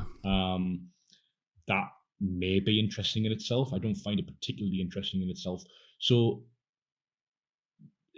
there's, even in the opening moments, right? So 15 minutes of this slim running time, as we said, 17 minutes, dedicated to the wrap up belated death of the whatever it is, holdover epilogue from H2O. Yeah, there's a tackiness to it that we didn't mention also in the varied frame rates, like some of the aesthetic decisions, like so the slow motion moments of like Michael coming around a corner, like that would never have happened. And I'm not like discarding like the use of slow-mo as an legitimate aesthetic technique, but it. You mean once we're in the house? No, like even in the asylum, when he's killing the guards and things like that. Yeah, it's like there's a weird sort of flashback feel to everything. Which bleeds over for me into the unsavory sort of real world commentary vibe. Like it stretches credulity at the outset, and it's a tackiness to the. It's like it's almost as if they forgot, like, if they knew in the first place, what sort of makes a compelling film of the materials that this franchise is built from. Like, well, that's having just made H2O, they then. Like, so I said, sort of kind of defending the Curse of Michael Myers, that, okay, I appreciate and to a degree even admire the decision to take it into new territory, right? If you're going to go down the fucking Cult of Thorn route, then, okay, that's one way to do it, even though the film is subsequently a mess. Well, the Cult of Thorn was only introduced in the sixth film. Yeah. But, like, so... It was just to make sense of stuff that was introduced kind of randomly and meaninglessly in the fifth film. Yeah. So I'm not inherently against taking the bare bones of this franchise into new uncharted territory if it's conceptually and narratively, gripping. Mm-hmm. But this isn't. Like, you've mentioned that the core unit of characters, if you like, who are in the house have... little quirks here and there that may distinguish them from one another. I mean, that's I think a generous description of them as a cast of characters. Like, this for me, there's a film. It reinforces the idea that the slasher film it reinforces the idea of a slasher film that emerged with or after the 1978 Halloween. That they were somehow about punishing the moral transgressions of sexually promiscuous teenagers, a large part of which I always thought ended up with dislikable characters, actually, because I don't think the original Halloween film, like, needs to be interpreted in that way. Do you know what I mean? But the way that it's imitators of the film, or imitations of the film, seem to buy into that idea and to sort of play up to it. I don't know about that. I mean, I think that what happened, I think that where that narrative comes from is from cherry picking examples from those films by people who have an agenda. Right. I think that's very much like, yes, you can look at, like, you could take one murder scene from The Prowler, and you could take two murder scenes from My Bloody Valentine. You could take another one from Prom Night or something like that, and so on and so on and so on. And you at the end of your quote unquote analysis, you could end up with, like, I don't know, 50 murder scenes that fit your preconceived notion, but in order to make it a generalization, you would have to ignore all the ones that don't, and that's what I think those critics did. Right. I think that was pointed out, like, by a lot of other critics at the time, or not at the time, but later. Yeah, Well, even so, if I may just Sure. develop it a little bit, like I feel like this gives the not that it's like not that the chemistry here are overtly sexual, but like or like primarily sexual even, but it's the kind of group dynamic that gives slasher films a bad name. Like, and I agree. You know, I would defend the genre and the case studies against that sort of moral misreading or reductive reading. But like the friendships here, if they can call them that, are expressed through antagonism and vanity, and there's no real chemistry between anyone. Like maybe it's.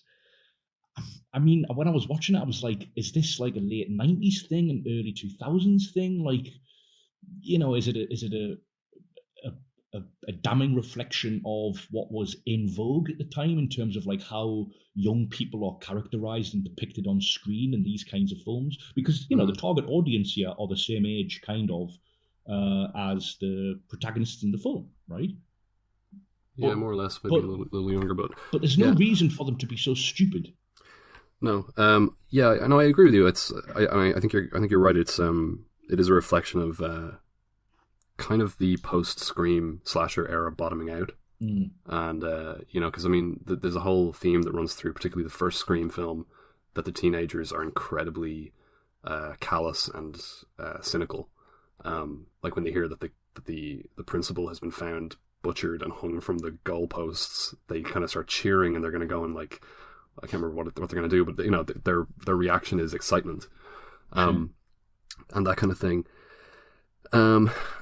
And yeah, you've obviously got the reality TV thing. You've got that postmodernism. You've got the tongue-in-cheek aspect that nothing is really taken seriously. You even have the fact that the protagonist, Sarah, isn't it, who is she has some sort of like online friend, like so it's like again set when instant messenger or messaging had just started to become like a thing, right? So it's like it acts basically as like a very rudimentary sort of pager device, right? Sure, exactly. So, yeah, it's like it's basically just texting each other, but he's at some Halloween party and she has told him that she's going to be live on this it's called Dangertainment, investigating the Myers house or whatever, and the way it ends up, she has to rely on his use of all the CCTV cameras because the viewers can switch between viewpoints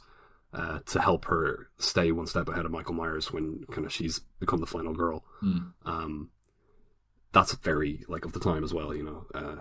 You've got the surrogate viewer structure, you know.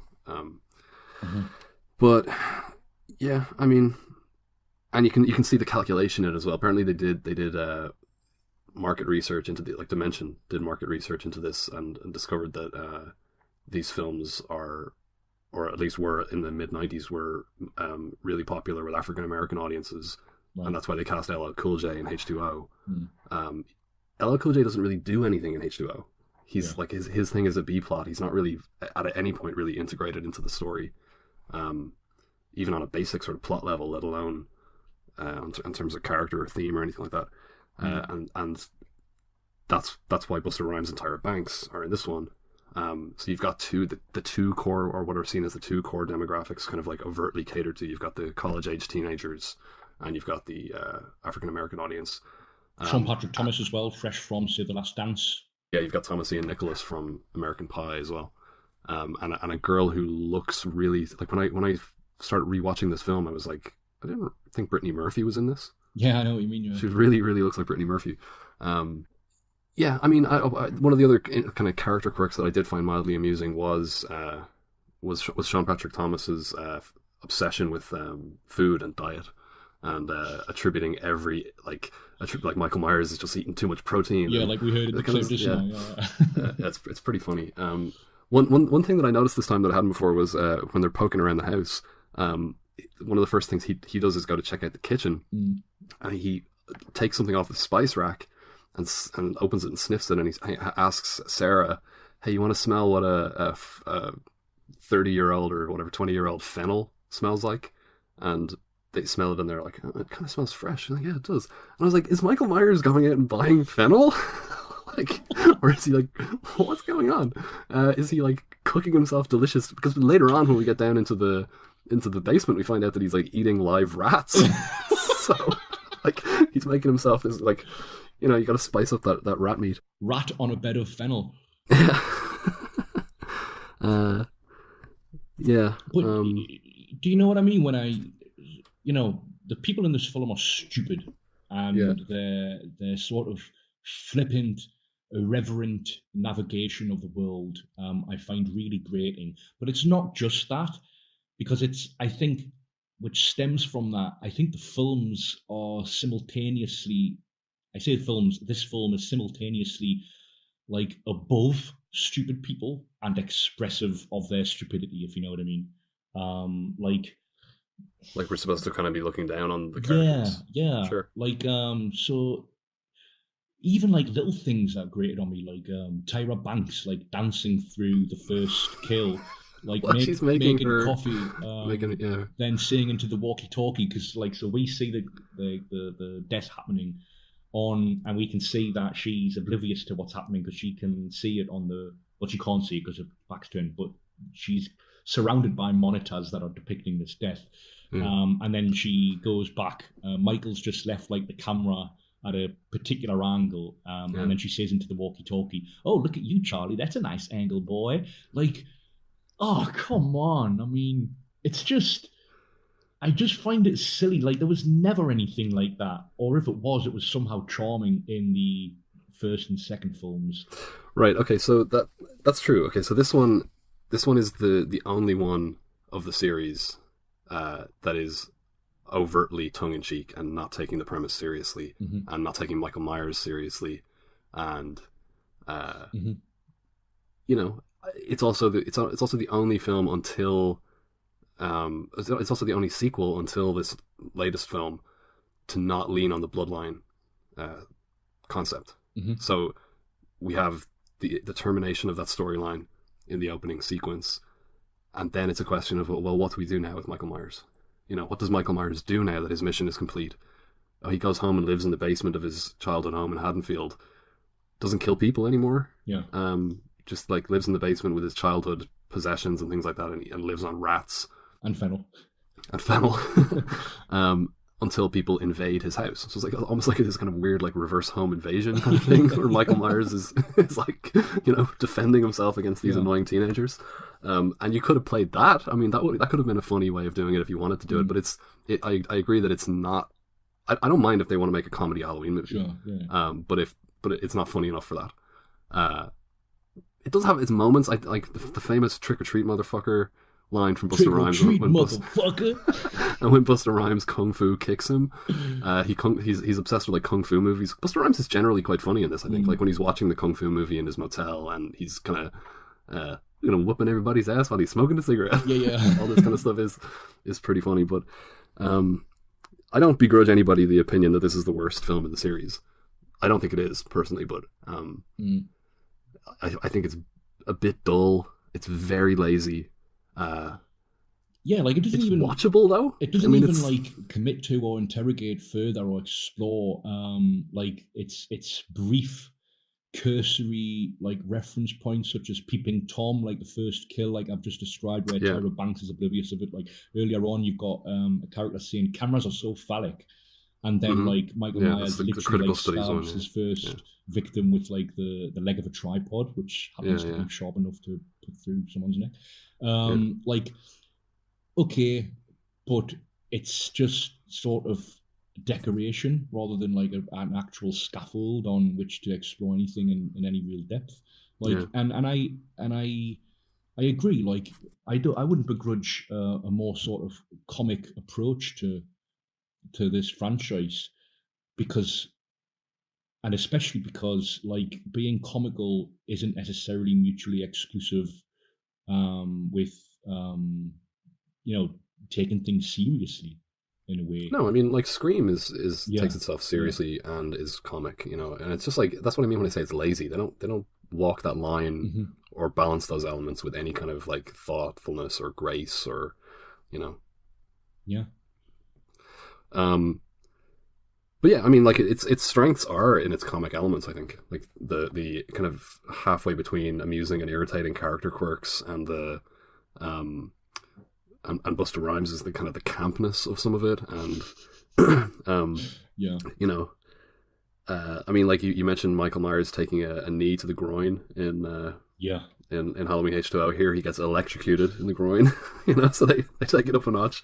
And like, you know, the scene in which Sarah, played by Bianca Keilich, she like finds a chainsaw in the house and is going to use it on Michael, and then he cuts the power to the entire house, and so she loses power to the chainsaw. And it's like, that's the moment where, you know, if you're gonna be like a comically inclined film, you'd have some kind of one-liner, but like she just says, "Oh shit," something like that. Like, like it doesn't even want us to take it serious.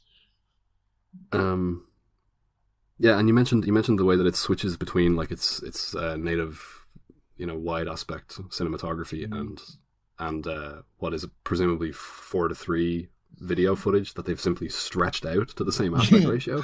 And it's really, really ugly. You know, I don't know why they didn't just crop it though.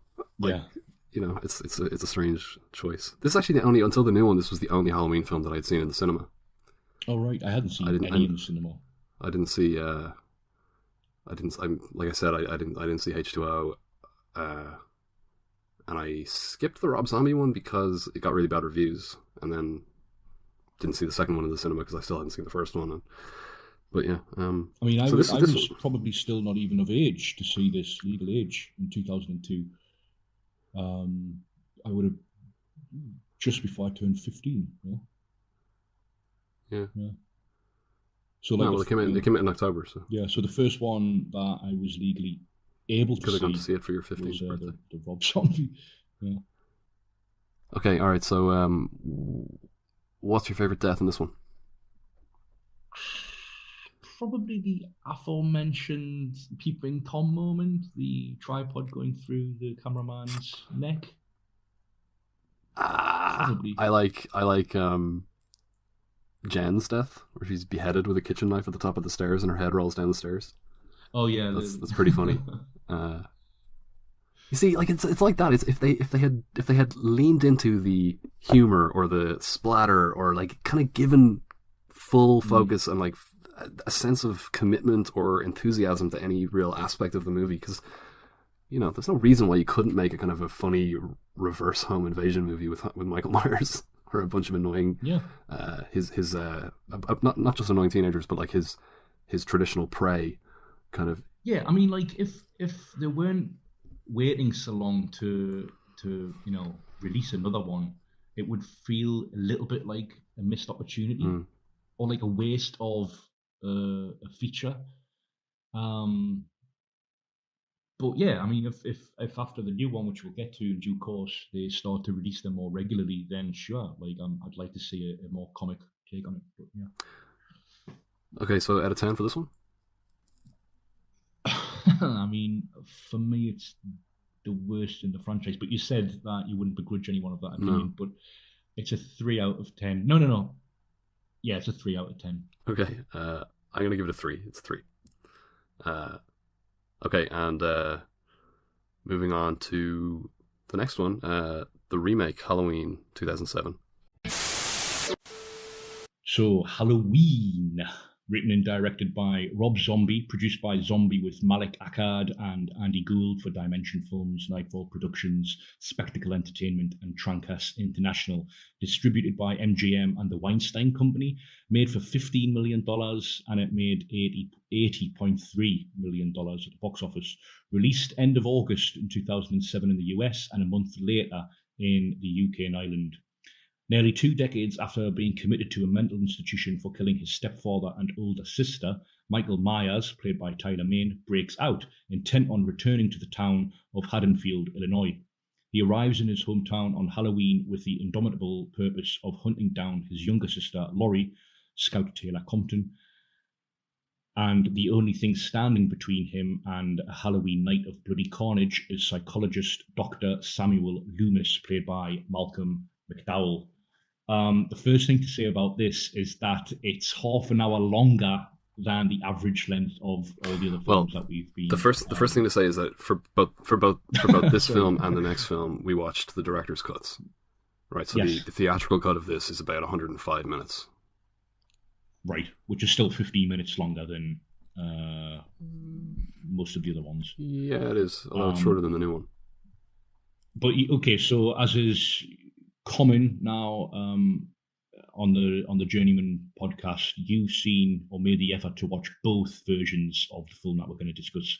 I've only seen the director's cut of this and the sequel. There aren't that many. Like this one. This one is just the way that Michael escapes from Smith's Grove is different in the theatrical cut than it is in the director's cut, and otherwise it's longer. Yeah.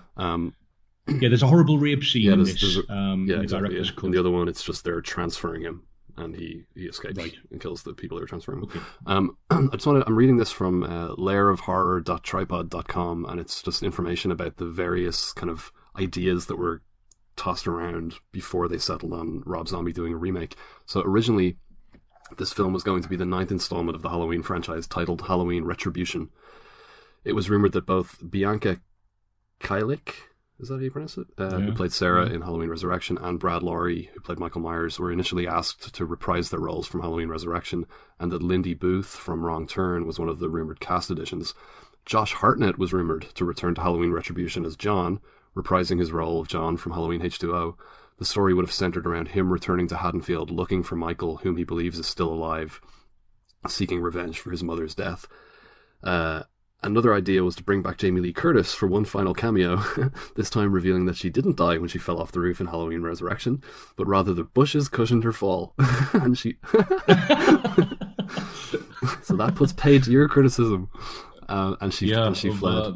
And when in seclusion, she would learn of her son John's involvement in Haddonfield and return in the nick of time to save him and kill Michael Myers once and for all.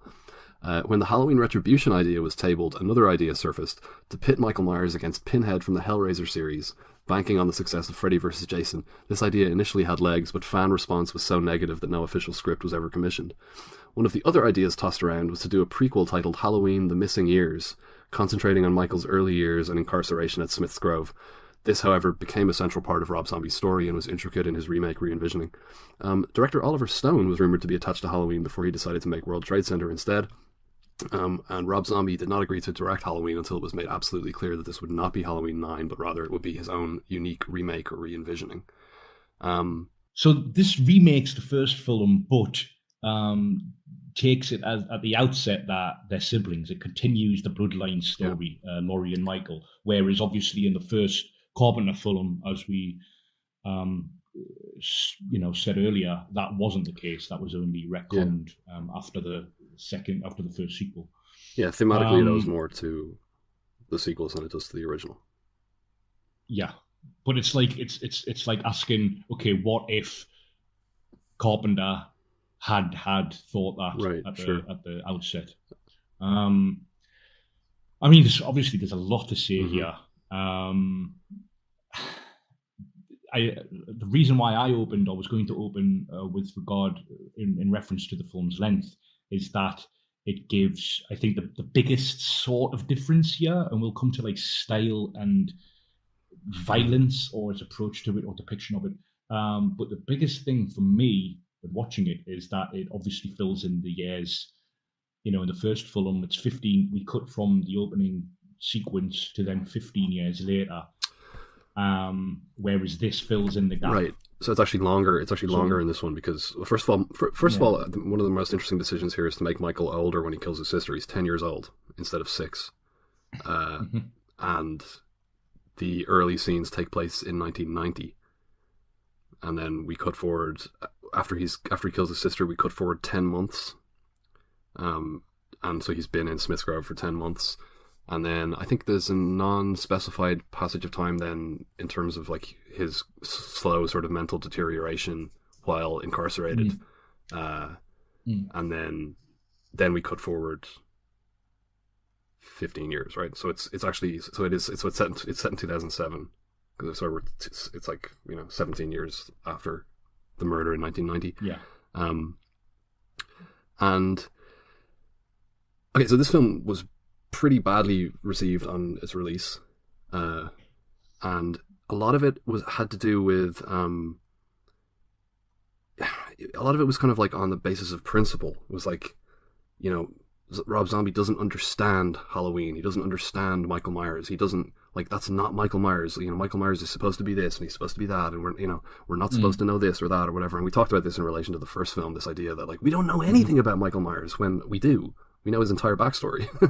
But what he did here was, and I think is a really interesting take on the material, is that this is a realistic take on Halloween. Obviously, like, it's exaggerated for, you know, effect, but it's a more or less a realistic depiction of, like, nature and nurture creating this psychopath, and then incarceration kind of like worsening it, and you know, sort of psychologically plausible depiction of the origins of a psychopath. And he has, and this is the other thing, that people hated the way that he treated, or the way that he reimagined Dr. Loomis, who's here portrayed by Malcolm McDowell. He portrays him as kind of like an opportunist, and yeah, I mean, especially in the second film. Especially the second film was very, very poorly received, and partly for that reason that Loomis goes way further down that road. But even here, we get this sense of he's not, like, because he's still talking about Michael as, like, evil and all this kind of stuff, right? But it's framed differently. It's framed as somebody who knows that sells, and who knows that this is, he can see why Michael is the way that he is, and he understands it, you know, but it's more sort of convenient to him to try to sell it as, you know. Yeah, and he's attending conferences and talking about Michael as a case study in the clip that we just heard, and you know, it's repeated in the second one where he's going on a whole fucking and we see the relationship develop between them. Obviously, there's an imbalance in terms of the trust and the powers involved, as is inherent in any kind of patient doctor-patient relationship. But I mean, this does go down the how you know, it's an origin story, I guess. In a it's not merely giving Michael backstory. It's not like filling in the years. It's also psychologizing. Right, but it's not an origin story of the Michael Myers that we met in the original series. It's a story about a different character. Like, Michael Myers is completely reimagined from the ground up here as somebody who is not at all supernatural, who's very much like the product of his environment, and, like, you know, even in terms of the explanation for why he wears a mask is psychologically plausible, that he's bullied in school and that he is like literally hiding behind his mask. At one point he says to his mother, who's come to visit him in the sanatorium, you know, the mask, it hides my ugliness. So even though this film leans into the bloodline thing, one of the major crucial and almost, like, for some reason sort of unrecognized differences in this film is that when we spend the first, like, 30 minutes of this movie with Michael before he kills his sister, and he doesn't like his elder sister because his elder sister is horrible to him, and he has this, like, drunken, abusive stepfather. He loves his mother and he loves his baby sister, and that kind of throws up the question then, when he escapes from Smith's Grove as an adult, why does he want to kill his baby sister? But in this film he doesn't. He wants to be reunited with her, and he's, like, so maladjusted at that point, and so kind of, like, instinctively violent, and you know, and that's a massive difference. Like, he's not trying to kill Laurie in this. And it's all like, what I'm trying to say, sorry, is that this film is it's a complete reimagining of the material, but it's entirely internally consistent. Like, there's no point where you go, oh, he really messed that up. He changed that, and that doesn't line up with this. Well, he changed everything in a coherent way. No. So I'm getting the sense here that you're very sympathetic towards this film, in on paper at least. No, I like this film. Okay, so that was going to be my next question. Okay, so like I said, let's talk about the structure of the film a little bit. So you've got about 30 minutes before Michael kills Judith, setting all this up. In fact, he kills somebody else before that. He kills a bully. He ambushes him in the woods and beats him to death while wearing a mask. And he has been we've seen him. He's killing animals as well. He's killing cats and dogs, and he has killed his pet rat. And he kills his stepfather on Halloween night. He kills his stepfather. He kills his sister's boyfriend, and then he kills his sister. And then he sits outside with his baby sister, just waiting for his mum to come home. And then he's taken to Smith's Grove, and then we have maybe 25 minutes, maybe. Again, we're talking about the director's cut, in Smith's Grove with Dr. Loomis and with his mother visiting him, and gradually sort of over what kind of feels like maybe the course of like probably a year or so. We cut forward 10 months, and then it feels like kind of like maybe another period, like a similar kind of period.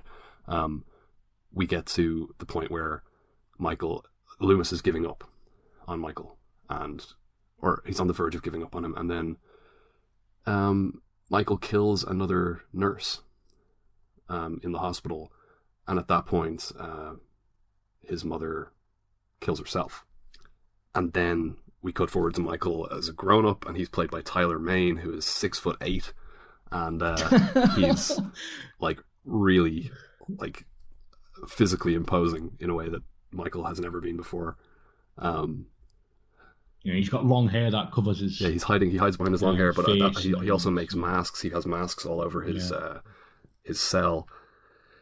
And Danny Trejo is in the film as a kindly orderly in the who isn't the tallest of dudes anyway. Sure. Yeah, so Michael really towers over him, and he but he's looked after Michael all those years. But there's another orderly who's just started there, who's a horrible bastard. And anyway, like you said, there's a really horrible rape scene in the middle of the night where that horrible orderly and some other guy come in and take this girl who's just been committed there out of her cell, and they take her into with the intention of raping her, and then he comes up with this other great idea that he's going to take her into Michael's cell and kind of torment Michael at the same time. And they rape her in Michael's cell, and then one of them takes one of the masks off the wall and puts it on, and then Michael stands up and kills them both. So what's really interesting about the director's cut here is that Michael is kind of an anti-hero. not throughout the film, but in this moment, you are like really rooting for Michael to kill these two guys.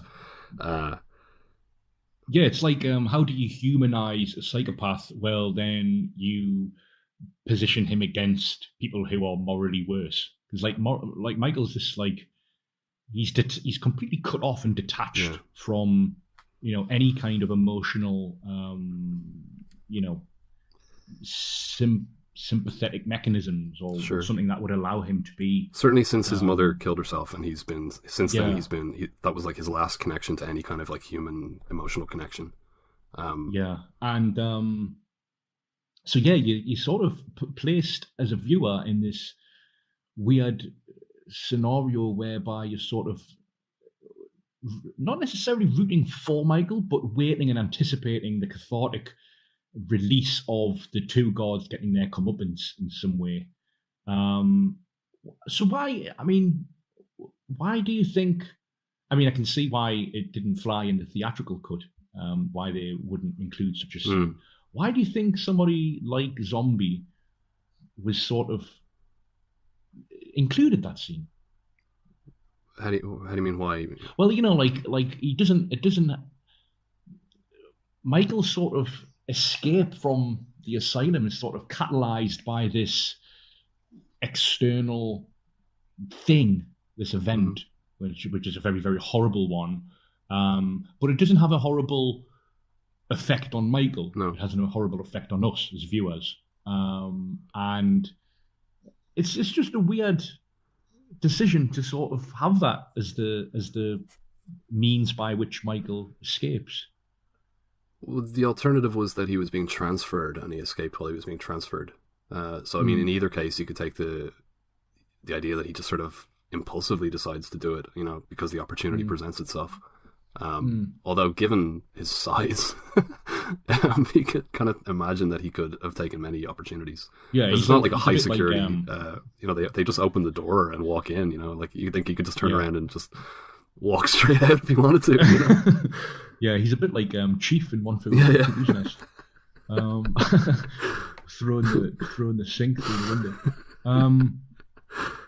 No, it's so that's weird how or new, not necessarily weird, but it's new. It's a contribution to the series that we are invited, not necessarily encouraged, but invited to sort of sympathize with Michael through certain scenarios. And obviously his development from 10 years old onwards, I mean, he's catalyzed into the horrific acts that he does through like you're very much so like that that is you're very much encouraged to sympathize with him all the way through the first act.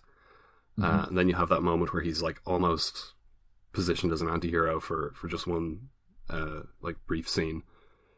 And then as the film goes on, we abruptly shift perspectives. It shifts from being like a psychological drama about this like disturbed kid who's become this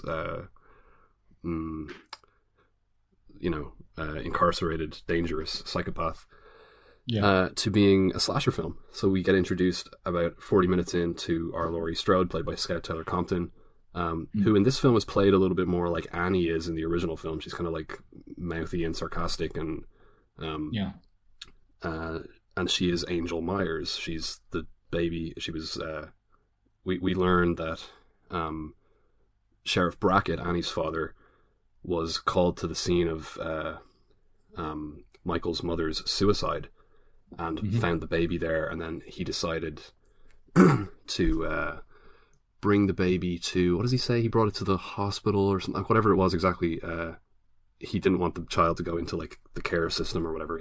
Whatever he did anyway, ended up with with the Strodes, Mason Strode, adopting this baby, and there we get Laurie Strode. So we're introduced to her. So the shift. Previous times that I've watched this movie, and again this time, that gear shift halfway through, I always felt really jarring to me.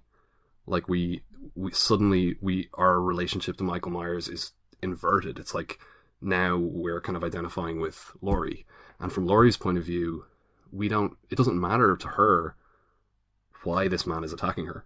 He's just like this masked weirdo who's like stalking her for the day and then attacks her. Sorry, in this one doesn't quite technically attack her. He's kind of trying to abduct her, I suppose, is what you would say. But from his point of view, he's trying to connect with her or sort of reunite with her. That's kind of the way that he sees it, I suppose. But he on the course, he murders a bunch of people, murders a couple of her friends. Although Annie survives in this version. Annie, by the way, Annie played by Danielle Harris. Yeah, Danielle Harris, who played Jamie Lloyd in Halloween 4 and 5 and came back to this and was originally considered for Laurie in this, but it was decided that she was better suited to play Annie. And her father, played by Brad Dourif. So I have two questions for you then, having seen this for the first time. One is, I'll just ask them both to you. One is, how did you feel about that gear shift at the end of the first act? And secondly, when we spoke about Halloween, the first one, the original, you said that when you had seen it for the first time, you reacted negatively to this notion of pure evil and the supernatural, kind of like relishing the inexplicability of the origin of this killer. So how do you feel about taking the exact opposite approach here in a kind of a realistic sense? So I suppose to answer the first question, the shift for me feels like the film's pulling its punches almost, like that it needed at some point to become the remake that it is marketed and positioned as, whereas actually I agree, the first half of the film isn't really like it's a different character in the sense that it is a character. I mean, Michael Myers isn't a character really, in the sense that he has like characterization. He has a backstory, but he's not really psychologically accountable in the original, for, you mean? Or accountable for in the original film, yeah. Absolutely. Yeah. And obviously this is no, like that's the point. That's the point of the original film, is that yeah. he comes from this comfortable suburban place, and he's not like the kind of the totally dysfunctional, horrible environment that Michael grows up in this version. You know, like given certain kind of emotional and psychological like predispositions, exposure to that kind of environment is like exactly the kind of thing that creates serial killers and people like that. So sure.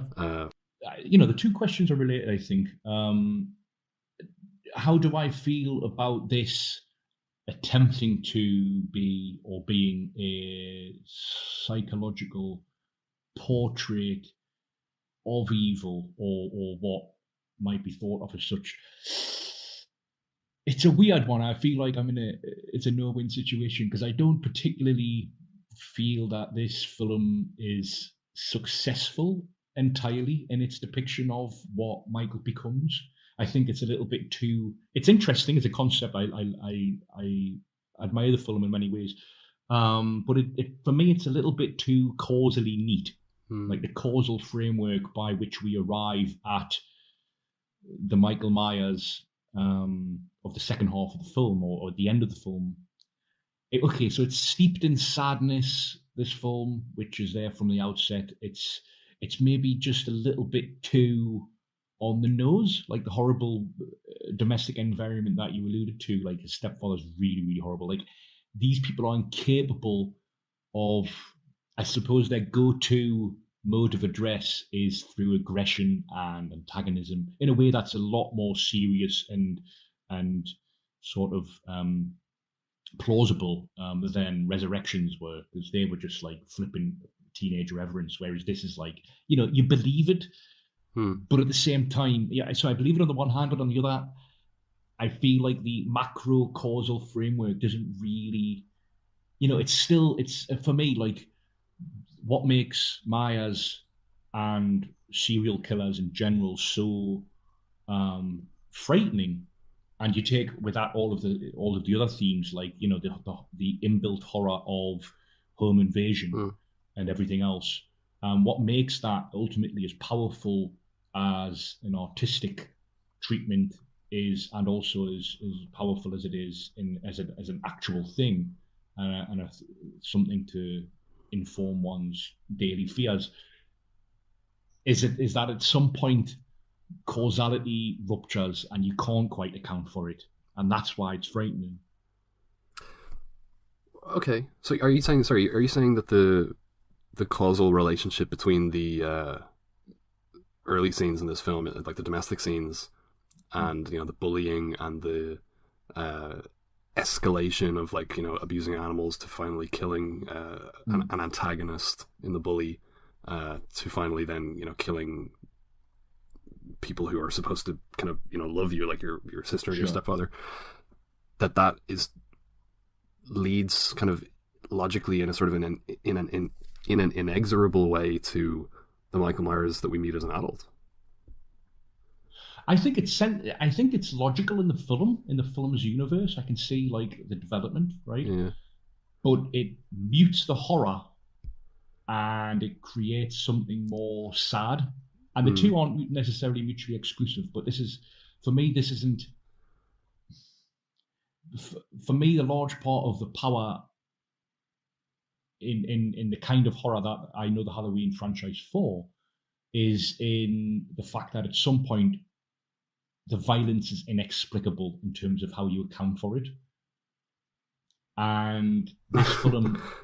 So is that... You know what I mean? Yeah, no, I get it. I mean, are you suggesting that your initial, like, I mean, to be fair, a long time ago criticism of Halloween, that the sense of, like, the inexplicability of, like, Michael and pure evil, and, you know, we could never even hope to begin to understand why, you know, a seemingly normal child would just suddenly decide on Halloween night to kill his sister, that's too far in one direction, and this is too far in the other direction, and you want something in between? I think the idea of it was, maybe I misphrased my original gripes with the first film, but it was the idea that what is depicted, the nature of the violence in the first film, is the evil that Pleasance Loomis, sort of refers to, and the idea of it that he conjures is somehow goes deeper than the banal murders that are depicted on screen. So it's like it's hinted that like there's a certain supernatural element to it. Yeah, okay.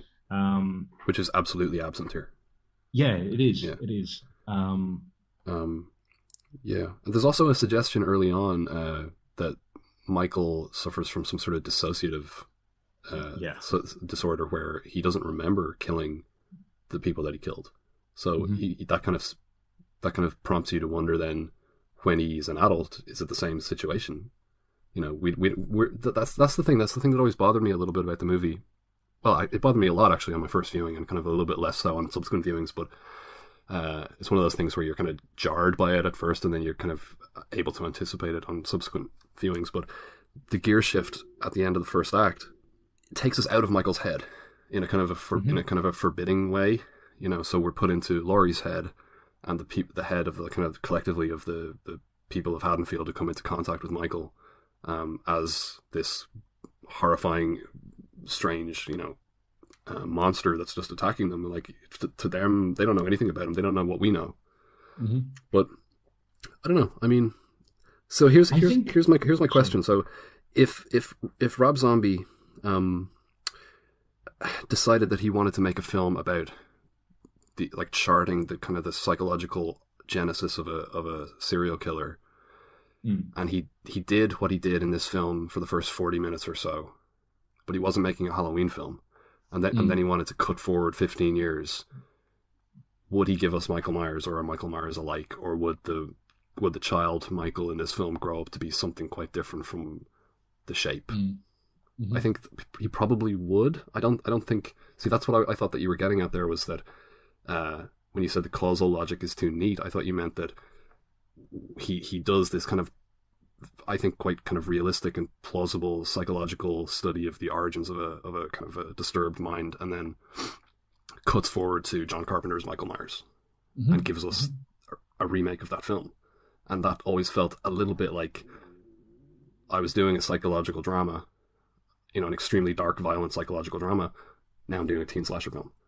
And yeah. No, so I don't think that the two parts 100% click, but there's definitely enough there that I like this movie. And we have to talk about the violence in the movie. So I love the depiction of Michael Myers in this movie. I think he's really, really scary. Like the savagery of every single one of the attacks. I just love the kind of the raw sort of animal brutality of the whole thing. Yeah, it's taken to sort of almost transcendent mythological heights. The physicality of it, and it's even further, I would say, in the second one, from the get go. Yeah, I think my problem here is that because at some point the causal logic of a dissociative mindset has to in some way fail sense or normative understandings of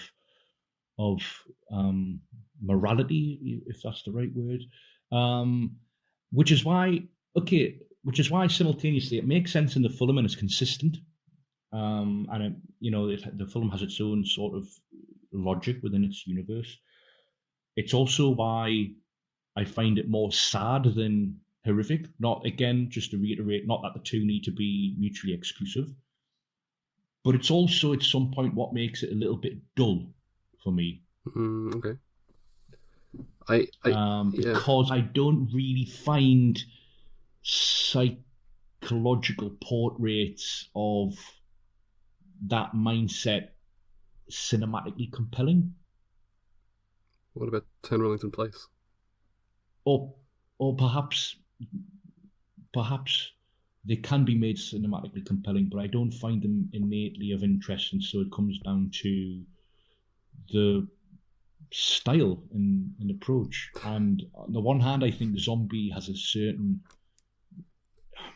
you might argue that he's the first sort of visionary to have worked on the franchise since Carpenter. In terms of like a consistent auteuristic worldview that comes across in his style and his approach to images and whatnot. Do you like his style? Because you hadn't seen any of his other films. Yeah, I hadn't. I don't dislike it, and I think it works better in the second film somehow. Even though we will come to that. Sure. But I think he's sort of caught here between making an original contribution to the horror film as a genre and having to make a contribution to the Halloween franchise. Yeah, having to make the remake. Sure. I'm a huge fan of Rob Zombie's style. I think he's a really talented director. I think whatever shortcomings he has as a filmmaker are his shortcomings as a writer. But you've brought up twice now this idea of sadness, and you know that like that's kind of like my favorite register for a horror film is melancholy. So and like you take something sort of like a melancholy kind of that kind of pervasive sadness and have that sadness kind of like articulated through like really brutal violence and like the kind of savage sort of the kind of savage attacks that are like scary just in terms of just like how fragile people are and how because there's nobody. He's so big, he's so terrifyingly like powerful here.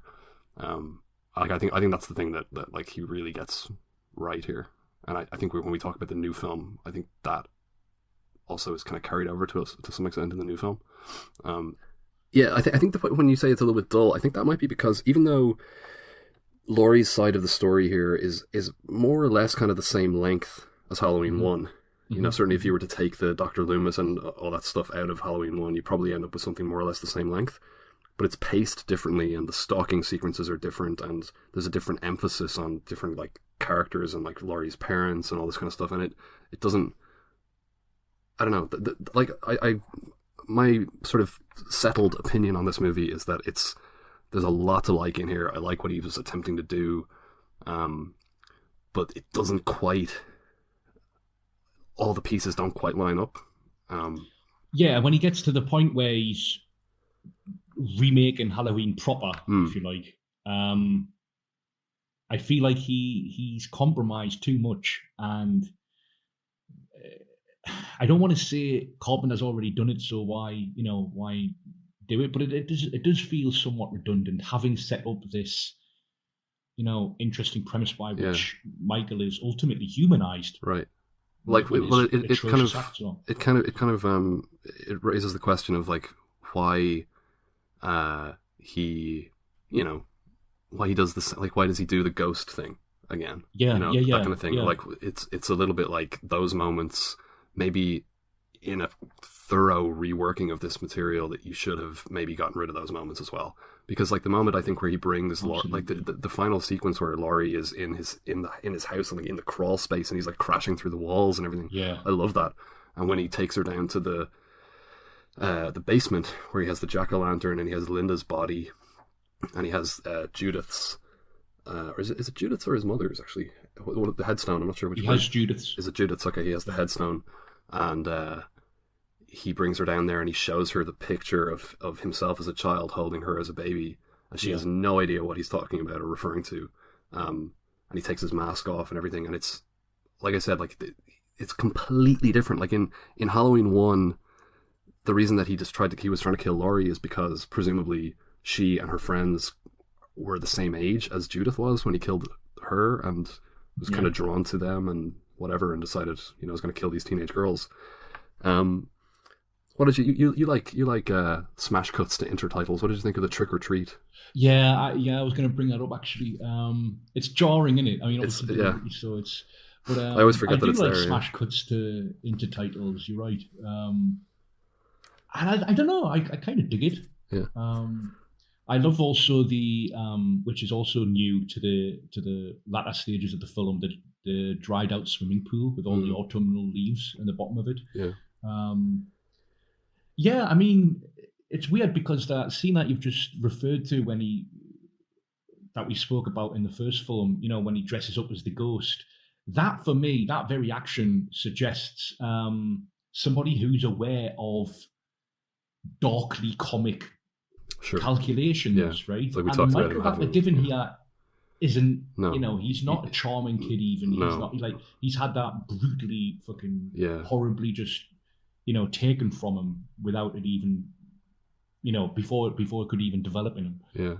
So it doesn't really make sense. The moments where the film is homaging, where it's kind of Compromise. tapping into Yeah. the suggestion in the original film that Michael has a dark sense of humor. Yeah. Which came out of, like we said when we talked about that, came out of the fact that all these scare sequences were more or less Sure. like conceived in isolation from each other, Yeah. and yeah.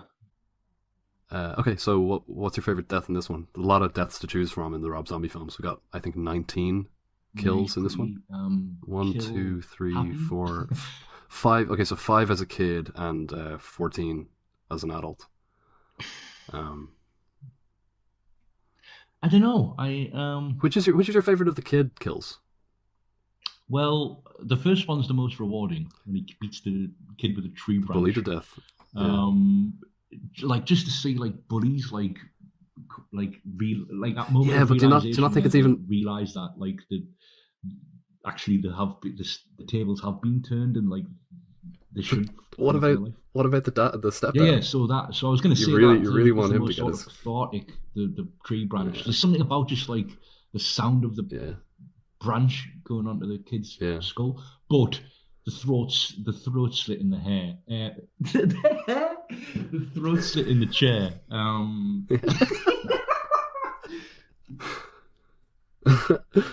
What about the beating? I love when he hits the boyfriend over the back of the head with the baseball bat. It's like really visceral, like impactful clunk, like, and you can feel it. You know, it's like What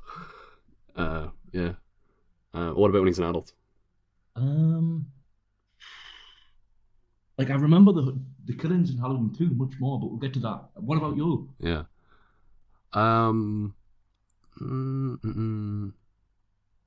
Maybe Joe Grizzly in the bathroom. Yeah, that's pretty cool. Not a great build up to it. You know when he just come back to the when he kills his stepdad. You know when he duct tapes. You know when he tapes him to the chair. Yeah. Did it not recall for you Halloween 3 when Tom Atkins is taped to the chair? Oh yeah, sure. I didn't think of that, but yeah, I can see it. Okay, all right. Well, what would you give this one out of 10? 6. Okay, we go with a 7. Okay. And moving on to the sequel to the remake, Halloween 2. I think you can all see quite clearly here that Michael's psychotic perception is in complete denial about his own mother's suicide. Freud would certainly have a field day with that little one, wouldn't he? So, it is the fate of all of us to direct our first sexual impulses towards our mothers and our first murderous hatred against our fathers. Now, in Michael's case, I became the surrogate father, the last father in a long series of fathers. Well, has anybody got any questions at all? Doctor? Yes, sir. Yes, please. You never really made it clear whether you believe it was nurture or nature that contributed to Michael's condition. I would like to answer it in part by quoting the great George Bernard Shaw with a little Loomis twist at the end. He says, "In the arts of life, man invents nothing. But in the arts of death, he outdoes nature herself and produces, by chemistry and machinery, all the slaughter of plague, pestilence, famine, and Michael Myers." Well, sorry, but I like that little one. That's my own little twist. Okay, so Halloween 2, written and directed by Rob Zombie again, produced by Zombie, Malek Akkad, and Andy Gould for Dimension Films, Spectacle Entertainment Group, and Trancas International Films, and distributed by Dimension Films and the Weinstein Company. Released in August of 2009 in North America and October of 2009 here. We keep getting them at Halloween. Yeah. I guess. I mean, this was around the same time the Saw movies were coming out in October, so I don't know. I guess they were trying to avoid them in North America, but $15 million budget, $33.4 million in North America, and again, a kind of a suspiciously low figure of $6 million internationally, which sounds like it can't be right, but I don't know. Okay, so a year after narrowly escaping death at the hands of Michael Myers, played by Tyler Mane, Laurie Strode, played by, again, Scout Taylor Compton, is at breaking point, pushed to the edge by a revelation from Dr. Loomis, played by Malcolm McDowell, that she is Michael's sister, Angel Myers. Little does she know, the unstoppable killer is back in Haddonfield, and driven by visions of their dead mother, played by Sherry Moon Zombie, he is determined to bring about a bloody family reunion. So Rob Zombie originally stated that he would never do a sequel to Halloween. And then when Dimension decided that they were going to go ahead anyway and make a sequel to his film, he decided to sign on to write and direct. But before he signed on, the directors Alexandre Bustillo and Julien Maury were attached to direct it, who had directed the great French horror film Inside. Mm-hmm. And you can certainly see the kind of kinship in their approach to like violence and stuff like that. So this one, I kind of think, and this one was even more poorly received than the first one. It kind of reminds me of, like, if you take Rob Zombie's Halloween and Halloween 2, and you take Tim Burton's Batman and Batman Returns, I kind of see a sort of a similarity or a symmetry there, where Batman was Tim Burton making a Batman movie, and Halloween was Rob Zombie making a Halloween movie, but Batman Returns and Halloween 2 are Tim Burton and Rob Zombie making Tim Burton and Rob Zombie movies featuring Batman and Michael Myers. Right. If you know what I mean. Yeah, I do, yeah. Like, he really just goes off in his own direction here and makes something very unfamiliar to fans of the franchise, which, we've said on previous segments here, fans of the franchise tend not to respond very well to that. Like the films that get the most warmly embraced are films like Halloween 4 and Halloween H2O that are going back to basics, Yeah, even though that's, as we established from the very start, often on sort of false pretenses or falsely predicated on the idea of the first film being this like pure, thing of aspirational value that should always be, honored and, further reinforced through even the retroactive projection of the revelation in Halloween 2 onto the first film, because Halloween 4 and Halloween H2O lean very heavily on that plot twist. Sure. I mean, we'll come back to that and when we discuss the new one. Because the spirit, we will, definitely, because the spirit of the first film, if you were to do a Halloween 4 Return of Michael Myers or Halloween H2O 20 years later, would be Michael again, just like randomly selecting somebody who kind of vaguely reminds him of Judith. Yeah. Okay, so this one, just like the 1981 Halloween 2, picks up immediately after the end of the first film. At the end of the first film, Annie has been attacked but survived, as has Dr. Loomis, and Michael has been shot in the head by Laurie.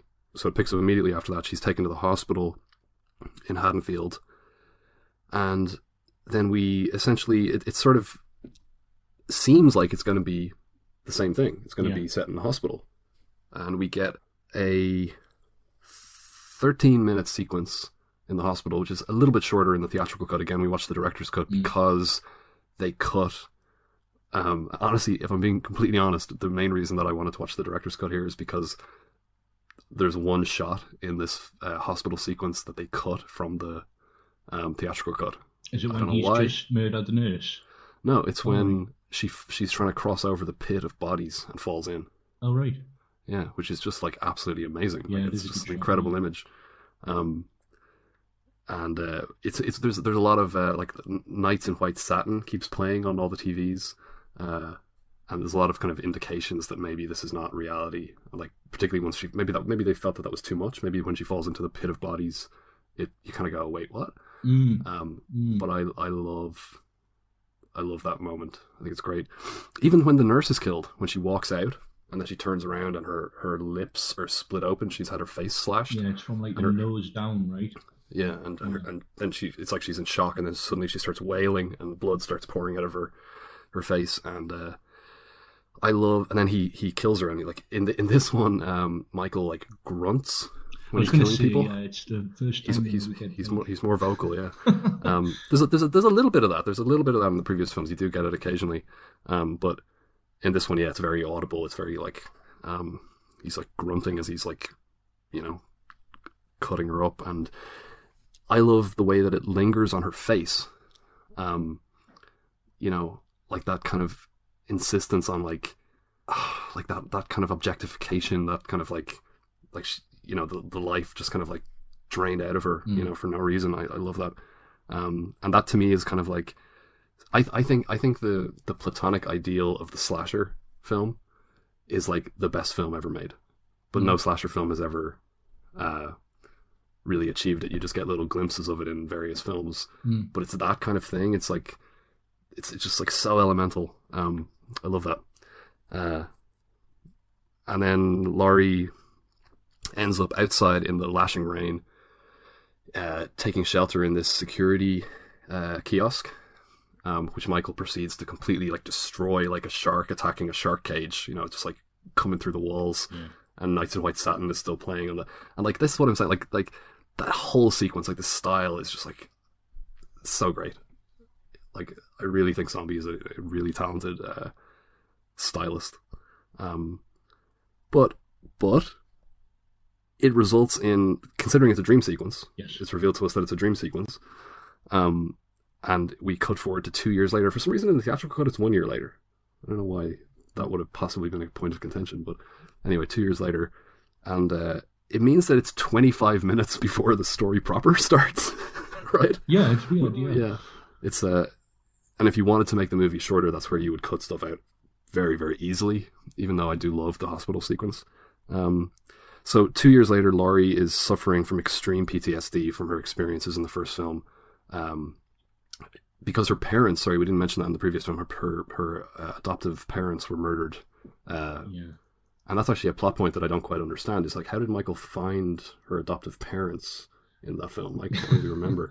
But anyway, he killed her parents, so now she's living with Sheriff Brackett and Annie.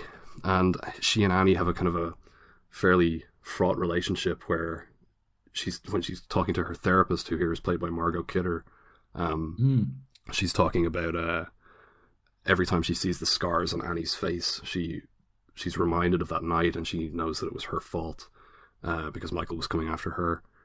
Can I just say as well, the just going back to the hospital sequence, so like obviously the first film ends with her blowing Michael's brains out, or so we're led to believe, because of the blood involved. Then once we get to Laurie and Annie like being like sewn up and like their nails getting like taken off in the hospital, like those delicate procedures that zombie films in close up, but the like the so visceral quality of like the makeup effects are incredible. Yeah, like the injuries and the medical procedures that are being acted out on them. Yeah. Oh, it's like amazing. I said in the last segment that it sort of ups its game even from the brutality depicted in that. Yeah. This is like on another level. Yeah, it's great. We should say that the way that Michael escapes, we kind of led to presume that when she shot him in the head, she didn't like actually just like grazed him or whatever, but because it's certainly, this film doesn't really. Well, you could argue that there's a little bit more leeway given to the supernatural kind of connotations in this movie, but not really. Like it certainly doesn't begin to suggest that Michael is like some sort of like unkillable force of nature or anything like that. That's not really reintroduced into the story at all. But we get these two like guys driving the coroners. Yeah, like. They're coroners, right? Yeah. Meat wagon boys. Meat wagon boys, yeah. And one of them is talking about Linda, who was murdered while naked, and he's talking about how, he was kind of thinking about these other guys. He heard a story about these meat wagon boys fucking corpses and all this kind of stuff. I had never had the urge till tonight and all this. And the other guy's kind of going, you're sick, stop, just shut up. If Sheriff Brackett even like thought he heard you say that, and I was thinking like, some people absolutely hate Rob Zombie's films, seemingly just because he includes characters like that. And like the guy in the first film who wants to rape the inmate. Yeah, and does rape her. Sorry, it does, yeah. But there's always this like criticism of like everybody in Rob Zombie's movies is like that. It's like, no, they aren't. This is like not true of any of his films, and particularly the Halloween movies. Yeah. Like those are like a handful of characters out of a large ensemble. Like most people aren't like that at all in these films. Anyway, so he kills those two guys and escapes, and then he spends after they crash into a cow.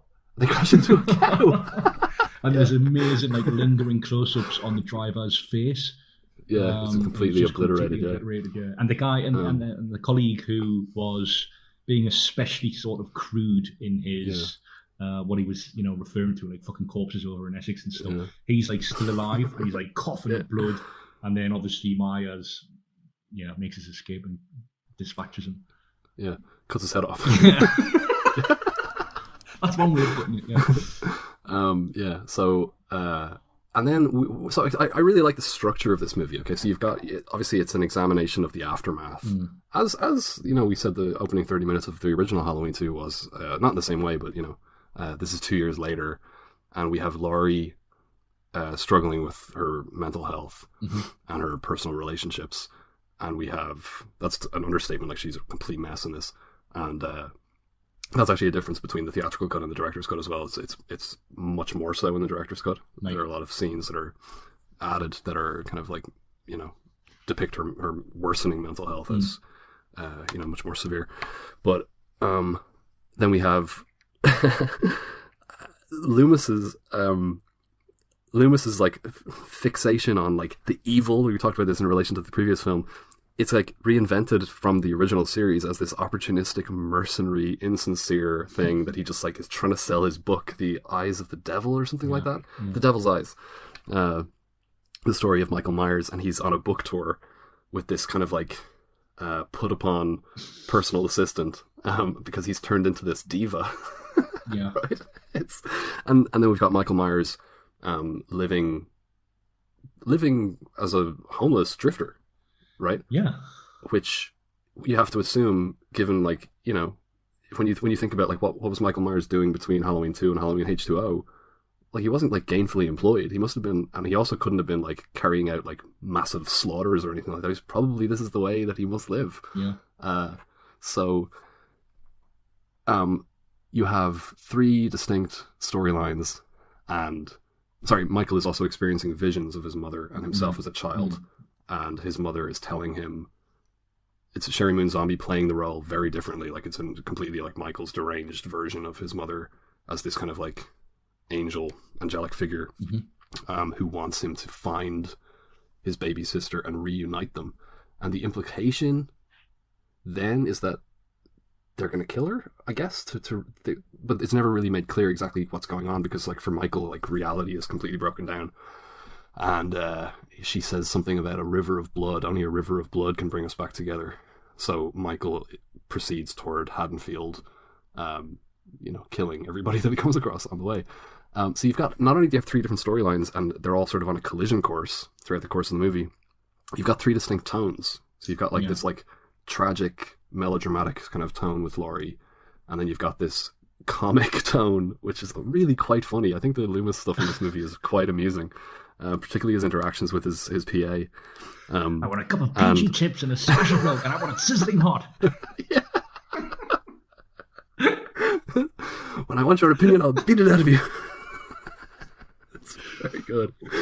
And then we've got Michael, which is like kind of what you would imagine, kind of this like savage, kind of atavistic sort of primal. Savage, but also kind of so I said, this film in general it gives you more of everything that was in the first. And one thing that I kept referring to when we spoke in the last segment was the sadness. Like it borders, like it mythologizes, like almost like a mythological sentiment that permeates all of his segments. Like, this idea of like this cross-country return home, like this homecoming, and like he, as you said, he looks and is like a drifter. Like this. So simultaneously has this brutal energy or brutal bursts punctuating this like really sort of mopey emo edge. Yeah. If I can say so without sounding derisive. Yeah, sure. So, well, what did you think of the movie? What I liked from the first, I love in this. It's a very, so as you say, I wouldn't have said or thought about Batman Returns, but I completely agree with the reference point. And I think it helps and it's useful to sort of think of the film in those terms. So he's sort of out on his own here, right? Having established Myers. I mean, but this isn't really about Michael Myers. I mean, of course it is, but I mean, it's a very, very different take and reading of the character. Like, yeah, absolutely. So which goes a long way to explaining its reception. Yeah, and because of the hallowed status of the character, despite the fact that so much of what followed was introduced in the sequel. Sure, yeah, absolutely. Yeah, I mean, it's actually taken. If anything, it's taken the first sequel to its logical endpoint. I mean, but just stylistically in a very different way. So this is the second film in the series that I was referring to that we were going to talk about in terms of PTSD and the final girl surviving, which is something that, when you think about it, is something that you could do with any horror film, like or even a lot of like action films and thrillers and things like that. Like the triumphant ending would be followed by, yeah, I mean, like years of like psychological recovery from that kind of experience. There's an alternative sequel to Texas Chainsaw Massacre, the '74 version, where it's just like a drama, like a really fucking sad, unbearably sad drama. Like, so you said, which is very much like a reference point for Rob Zombie in general. The Texas Chainsaw Massacre. So it's kind of, it is sort of that sort of thing. Yeah. But you said, I'm going to dance around the question a little bit. So you said about me liking the film or not. You said that there's three sort of narratives here that are on some kind of collision course. The way in which they unfold, I think, lacks momentum to... I mean, it turns out that they do sort of come together, but the way in which they're edited together, and it's... I think it's a tonal thing. I think it's a pacing thing. It could even be like argued like a timeline thing, like not to be like suggesting that this is like operating in the way that Twin Peaks 3 did, like in terms of like going across different timelines, but like there's a certain timeless, out of time quality to the Michael Myers segments that's informed by like the geography that he has to sort of traverse or whatever. Loomis. Sorry, can I just interrupt? Sorry. Michael Myers doesn't drive in these films. That's true, yeah. Yeah, so like I guess he figured just having Loomis say he was doing very well last night wasn't a good enough explanation. Yeah. So and then you've got like Loomis, whose diva mode informs the certain like scene to scene like short-termism, if you like, in relation in contrast to Michael's segments. And then you've got something much more sort of chaotic narratively and emotionally happening in Laurie's segments, where you're not really quite sure of the timeline that's unfolding there. She's effectively, I think, like plausibly abrasive as a character, and not particularly likable. Like, I mean, I guess we might like to see her get on with Annie, but like she doesn't really, and that's fine. I think that's the film calls for that. So you see, even when she's fighting with Annie, they clash, and then the fight escalates, and then Annie walks out of the room and slams the door, and then Laurie turns around and she's like, "Fuck!" Like she doesn't want to fight with Annie, but she can't help herself. Yeah. And yet, later on, when Annie is attacked and brutally murdered by Michael, and Laurie finds her in the bathroom. The emotional gravity or moment that scene seems to be aspiring to doesn't quite work for me. It doesn't quite hit home.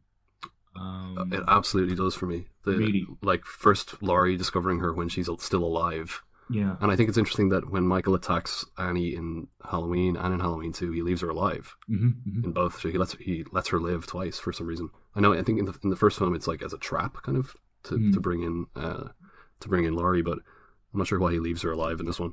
But so Laurie discovers her when she's alive, and she's telling her that, like, pleading with her not to die, and like that she needs her, and that really works for me. But what works even more so is when Brad Dourif, Sheriff Brackett, comes home.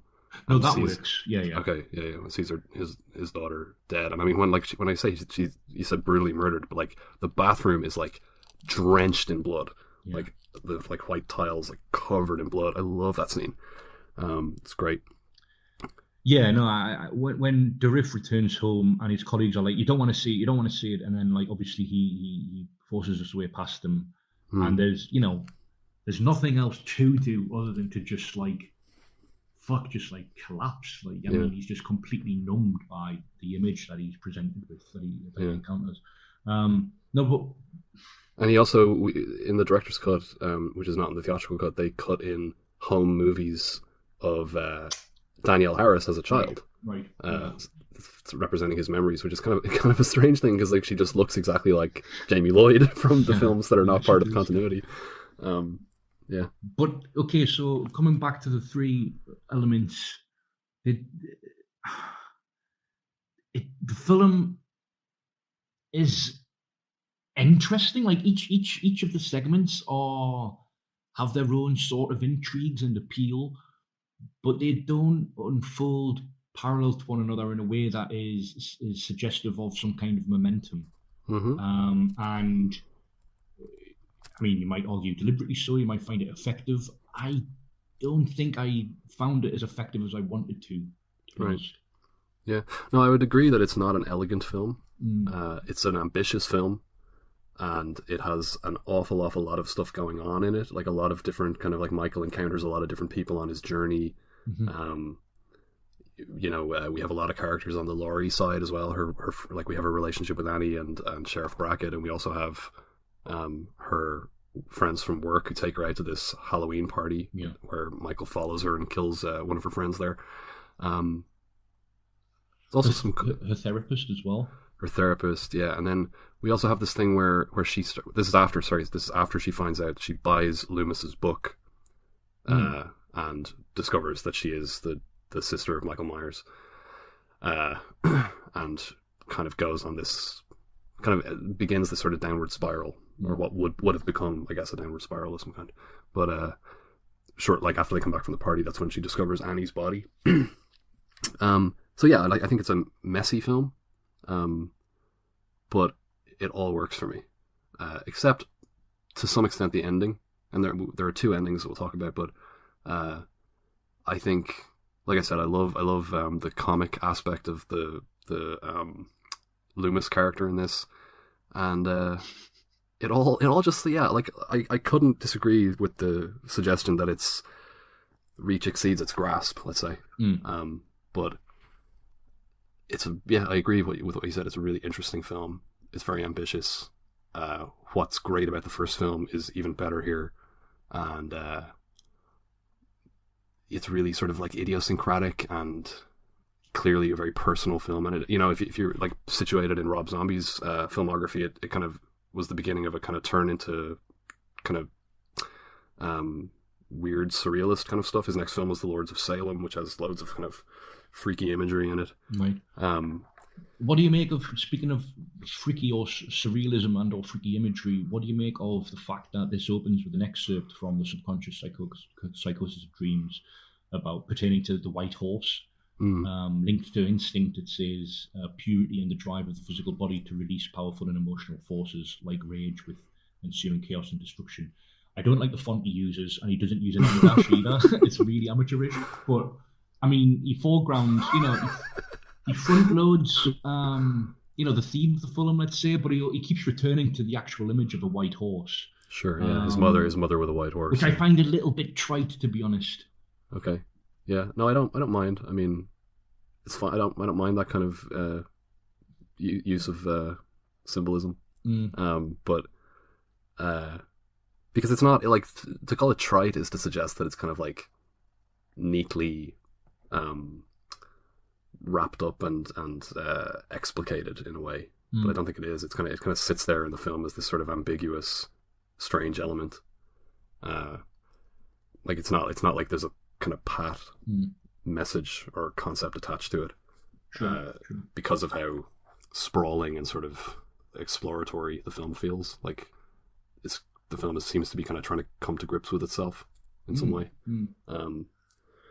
Yeah, there's also, I mean, I guess I'll return to this when we discuss the new film in the next segment, which will, in many ways, sort of neatly brings together recurrent elements of the zombie films, actually, the two zombie films. But like the idea that Michael's evil, if we're calling it that, is like not necessarily infectious, but a thing of consequence in terms of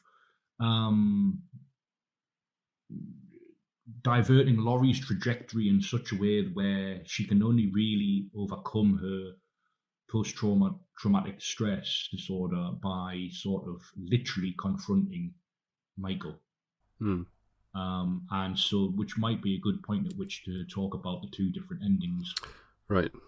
So in the theatrical cut, so in both, like I said, the three storylines converge, and they converge in this little shack outside of Haddonfield, where Michael has taken Laurie, and Dr. Loomis has shown up to finally kind of like make amends for his exploitation and like his responsibility for revealing the connection, and you know he's like has a lot of and starts to understand how much blood he really has on his hands. And the cops are there with the helicopter. Cops are there, yeah. This is immediately after Annie has been killed, and Sheriff Brackett has led the cops there, and they've surrounded the place.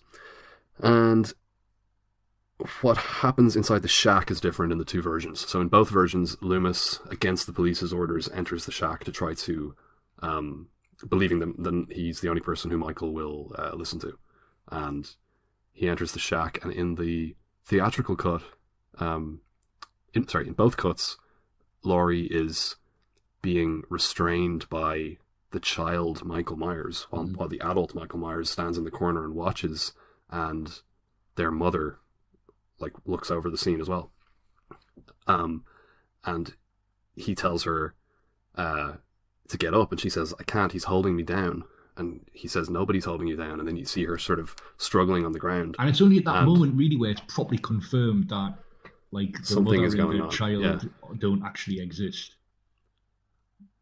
Don't exist? Well, how do you mean? Did you want to see Michael riding the white horse?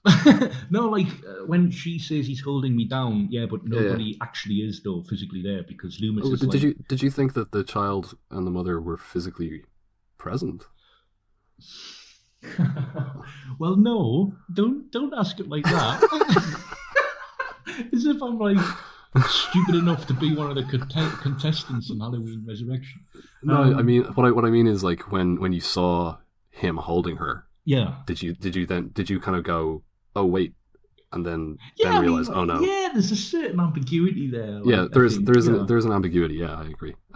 In terms of like, but that's established earlier as well when Laurie is at the Halloween party, and she sees a vision of, and she's also having dreams. She sees a vision of her mother, but she's also having weird dreams where there's a cool like almost like Georges Méliès kind of dream where. There's all these like pumpkin-headed weirdos, and Laurie's in this coffin with a glass top. So she's having these weird dreams. So in the theatrical cut, he kills adult Michael kills Loomis, like cuts him to pieces, and then Laurie kills Michael after sort of having what seems like a kind of a tender moment with him. Then she kills him. And then she walks out of the shack wearing Michael's mask and holding the knife, and then takes it off. And then we get this shot of her in hospital, and her mother approaching her down a corridor, this like, you know, kind of heavenly sort of white corridor with leading the white horse. In the director's cut, Loomis goes into the shack, same scene with Laurie being restrained by the child Michael. And then Michael attacks Loomis, and they crash through the wall of the shack. In Michael also gets shot, right? Michael gets. Wait, hang on a second. Which version where Brackett shoots him with the rifle through the window? The theatrical. So it doesn't kill him. No, he lands, I think, upon spikes, and then when Laurie kills him, it's also suggestive of the idea that Michael's sort of allowing her to. He gives up a fight. Yeah. Okay. All right. So they crash through the wall of the shack, and then Michael utters the only word that he ever uttered in the whole series. He shouts "die" and stabs Loomis. Another controversial decision there to have Michael speak, but he shouts "die" and stabs Loomis, and then he gets shot by the police, and then Laurie comes out and picks up the knife and goes over to kill Loomis, and she gets shot against Sheriff Brackett's orders. So everybody dies, and then we cut to the same scene in the hospital with the white horse and the mother. So that scene obviously is completely recontextualized as like some sort of afterlife or whatever. Given that that's the director's cut, it's interesting because one of the ideas was that it would be revealed that Michael had died at the end of Halloween and that Laurie had been the killer all along, which is kind of suggested by her wearing the mask in the theatrical cut. She walks out and she's like, "Oh, was she?" So, and then you're kind of thinking, "Wait, so she killed Annie?" And it's like, that's terrible. And then what about all the people that Michael murdered on his way to Haddonfield? Are we supposed to just kind of go, "Oh, that was just like a dream that Laurie had"? Like, that is a terrible idea, given what we actually get in the movie. It's a good idea.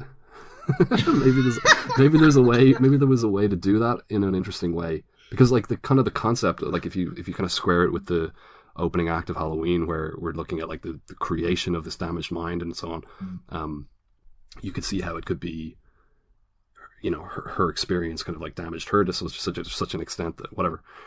But that's not really what the film does. So no, I prefer the director's cut ending. Yeah, it undermines the in some way the material brutality of exactly. So those are the two endings. Which one do you prefer? I prefer the way in which Loomis is fucking cut up in the theatrical one. But overall, I prefer the director's cut. Yeah, but then it risks that sadness that pervades both films. Sort of, it's always on the brink of going over into like camp, almost like some sort of mythological camp, if I may say so. But like really? that bird's eye shot of like almost as if from the perspective of the helicopter circling above, and the spotlight goes on all three bodies lying there in a kind of neatly triadic form. I mean, it's not neatly triadic, but the triangular rather. It risks being something that I don't want it to be, and I don't know what that is, but I just do you know what I mean? Wait, so you'd prefer them not to die? I mean, I don't necessarily have a problem with everyone being killed off, or the three of them being killed off, but just the sort of, maybe it's a tonal thing, maybe it's the import that is given. I don't know. I don't know. I don't detect really any aspect of camp in this movie personally, but I mean, I said it was bored. It's on the brink of teetering over into that on that moment. Maybe it's just going for a certain like emotion that I don't connect with. Like, right, sure. It leaves me just cold. Emotionless. Yeah, it leaves me cold in a very Myers-like way. What do you make of the fact that Michael Myers as a kid in the second one isn't played by the same? That's because apparently the kid hit a growth spurt, and they just needed to recast him. That can happen as the film itself demonstrates. That can happen.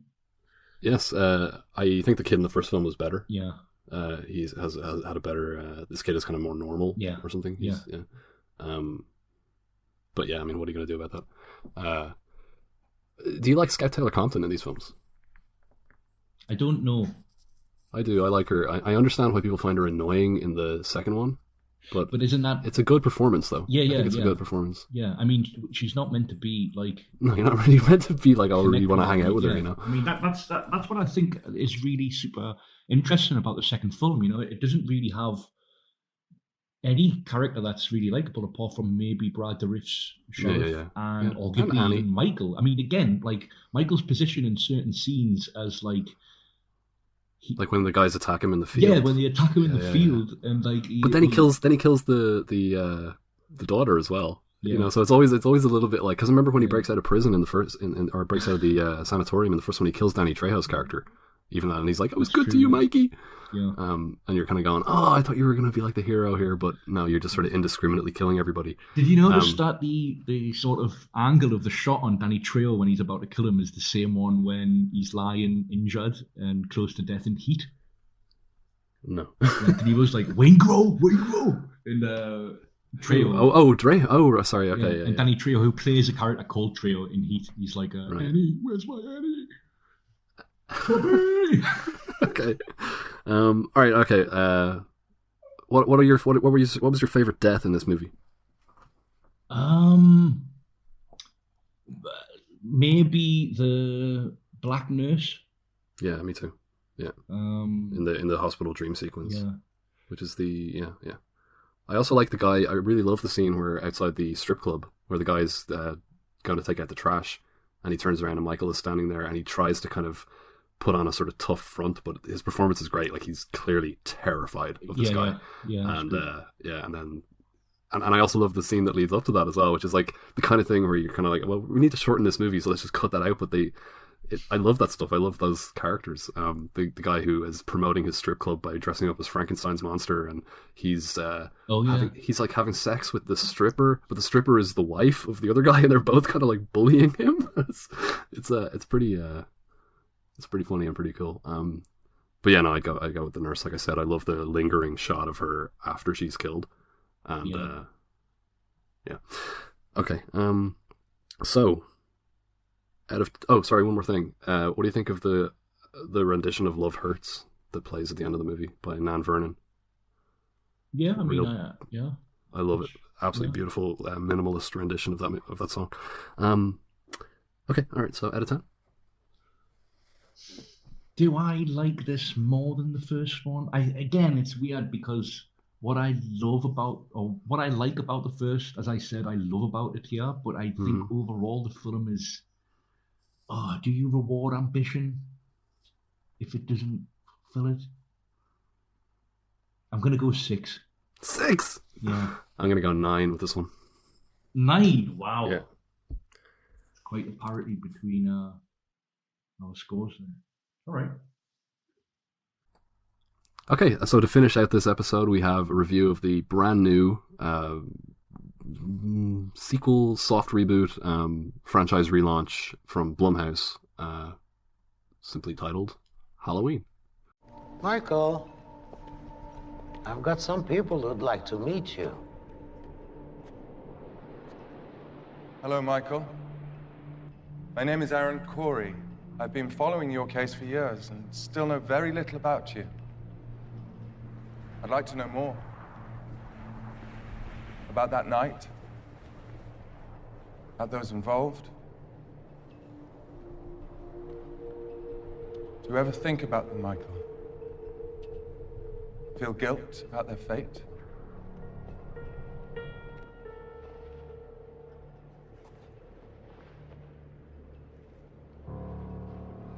I borrowed something from a friend at the Attorney General's office, Michael.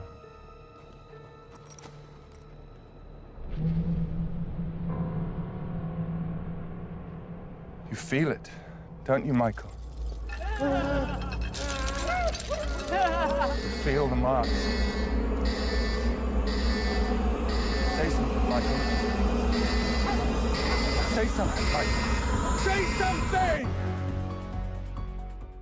So the final film on this episode is the third of the Halloween franchise, simply titled Halloween, directed by David Gordon Green, written by Danny McBride, with also co-credits to Jeff Fradley and David Gordon Green, produced by Malik Akkad, Jason Blum and Bill Block for Miramax and Blumhouse Productions, and also Trancas International Films and Rough House Pictures.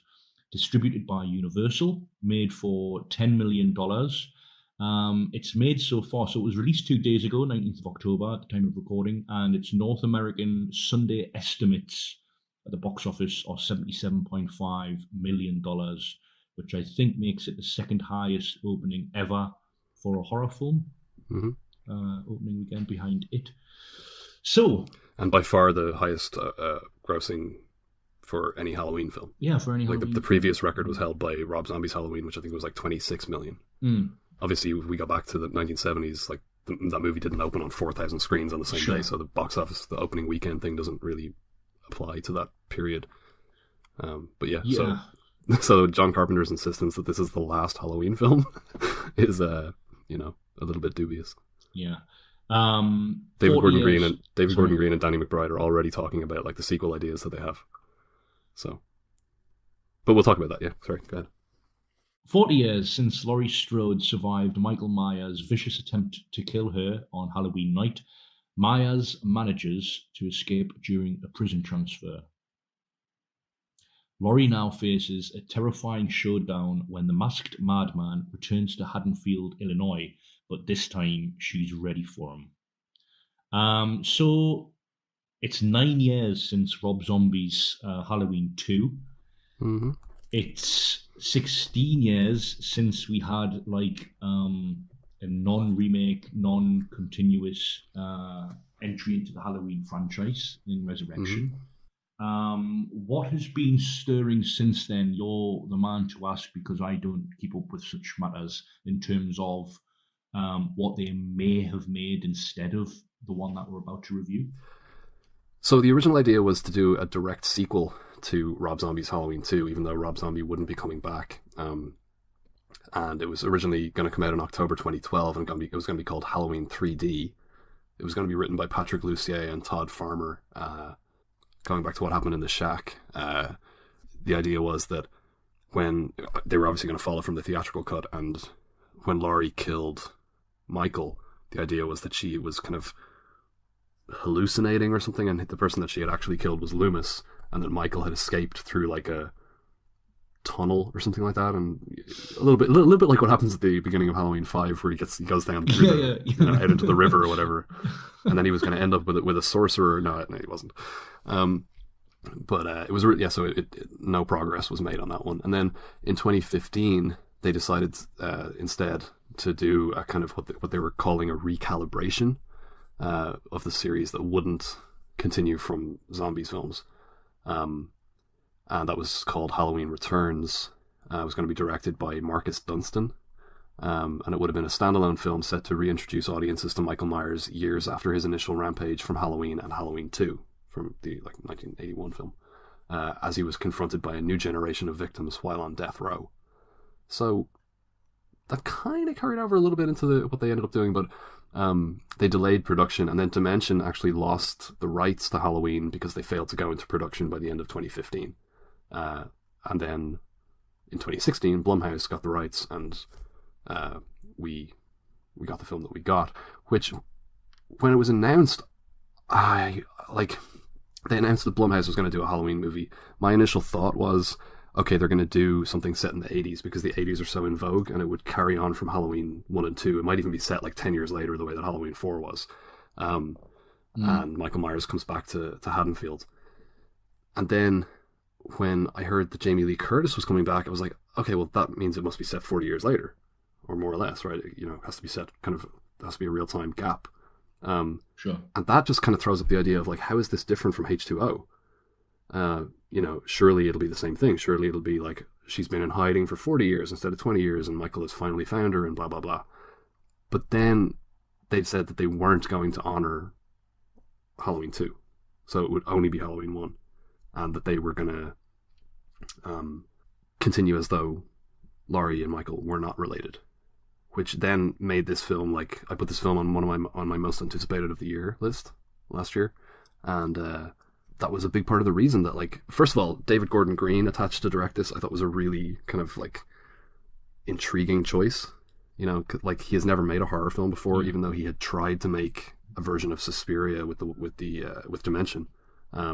and was apparently put through 7 different rewrites of the script by Harvey Weinstein before Weinstein decided that American audiences don't want to see Suspiria, and he just let the rights go. So he's been trying to make a horror film for a long time. But that idea of like, what's the connection between Michael and Laurie if they're not brother and sister? Like, how are they gonna come back into contact with each other? Why would Michael hunt her down 40 years later? That was kind of the really huge question that I had going into this.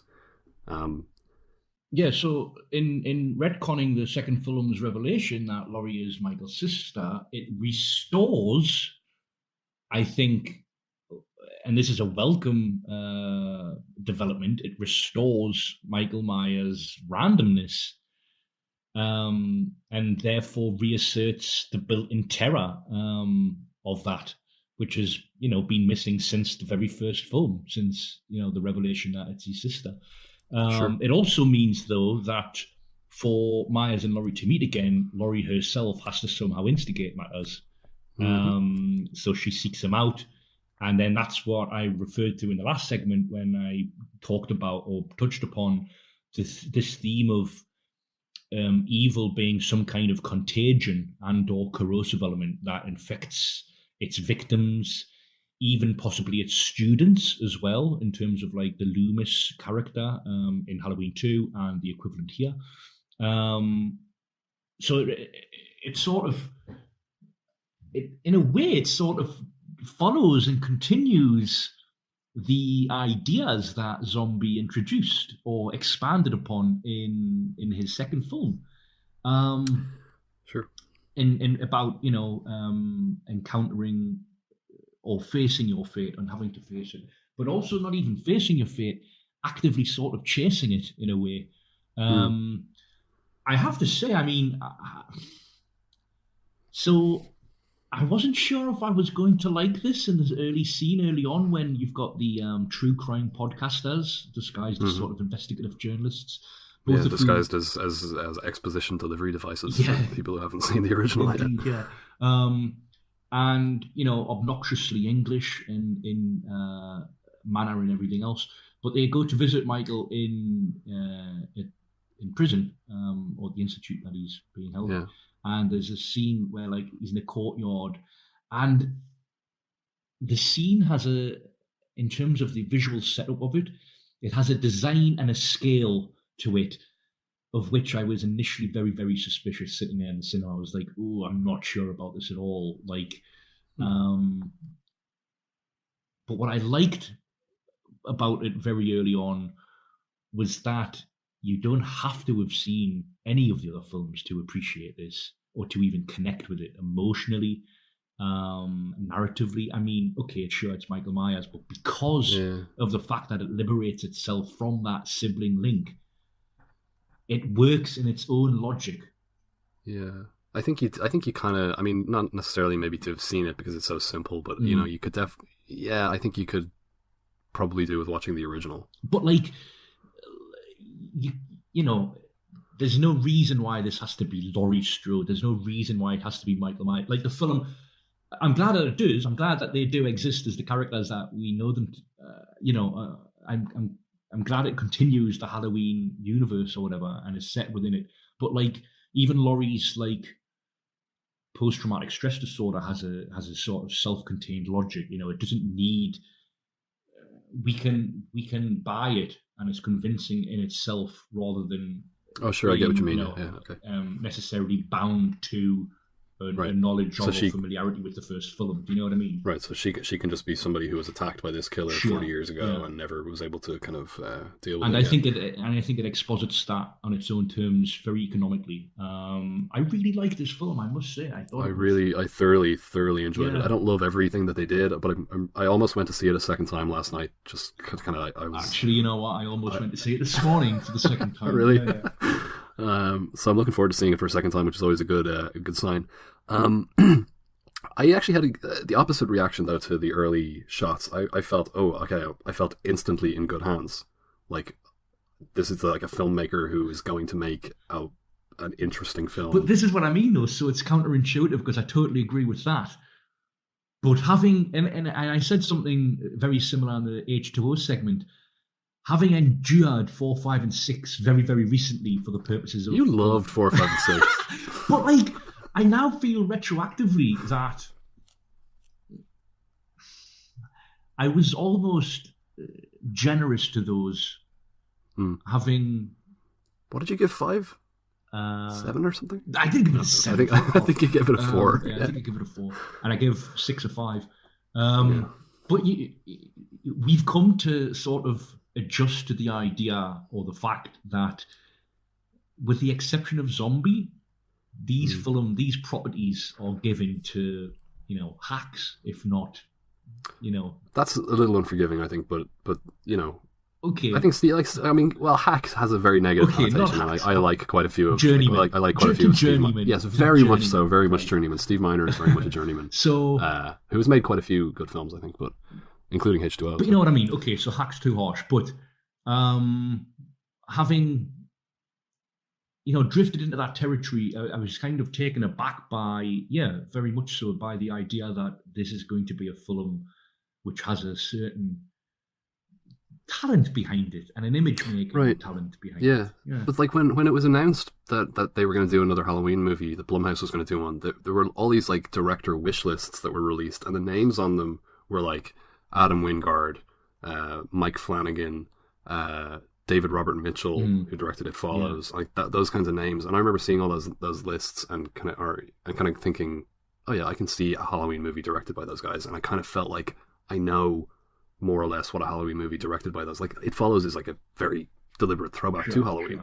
But when they announced David Gordon Green, like for me, David Gordon Green is the guy who directed those Terrence Malick-esque, like very beautiful, very kind of like, low-key indie dramas like George Washington in the early 2000s, and then made this abrupt career shift into stoner comedies with The Pineapple Express.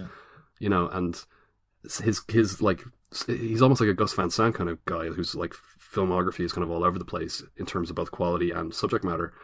And I knew about the Suspiria thing, so it was like really, I couldn't say whether I thought it was a good choice or a bad choice, but it was definitely a more interesting choice than any of the directors on any of those wish lists. So let me ask you a question. Did you find it hard to separate yourself in terms of your engagement with the film from the sister idea? Or did you go with it? I had to keep reminding myself. I had to keep throughout the film. I had to keep going, oh no, they're not related. They're not related, because it's like been such a defining feature of the series. Yeah. You know what? I will say that I did find it easy. Yeah. I mean, I went into it knowing that was the sort of unique selling point that of the film, really, and that was its major contribution to this franchise, that it was going to do away with even Halloween 2. It's interesting that I read on a Letterboxd review of somebody whose username I don't recall, so it's not somebody who I follow, but their only complaint about this film was the fact that it severed the siblings connection, and they were like, really? Did you have to do that? And I'm like, oh man, yes, of course, for all of the reasons that we've already covered in earlier segments. Right. But would you argue that, or would you agree rather, that the film is kind of trying to have its cake and eat it? Do you feel that it's slightly at odds with itself? In terms of what? In terms of removing the sister angle and yet still focusing so much on Laurie. Yeah. Yeah, maybe. Because, like I said, when I went into this, that was my biggest question, and it's probably my biggest criticism coming out of it, is that it doesn't really feel adequate. It's like, yeah, okay, fine. She hunts him down, and she leads him back to the house, to her compound. She's living in this high security compound that she's built for herself, and the revelation at the end of the movie is that it's actually designed to trap Michael Myers. She's so convinced that he will escape at some point that her intention is that when he does, she'll hunt him down, lead him back there, and trap him there. And I don't know. It's self. Like I said, I need to see it again. But... I mean, it is high security, but it is self-built at the same time. So it does have a domesticity about it. It's not like like an elaborate sort of. No, it's not like. I know what you mean. So they've restored her long hair to the first one. Absolutely, and that alone helps me to think, okay, this is Laurie Strode. Yeah, instead and of this is Jamie Lee Curtis. Yeah, and so you've got definitely helps. Three helps to separate it. Also helps to separate it from H2O, I think. Yes, because that's throughout. That's kind of a little bit of a struggle. And obviously H2O gave her a son. This one gives her not only a daughter but a granddaughter. So you've got three generations. Played by Judy Greer and newcomer Andy Matichak. Yes. Both of whom are very good. I think Judy Greer gets probably one of the best bits in the movie, where she's the gotcha moment. Yeah. We should have said up front that this is a full spoiler discussion, but whatever. So, she's in the basement and she's picking up the gun, and her mother has raised her with all these skills, but she's never really understood why she needed them or whatever. Yeah. But suddenly they all come into play and she's saying, I can't do it, I can't do it, I can't do it. And then Michael presents himself at the top of the stairs and she just says, gotcha. It's a fucking great moment. Yeah. It's so good. But it's simultaneously cathartic, but also a bit badassy, which is related to your point, I think, about wanting it to have its cake and eat it, in a way. Because the back end of the film is predicated on this idea of finally giving Michael his comeuppance, and also so it's connected to this 40-year wait and our investment in that 40-year wait, and our investment therefore in Laurie as a character. Yeah. Having said that, I thought the treatment of her post-traumatic stress disorder was convincing within the logic of the film. I enjoyed the relationships that it sets up. So her relationship to her daughter, her relationship to her granddaughter, the relationship between the daughter and the granddaughter. And watching it, I was very sort of enthralled by the fact that I was watching characters interact with each other in a way that seemed meaningful and properly thought about. And yeah, again, as I said, with regard to H2O, it makes you realize how low the series actually got on those terms. And the nadir for me is resurrection, and watching this film reinforce that, because we're not watching stupid characters here. Like, we're watching people making sensible decisions in a world that is otherwise, that otherwise does contain very, very horrible things. Do you know what I mean? It's not just like, we're not above it. I felt engrossed by the material and brought into it. So Laurie in this film is kind of halfway between the Laurie of H2O and the Laurie of the beginning of Resurrection, because the idea of playing a waiting game to trap Michael, that was introduced in Resurrection. So you have to give Resurrection its due now. I mean, it's a great film. It is. Don't get me wrong. And also, it was kind of a little bit pedantically annoyed by the fact that the British podcasters at the beginning referred to Michael as a serial killer, when technically now in this version he's like a spree killer. Yes. Because he only had one killing spree. And also, what did you make of the kind of very meta conversation that the teenagers have about who cares about a man with a knife? Like in 2018, like, is he that scary anymore? Which I think is a fair.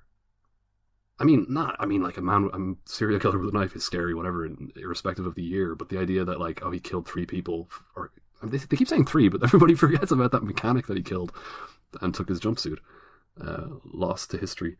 But he killed these people 40 years ago. Like, so what? Yeah, I mean, all everything. Yeah, I mean, but they're proven wrong, obviously, when he escapes. And well, the film itself demonstrates a certain scariness attached to a figure like that. I mean, I obviously I'm only remembering it here from one viewing at the cinema, but I don't know at what point it really happens in the film. But like when he returns to Haddonfield and he's just like walking about. Yeah, that amazing that sequence shot. Yeah. Where he's going from house to house is so cool. It's really great, and that killing when he's in the camera lingers with him outside of a home. The front window. And then the camera remains there, but Michael as he goes around the moves side into the home and then comes in just like, very unceremonious fashion, just murders, stabs her through the neck. But what's also cool about that is that we're hearing her phone conversation, and she's on the phone to her friend who's telling her, because it's a little bit reminiscent of the beginning of Halloween 2, where the news is breaking that this is happening, and she's on the phone to somebody who's telling her, lock your doors and windows. Mm-hmm. And she comes over, the camera is outside the front window, she comes over to the window to close the blinds, and we see Michael coming in behind her. There's also the hammer murder, where he takes the hammer from the shed, goes in and kills the old woman, seemingly just to take her kitchen knife.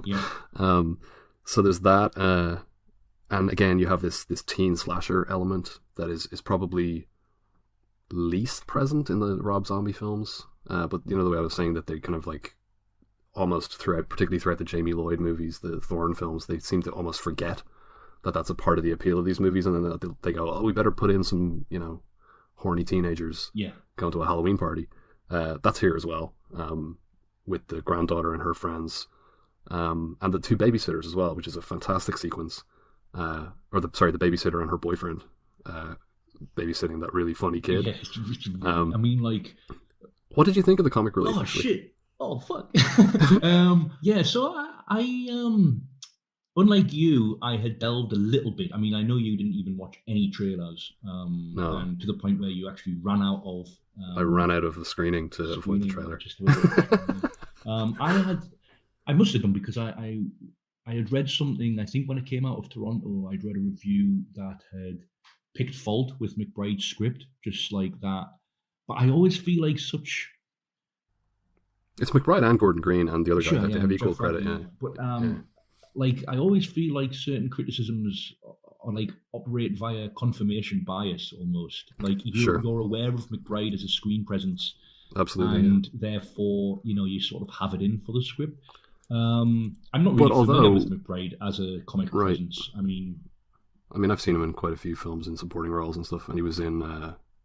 He's been in, he does that show Eastbound and Down with Gordon Green, but I can see why, if you are a huge fan of the Halloween series, you might be put off by the humor in this, because as we've said, it has tended to be a very humorless series that takes itself extremely seriously, to greater or lesser effect depending on the incarnation. But here I think it all works, except maybe the very kind of Judd Apatow kind of film conversation about the brownie and the lunch and stuff, which I thought was funny in itself, but probably if there's a sort of egregiously comedic moment that doesn't really belong there, it's that.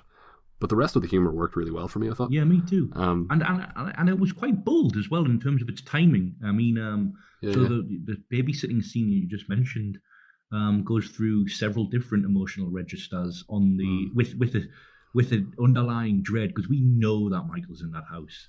And there's that great shot before it's confirmed that he is, of the little kid looking at the closet. So like he wants the babysitter to leave the light on, the landing, the passage light, the hallway, and she does, and she leaves the door open for him, and just very briefly he looks at the wardrobe, like the closet door, and it's very, very slightly ajar, and there's a light on. And actually, given the logic of what follows, I don't think Michael's in the closet at that point. Okay. But then it turns out that he is in the closet. I know you didn't watch any of the trailers, but like it's revealed in the trailer that there's a shot of a closet opening. Well, that's why I don't watch these trailers. I know. Oh, come on, man. Yes. But I thought the tonal balance was just right.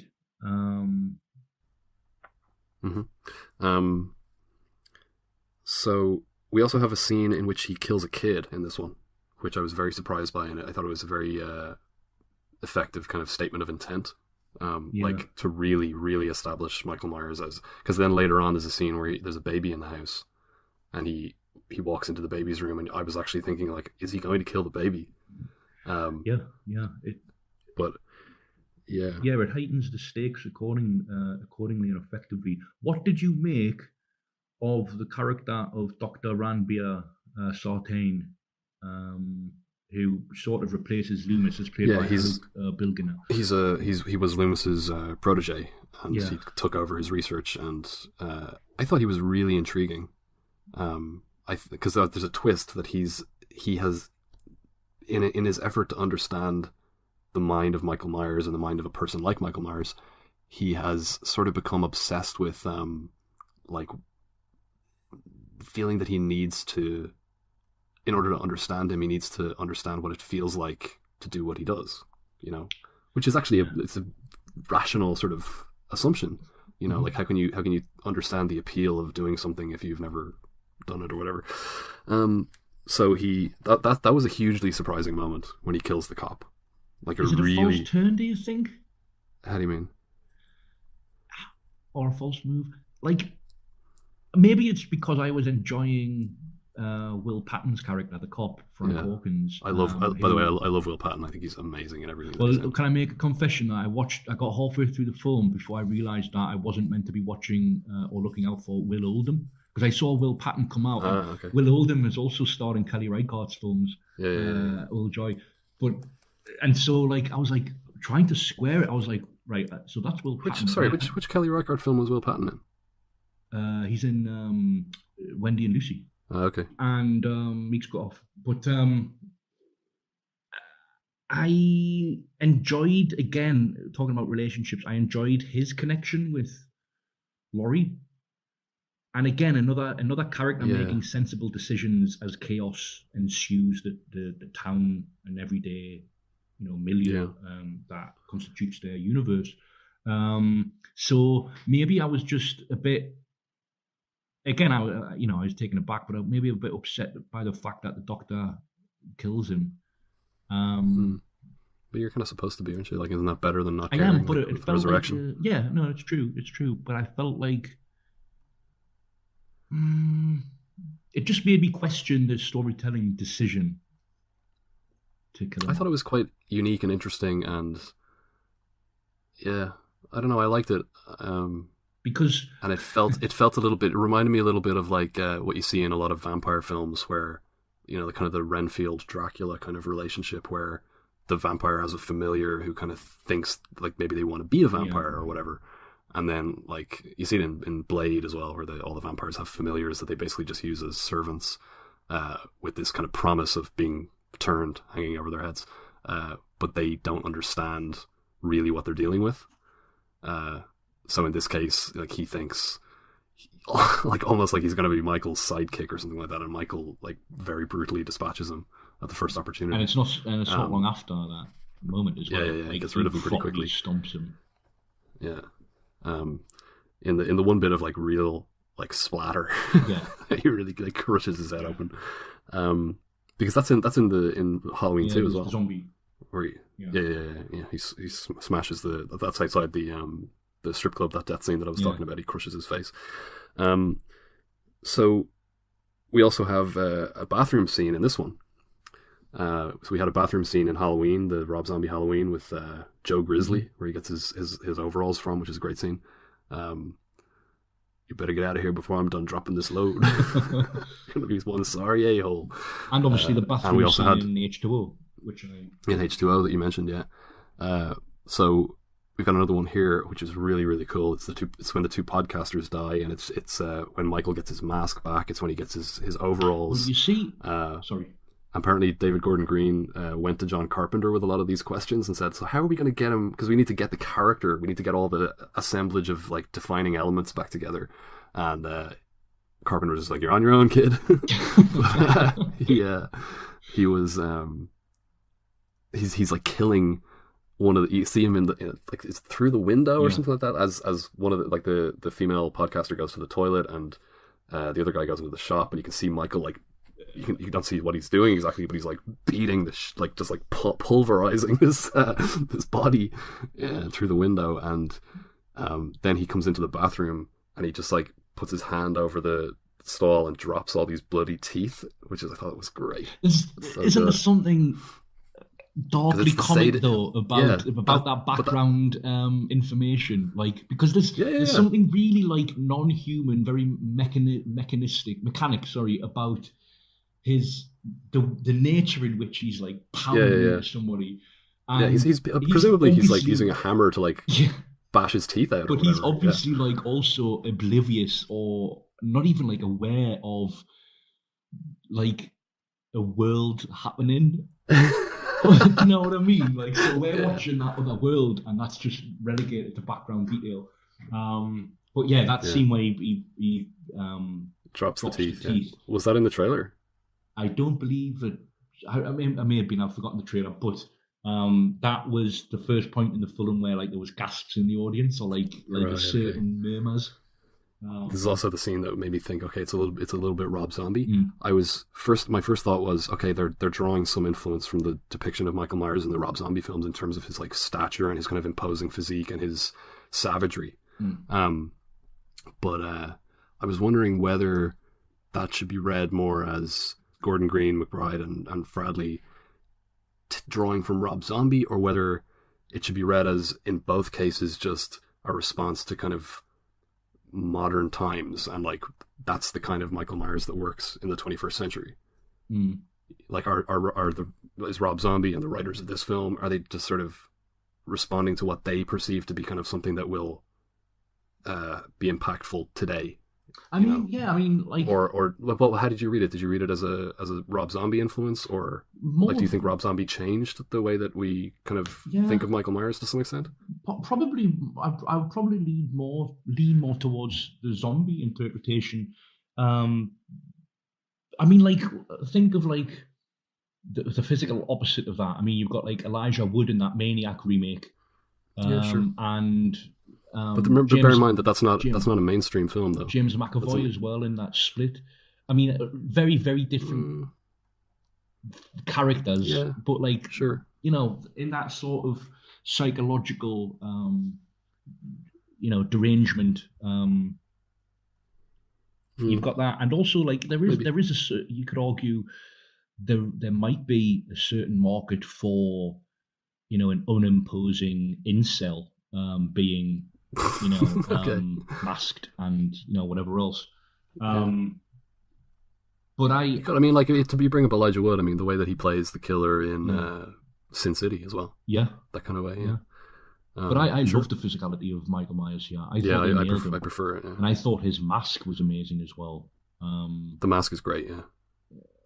And again, you know, just to... Do you like the masks in the Rob Zombie films? Yeah, I was going to... Well, I mean, the second one, I mean, he's barely wearing it, but... the second one, yeah.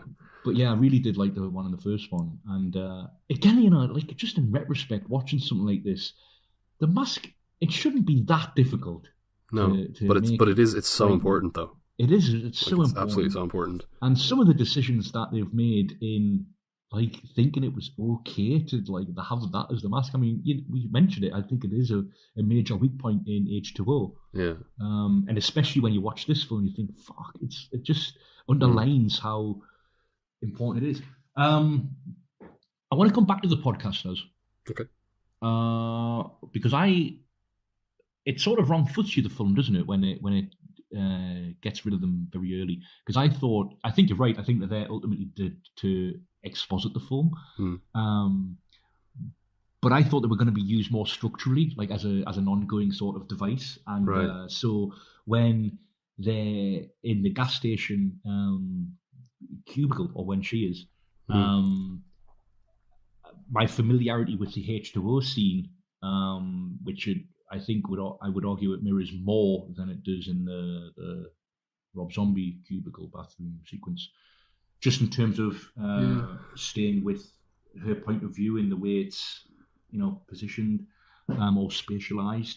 It does in the Rob Zombie one as well, though. Yeah, it stays with Joe Grizzly inside the bathroom. Michael's just knocking forcefully on the door. Yeah, you're right. I thought they were going to survive it. Right. Somehow. And the fact that they don't, I really liked. Yeah, I agree. Yeah, I mean, they are used in a structural way, and prior to that, as long as they survive the film, they are used in a structural way of tying. First of all, bringing us to Michael, and then following from Michael to Laurie, and on the way, sort of like, you know, you have this expository device of making like a true crime podcast. Mm-hmm. So one thing I wanted to talk about was the original idea when Danny McBride was talking about this movie last year, he said that when he announced that they were going to ignore Halloween 2 and that he never liked the sister twist, and that it was scarier without that, he said that the new film would proceed as though the original film had ended slightly differently. And apparently they wanted initially to shoot an alternate ending, presumably where Michael was simply apprehended, because that's what happened. And then in this, and John Carpenter stepped in and protested that he didn't want them to shoot an alternate ending. But okay, so we don't see it in this film, but that's still the story, because it's there in the dialogue. Will Patton says that he was the first deputy on the scene when Michael Myers was arrested. Right, so that doesn't happen in at the end of Halloween. Michael is gone. So but he turned himself in. No, but he says that he stopped Dr. Loomis from killing Michael Myers. He intervened and stopped him from killing him. So it's like that's what they were going to shoot, and John Carpenter said, "Please don't." So they didn't, but it's still there in the dialogue. So in this version, it's not even technically true to say that this picks up where Halloween ends. It changes the ending of Halloween. So that kind of goes more to your point of maybe you don't need to even see the original. You just need to understand Laurie as somebody who survived an attack by this killer who's since been incarcerated. But yeah, okay, what did you make of okay, so there are kind of two major things that people are complaining about here, and I gotta say, a lot of the complaints of this movie come at it I mean, there are loads of things that you can nitpick or whatever, but a lot of it seems to be this film having had a responsibility to either equal the original in terms of I mean, we've spoken about the way that the original has been kind of held up and put into a position that's a little bit questionable from a number of angles, but or to completely reinvent the genre, completely reinvent the wheel, and it's I certainly didn't approach that in that way. I don't see why it does, but a lot of it is a lot of the criticisms are simply criticizing it for being what it is. It's a teen slasher movie, right? Yeah. It's Halloween 11, but how do you, so the two kind of major points of criticism, that's kind of more the point of departure, but the actual points of criticism are directed at the comic relief and the references to previous films in the series. So how did you feel about the references? Because there are a lot of them. You mean visual riffs that recall certain... All of them. So you have very kind of minor things, like some of the trick-or-treating kids are wearing the masks from Season of the Witch. You have you have a lot of reversals and things like Michael looking down from the first floor window and Laurie having gone and stuff like that. Yeah, things like that, and also Laurie hunting for Michael in her own house and trying to find out if he's in the closet instead of. So what's the criticism that they shouldn't be there? That they shouldn't be doing that, yeah. Or Andy Matichek, Allison is her name, isn't it? Yeah. Allison Strode. In class, and there's a conversation about fate, and she looks out the window, and instead of seeing Michael Myers, she sees Laurie. Things like that. And then you've got references back to, the way that Michael escapes is essentially from Halloween 4. He's for some, I don't know, why do they keep on transporting him on Halloween? I know. I mean, I know that they've erased that whole history. It's the first time they've done that technically, but still, on the 40th anniversary of his killing spree, we're going to transfer him. It seems especially a cruel thing to do, right? That's a great scene, by the way, when they happen upon the road with the all of the different inmates on the road, they haven't scarpered in any way. They're just there on the road, milling around in the road. That's when he kills the kid. Yeah. Whether or not I think they should be there, I don't know. As I said, I think the film works by you don't have to have seen any of the previous films for this one to work. I don't think. Obviously, it's easy for me to say that, having seen all 10 previous films in quick succession as well. But I mean, the film works with them. They might add something to it. They might. I didn't find them distracting. I don't find them I don't think the film, the Star Wars films, when it seems to be the other way, fans of that franchise love it when there's nods to previous. I mean, that's Star Wars. I mean, I don't see them as an inherent strength. I don't find them. I mean, yeah, I guess they're meaningful if you recognize the reference. I mean, so but they're more than seeing they run the gamut from very trivial fan service, seeing the Season of the Witch masks on the trick or treaters, all the way to very clever kind of reversals that are witty. Right, I actually thought it was quite well done. It's not only witty, but it also furthers the theme that I spoke about of how Laurie is in the position of the vigilante in some ways. Yeah, and the hunter, the hunter-hunted relationship, sure. And did you find the film tense, scary? I found it. I found the sort of casual nihilism of that sequence shot horrific. Right. If that answers a scary question, I found the suspense when he's in the house. In Laurie's house. In the final stretch, suspenseful. Yeah, right, yeah. I loved the use of, she has the shotgun, and the kind of the turnings, the turning circle of the shotgun is quite, it's quite a wide turning circle. That's one thing that panning. Yeah. She's panning in a very tight space, so we're getting these, a combination of that plus lens flare. So it's it's our vision. It's a claustrophobic feeling of she's turning, but she can't turn very tightly. But there's also a pedantic point that I wanted to pick up on actually when I felt it. Right, it simultaneously heightens the suspense, but it stretches credulity for me. The fact that she has this big long gun, which is very, very counterintuitive for navigating tight domestic spaces, because it makes turning corners particularly perilous, because you can grab the gun before the person holding it turns the corner with it. Is that what you do? Which is what, as somebody who is completely trained with firearms.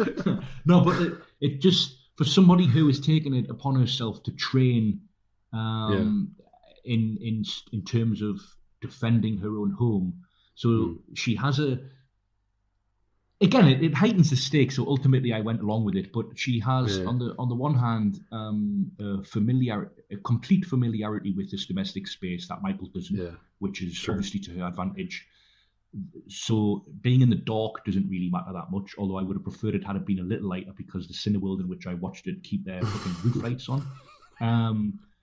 And then, so you've got that, but then that's offset by her choice of weapon, which completely puts her in a disadvantage because of how clumsy it is. But on the flip side of that, she has a shotgun. You need a powerful gun. Yeah, you need a powerful rifle. And Judy Greer has the rifle, and Andy Matichak has the revolver. She has so she goes through. Apparently, she was taken to task. She was taken to task on some morning show in America about being very outspoken in favor of gun control, and called a hypocrite now because of her character's use of gun. But apparently, she actually did, because she's an executive producer on this movie, and she insisted that Laurie's attitude to guns exactly matched her own. So she's okay with guns for home defense. She supports an assault weapon ban and background checks and all this kind of stuff. So the guns, she had to approve all of the guns that are used in the movie, because presumably she just knew that this would there'd be a gotcha if she pulled out a fucking AR-15 or whatever. Okay, so I have two final questions. Just to go back to the throwbacks. We also have a throwback to when the babysitter and the boyfriend are killed. It's a Linda and Bob sort of version where obviously there's no kid in the house in that one, but the boyfriend is pinned to the door, and she is now. It's again a reversal where Michael doesn't dress up as a ghost in this one. He kills her and he puts the bed sheet over her. And covers her dead body with the ghost sheet. And when Patton arrives on the scene and is going to pull the sheet off the dead body, at that point we don't know if it's her the corpse, or if it's Michael having laughs, and so that's very suspenseful as well. Exactly, because that plays on our knowledge of the original film, because we know that Michael did that in the previous film, and maybe he's doing it again. So my two final questions were: would a version which I would argue, like I said, the film feels thematically to some extent at odds with itself in severing the relationship between Michael and Laurie, and yet focusing more intensely than ever on Laurie, and essentially their relationship. So would a version of this, imagine the chaotic, think of that sequence shot. Imagine that as kind of the blueprint for the rest of the movie. Would a movie that focuses, and imagine Andy Matichak as the new protagonist, but having no connection to Laurie, would a version where Michael Myers just escapes and targets a random teenage girl have been potentially better? I mean, the key word there is potentially, yeah, sure. Sure. Okay, so, but do you think that they made the right decision in bringing Jamie Lee Curtis? Commercially, obviously they did, because there's no way, that's a huge thing, a huge part of what made it such an event this weekend, I don't know, my kind of instinctive desire for thematic cohesion leads me to think maybe it would have been, but it could very well have felt more by the numbers that way as well. It would have felt more like a reboot rather than the first proper sequel since Halloween 2 in a way. Right. Yeah. I don't know. I think it does need that hook in order the Jamie Lee Curtis to feel like a sequel. Yeah. Because as you said, you've got that real world aging as well. And I think they nail her as a character in terms of where she's at 40 years after the event. I think her paranoia and the way it contrasts with Judy Greer's character, it makes complete sense. And I was willing to go along with it because it was making for such an enjoyable film. Yeah, sure. My other question. Sorry, I actually still have two questions here. My other question was. No, I have about 5 questions. my other question is, what do you think of the score? It's not as good as Halloween 2, no. The 1981 Halloween 2, which we didn't mention actually when we talked about that segment. I actually prefer Halloween 2's score to Halloween's. There's a I mean, it has its moments. I wasn't blown over by it though. I thought it was great. Yeah, I really really loved it. Yeah. I mean, I need to see it again, and I need to maybe listen to it separately from the movie as well to identify individual pieces and things like that. But there's a scene, I think it's when Andy Matichak is coming home from the dance, maybe? Isn't it when he kills her pal in the... How do you know? Because I know exactly what you're going to refer to. And it's like an electric guitar, pounding... Yeah, that's right. Intermittent riff. Yeah, right, I really like that. That was great, yeah. So yeah, I don't know. I mean, I was very pleased with the score. Yeah. Now, okay, so this now establishes a 4th timeline for Halloween. Okay, if we take Season of the Witch out of it, you've got 1, 2, 4, 5, 6. You've got 1, 2, 7, 8.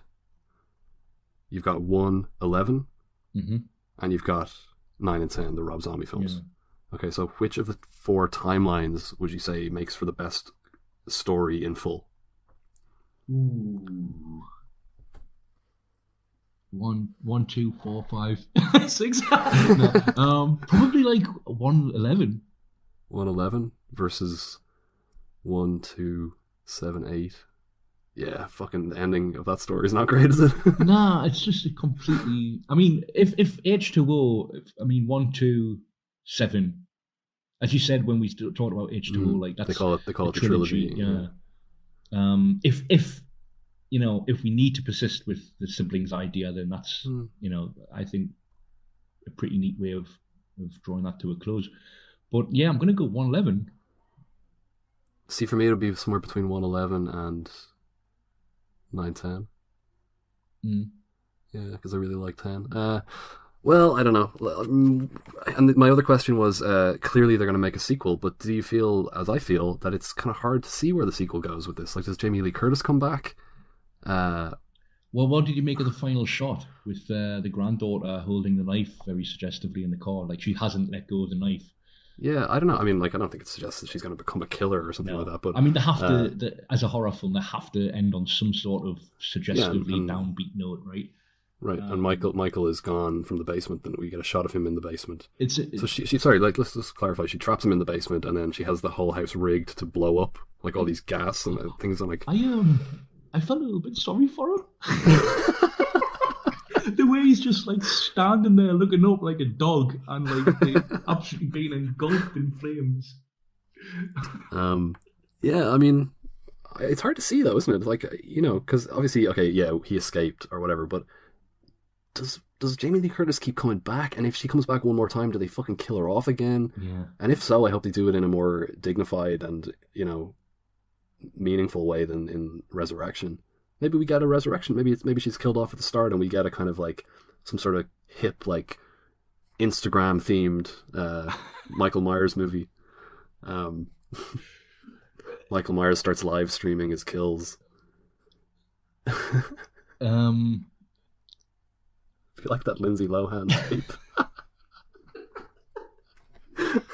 Well, I was indulging last night in some of they're not even think pieces, but like just articles that have been absolutely churned out, on the likes of Vox and websites like that about the post-credit scene in Halloween that sets up a sequel. Right. And then I was like, well, there wasn't one. I mean, I didn't stick around for it, but I stuck around. I stuck around. There isn't. I was waiting for one. But... And then the second sentence in all of these pieces are like, well, there obviously isn't a post-credit scene, but you do hear him breathing at the end of. You hear him breathing at the end of the credits. At the end of the credits, which suggests he's still alive. Well, but that's not a post-credit scene, man. No, it's not a scene, Like, and come the fact that we had a shot of him in the basement, and then we had another shot of him of the basement empty, already suggests that he's alive. Yeah. And the fact that they're always going to make another Halloween movie, particularly when this makes like nearly $80 million on its opening weekend. Okay, so what's your favorite kill in this one? Maybe the head stomp of the Doctor. I'd probably go with the sequence shot where he comes in behind her and stabs her through the neck. It's got to be that one, really. It's pretty cool, isn't it? Like the images just stayed with me, and it's such a well crafted scene. I'm always a bit suspicious of giving disproportionate praise or allocating attention to like sequence shots in films. Yeah, but I mean the sequence shot aspect of that is neither here nor there. Like that could just be one shot where the camera stays outside while that happens. The fact that it continues to follow him is kind of beside the point. But yeah, that composition is great. Okay, yeah. So obviously we need to see this again. But what would you give it out of 10? I mean, I feel like now's a good point to say I feel like I'm going to regret a lot of the scores I've given on this episode. If Halloween 1978 is a 9, which it is, we both agreed, I was watching this thinking, this is probably a 9. Really? Okay. But something in me, the Journeyman character that I've carved out for myself here, it doesn't hand out more than 1 9 per episode, should probably give this an 8. So I'm betwixt in between an 8 and a 9, and probably a second viewing with some time between the first and second will confirm it either way. Do I have to give a solid integer now? Yeah, because we're going to rank the movies. 8. Yeah, I'm going with an 8 as well. I'm not indecisive on that one though. For me, it's a solid 8. Okay. Very happy with it. Could have been an absolute disaster. So like, and I mean, it's also I think a huge credit to it to come out of it really intrigued by the prospect of a sequel. Yeah. For the 11th film in a series. Okay. All right. So ranking the Halloween series. Best part of every episode. Do you want to give me your 11 to 9, let's say? 11 to 9. Yeah. My bottom 3. Least and Last, Halloween Resurrection, 3 out of 10. Okay. Halloween 5 is my number 10, The Revenge of Michael Myers, 4 out of 10.